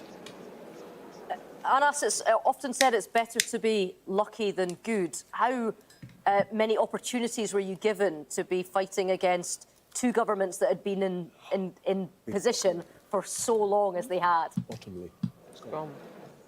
Well, I think you know, Ruth, we've not had very much luck in the last 17 years, so it's good to get some eventually. If you think about the last general election, we actually came fourth here in Scotland in terms of number of seats. We had our worst result since 1910. And of course, we were lucky going into this election, well, unlucky if you're the people of Scotland, that we had two failing governments, a failing Tory government after 14 years and an incompetent SNP government after 17 years. But as previous elections have shown, as bad as current incumbent governments might be, unless you're giving people a credible alternative and positive destination to vote for, often those governments still continue to win. So that's why we had to change both the Scottish Labour Party and the UK Labour Party, so we could, with credibility and humility, look at people in the eyes and say, put your faith and trust in us so we can change our country. Anas, you've served as an MP in Westminster, and you know the difficulties God, that he's Labour's got had in the past between 311 its Holyrood seats. grouping, He where the Scottish needs leader sits, where you now sit, 15 and seats its group of Westminster to win. MPs that take the Westminster Labour whip, because sometimes you have that clash that devolution throws up in all parts of the United Kingdom. How are you as leader going to manage your new MP group when they're reporting into Kier and they're thanking him for their seats and not thanking you for them? Well, a couple of things. One is people can see that there's a really close relationship between myself and Kier. We have both worked together to change the Labour Party, and that's the exact same approach we'll take going forward.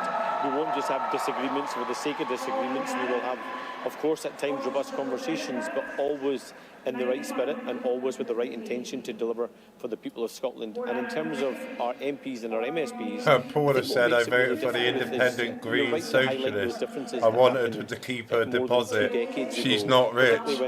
This is it. They got to get something like... that battle between Westminster is it 5% of the vote? Given everything that's something happened like in the that. last 17 years here in Scotland, there is now a stronger relationship, a new group of MPs going in that understand devolution, have been brought Why are up we into listening like to this devolution fucking here, idiot? as They're well as doing a new cohort of the MSPs that they're came doing in the a last declaration. Scottish election, and this is one team that's collectively going to work together to deliver from a UK Labour government, but also deliver, I hope, a Scottish Labour government in 2026 that's delivering change for people here in Scotland. So as you've been speaking, Anas, it's come in that you have now got a majority of seats in Scotland. You've got 29 seats. Congratulations, Anas. Congratulations. Are you calling yourself Thank now you so the much. next Thank First you. Minister?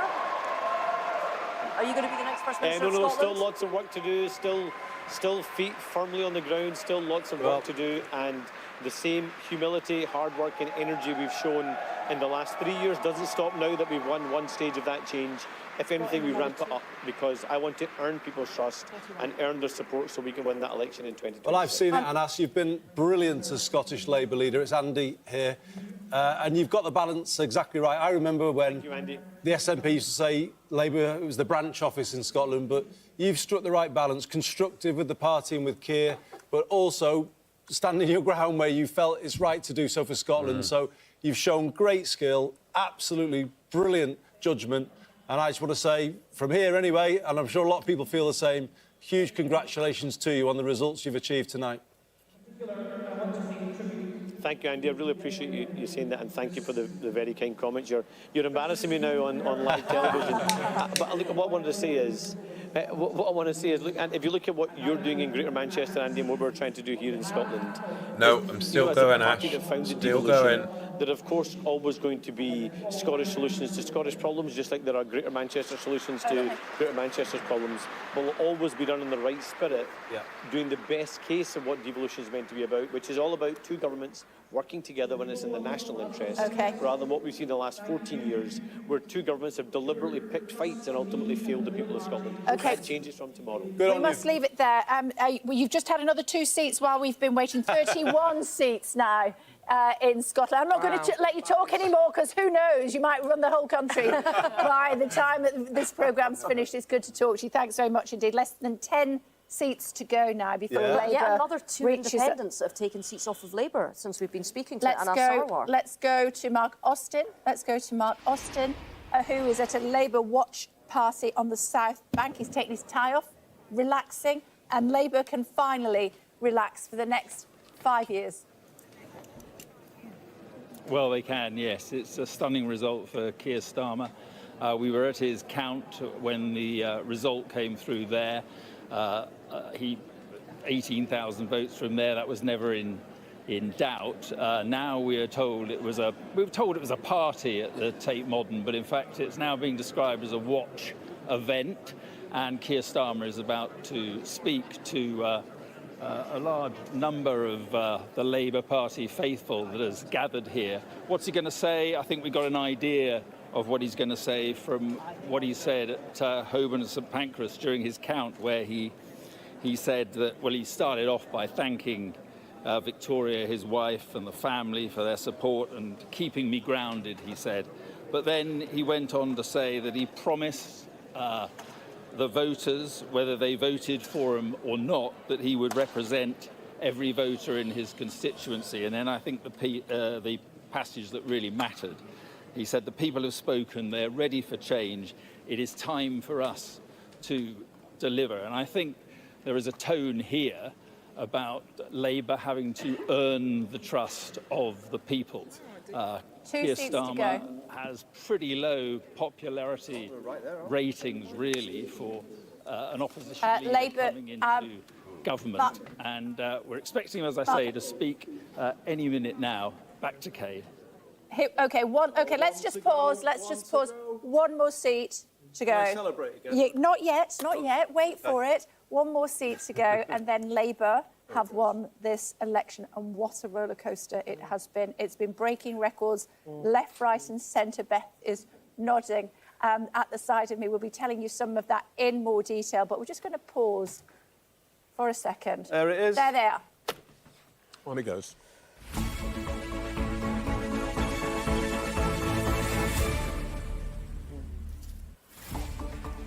There we go. Everything's gone red. Andy's doing a little Snoopy dance at the side of me. He's very happy indeed. Labour has won the 2024 election. Not only have they won, they have absolutely smashed it out of the park. It is what they call a Labour landslide, maybe a super majority. Certainly, Kier Starmer, a very happy man. This morning, Rishi Sunak said he is on his way back to London. One can only imagine that he will be speaking to the King. He's already rung, he says, the leader of the Labour Party to concede and to congratulate him. He'll be heading back up to his constituency in, thank you very much, in North Yorkshire a little bit later on today, whereas this man will be heading to Downing Street to be the next leader of this country. I should say. The Prime Minister is that man there, Kier Starmer. Wow. And when you see it on the screen, it comes home now. It's real. We've waited so long for this moment as a party. It's been a hard 14 years. The struggles people have had. Took a majority. And then Brexit and all that brought, and the pandemic and the cost of it. It's been a hard, hard time. And, you know, just to see this moment of change come through now, it's just a wonderful moment. As I said before, for young people in this country who've only ever kind of had negativity. Now the from fun politics, begins. This will be a massive moment in their lives. And the fact that we've got a big majority means Kier will get things through Parliament, change can happen. The country needed this moment. Larry's got a red collar on. He did tweet. Larry the cat has his own Twitter feed. He did tweet to say, "Dear Kier Starmer, do you like cats?" I'm guessing he does. Beth Rigby. Well, look, he's bringing a dog in, I think. Yes. It's a historic achievement. Keir Starmer's heading as it looks to be the second biggest majority ever, and with it, he could become one of the most consequential prime ministers that come about every few decades, from Attlee in 45 to Thatcher 79 to Blair 97, depending on what he does with this majority. But he could be heading for a decade of national renewal, as he puts it. For the Conservatives, the worst performance in vote shares and seats, looking like 2 centuries, an absolute record breaker for all the wrong reasons, and they have been roundly rejected by the British people. But really, the big story of this election, I think, will be the rise of the others. Look at what's happening with the Lib Dems, Reform, even the Greens. Other parties taking around 40% of the votes. Now it's just at the a moment. mopping up Labour, of the results. It looks like, are going on a landslide majority. At the moment, they've got 37, 38% of the vote, and that is going to be the other massive story of this election. OK, let Trevor come in as well. Trevor, your thoughts? The fact of the matter is, whatever the reason, this is momentous. You have to be at least 45 years old to have voted in an election when this happens. And the median age in this country is about 41. So pretty much half the country has never experienced this. And I think that's the big fact. All the rest of it we'll think about tomorrow. Okay. That's the big thing. Can we, everything thick and fast hit now, guys. But while we're waiting to hear from Kier Starmer, we're going to risk it for a biscuit. Jacob Rees-Mogg. Oh, here we go. This is the Portillo moment. Here we go. Election of the Member of Parliament for the North East Somerset and Hallam constituency. Oh, come on. Hereby give notice. Oh, I the hate number him. of votes Jacob's recorded for each candidate in this constituency is as follows: Barmy Brunch, the official monster raving loony party, 211.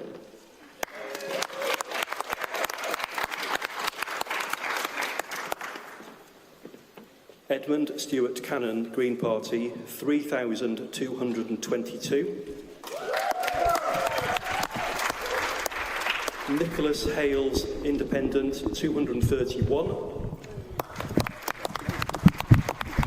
Paul MacDonald, Reform UK, 7,424. Dan Norris, Labour Party, 20,739. 20,000. Danny Norris. Jacob William Rees-Mogg. I think he's the Metro Mayor of Bristol, I think. 15,400. Goodbye, Mr. Rees-Mogg. You're happy, aren't you? That's Moggs it. He's gone. He's gone. That was your Portillo moment, wasn't That's the Portillo moment, definitely. Moggs it. Yeah, not only has he gone, I mean, he's been absolutely... He's been battered, Yeah. and he deserves to be, because he just has no clue Battered. of what he's inflicted on Just people. going to wait for the Lib Dem vote, just to be on the safe side. But I think, you're probably all right. I think it's probably going to be okay. There you go. So Jacob Rees-Mogg. Dan Norris was the Western Mayor, wasn't he? He's the Mayor of the West of England, Yeah. yeah. And I Yeah, was with him West last of week. England Mayor. I Okay. told you Clear. that. I He thought was so. on a real roll, but I just think Jacob Rees-Mogg has epitomised Keir Starmer a arriving. government that's been out of touch with people. Okay. And I think loads of people will be so glad to see the back of him. I certainly am. Spend more time with his 6 children. There's Ed Miliband, David Miliband, forgive me. And here is the soon-to-be new Prime Minister. Brilliant. There he is. Gets He's better not this Prime night. Minister yet because he hasn't seen the King. Thank you.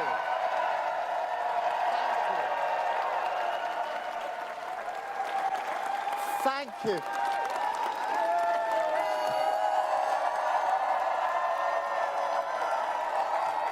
Thank you.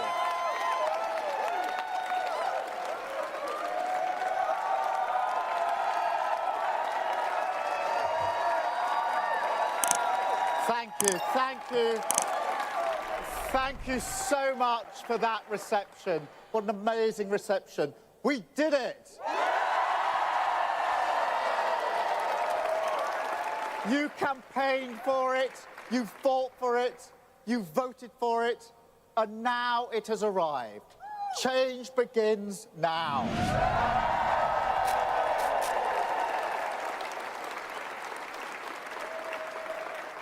And it feels good, I have to be honest. 4.5 years of work Wow. changing the party. This is what it is for. A changed Labour Party, ready to serve our country, ready to restore Britain to the service of working people.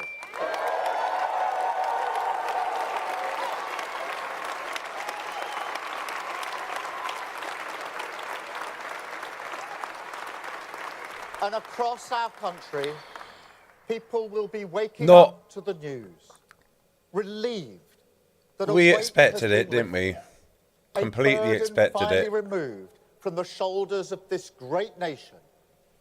And now we can look forward again, walk into the morning, the sunlight of We hope. walk into the Hail at shadows first, of death. We're getting stronger through the day, shining once again on a country with the opportunity, after 14 years, to get its future back.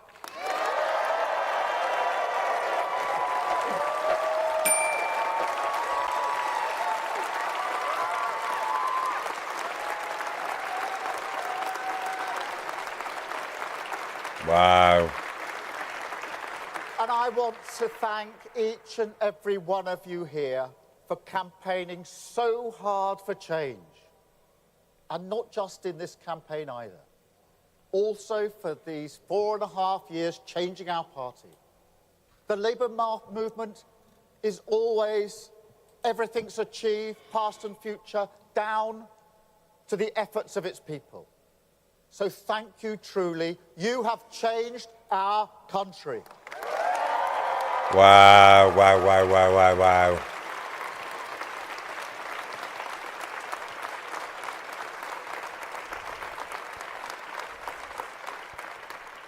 But a mandate like this comes with a great responsibility. Our task is nothing less than renewing the ideas that hold this country together. National renewal. Whoever you are, wherever you started in life, if you work hard, if you play by the rules, this country should give you a fair chance to get on. It should always respect your contribution, and we have to restore that.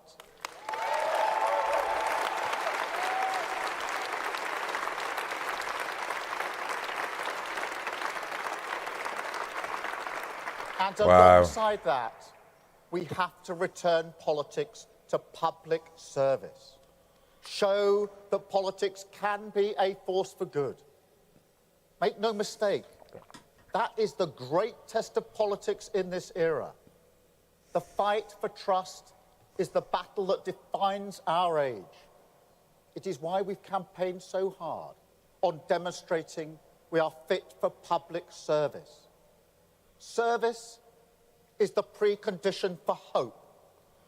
Respect, the bond that can unite a country.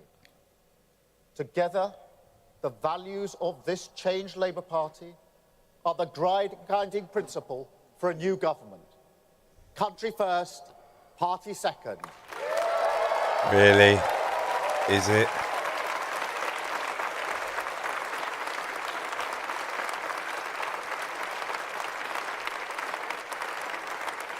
That is the responsibility of this mandate. You know, 14 years ago, we were told that we're all in it together.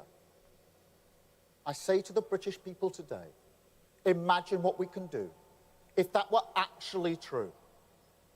So, by all means, enjoy this moment. Nobody can say you haven't waited patiently. Enjoy the feeling of waking up on a morning like this, with the emotion that you do see the country through the same eyes.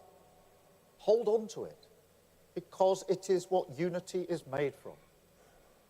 But use it to show to the rest of the country, as we must, that this party has changed, that we will serve them faithfully, govern for every single person in this country.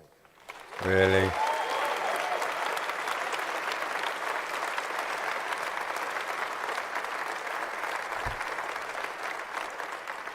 But also, Go. He's got a face you want to smack, more like. This morning, we can see that the British people have voted to turn the page on 14 years. But don't pretend that there was anything inevitable about that. There's nothing preordained in politics. Election victories don't fall from the sky. They're hard won and hard fought for. And this one could only be won by a changed Labour Party.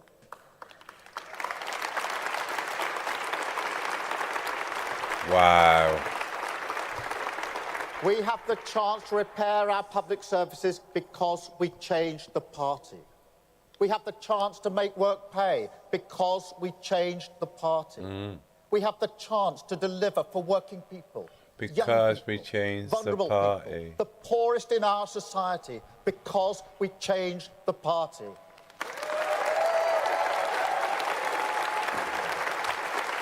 What a crock of bollocks.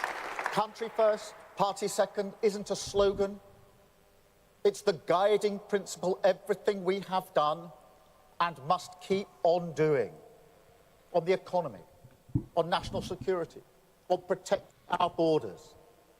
The British people had to look us in the eye and see that we can serve their interests.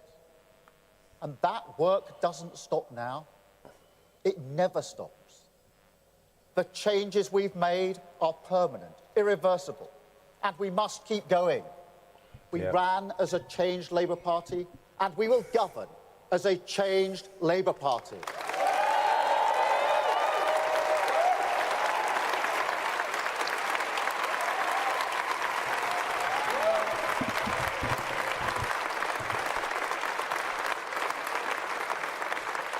I don't promise you it will be easy. Changing a country is not like flicking a switch. It's hard work, patient work, determined work. And we will have to get moving immediately. But even when the going gets tough, and it will, remember, tonight and always, That's right, Go. what this is all about. Now, What is the charge for all this? A few times in this campaign. once or twice. But the sense of security we had, the comfort they took from believing that Britain would always be better for their children, the hope, not high-minded, not idealistic, but a hope that working-class families like mine could build their lives around. It is a hope that working-class families like his. at the moment. Are you fucking But we have having a earned bubble? the mandate to relight the fire. You for real? That is the purpose of this party and of this government. We said we would end the chaos, and we will. Fucking madness. We said we would turn the page, and we have.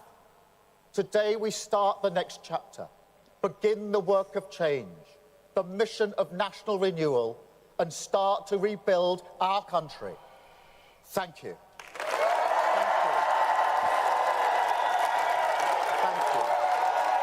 I'm not impressed overly. Is anybody else?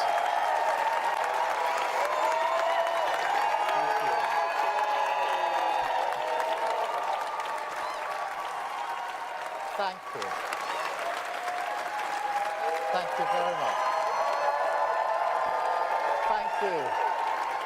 Thank you. Right. I could cry. Literally.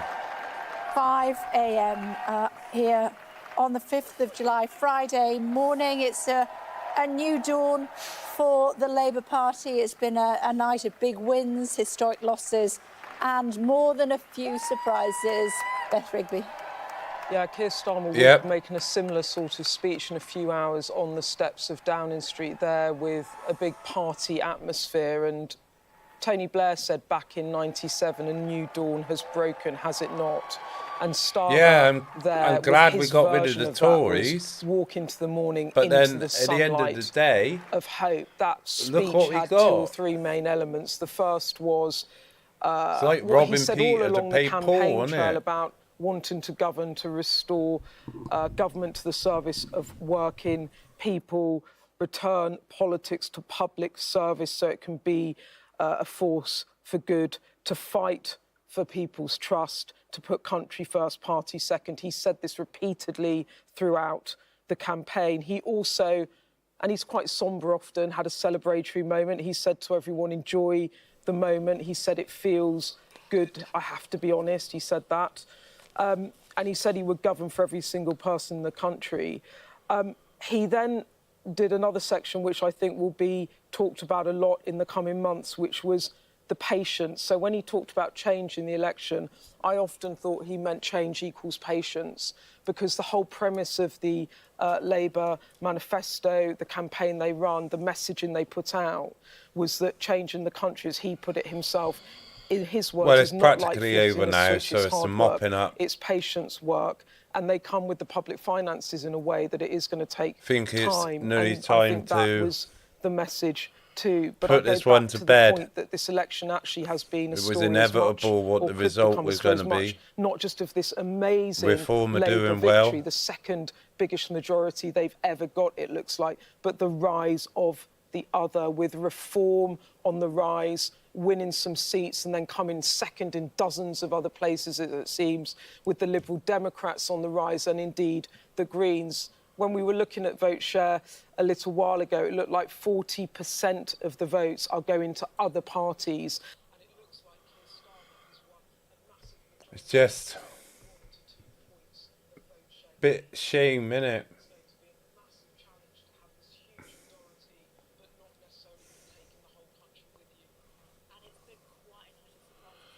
Yep, quite a night of surprises.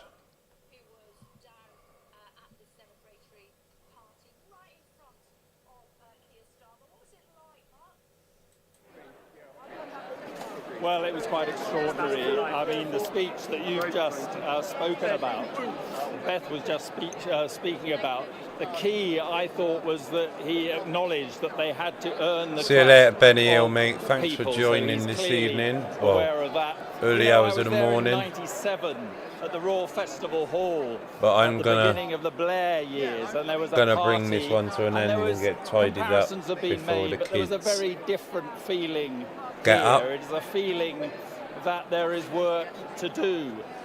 Blair set out his rather bold plan to devolution for Do Scotland, appreciate devolution for Wales. He had more money. He knew that the economy... Everyone that joined me, hit that like button if you already haven't, please. It's quite important you do that. It helps the stream. There's 112, 47 of you in at the moment. Don't put in the chat that the sound's gone. I know that it's gone because I've muted it.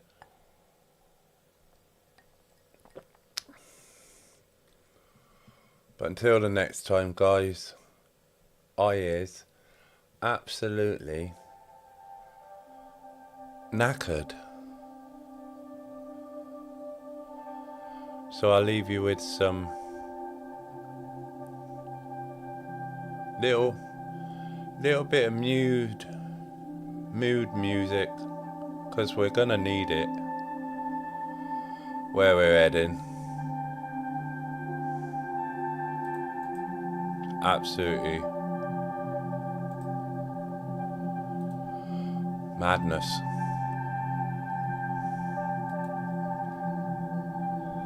So guys, thank you for joining.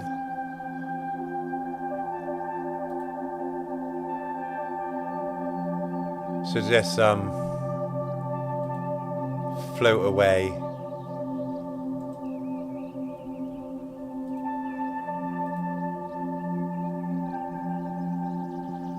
Just let the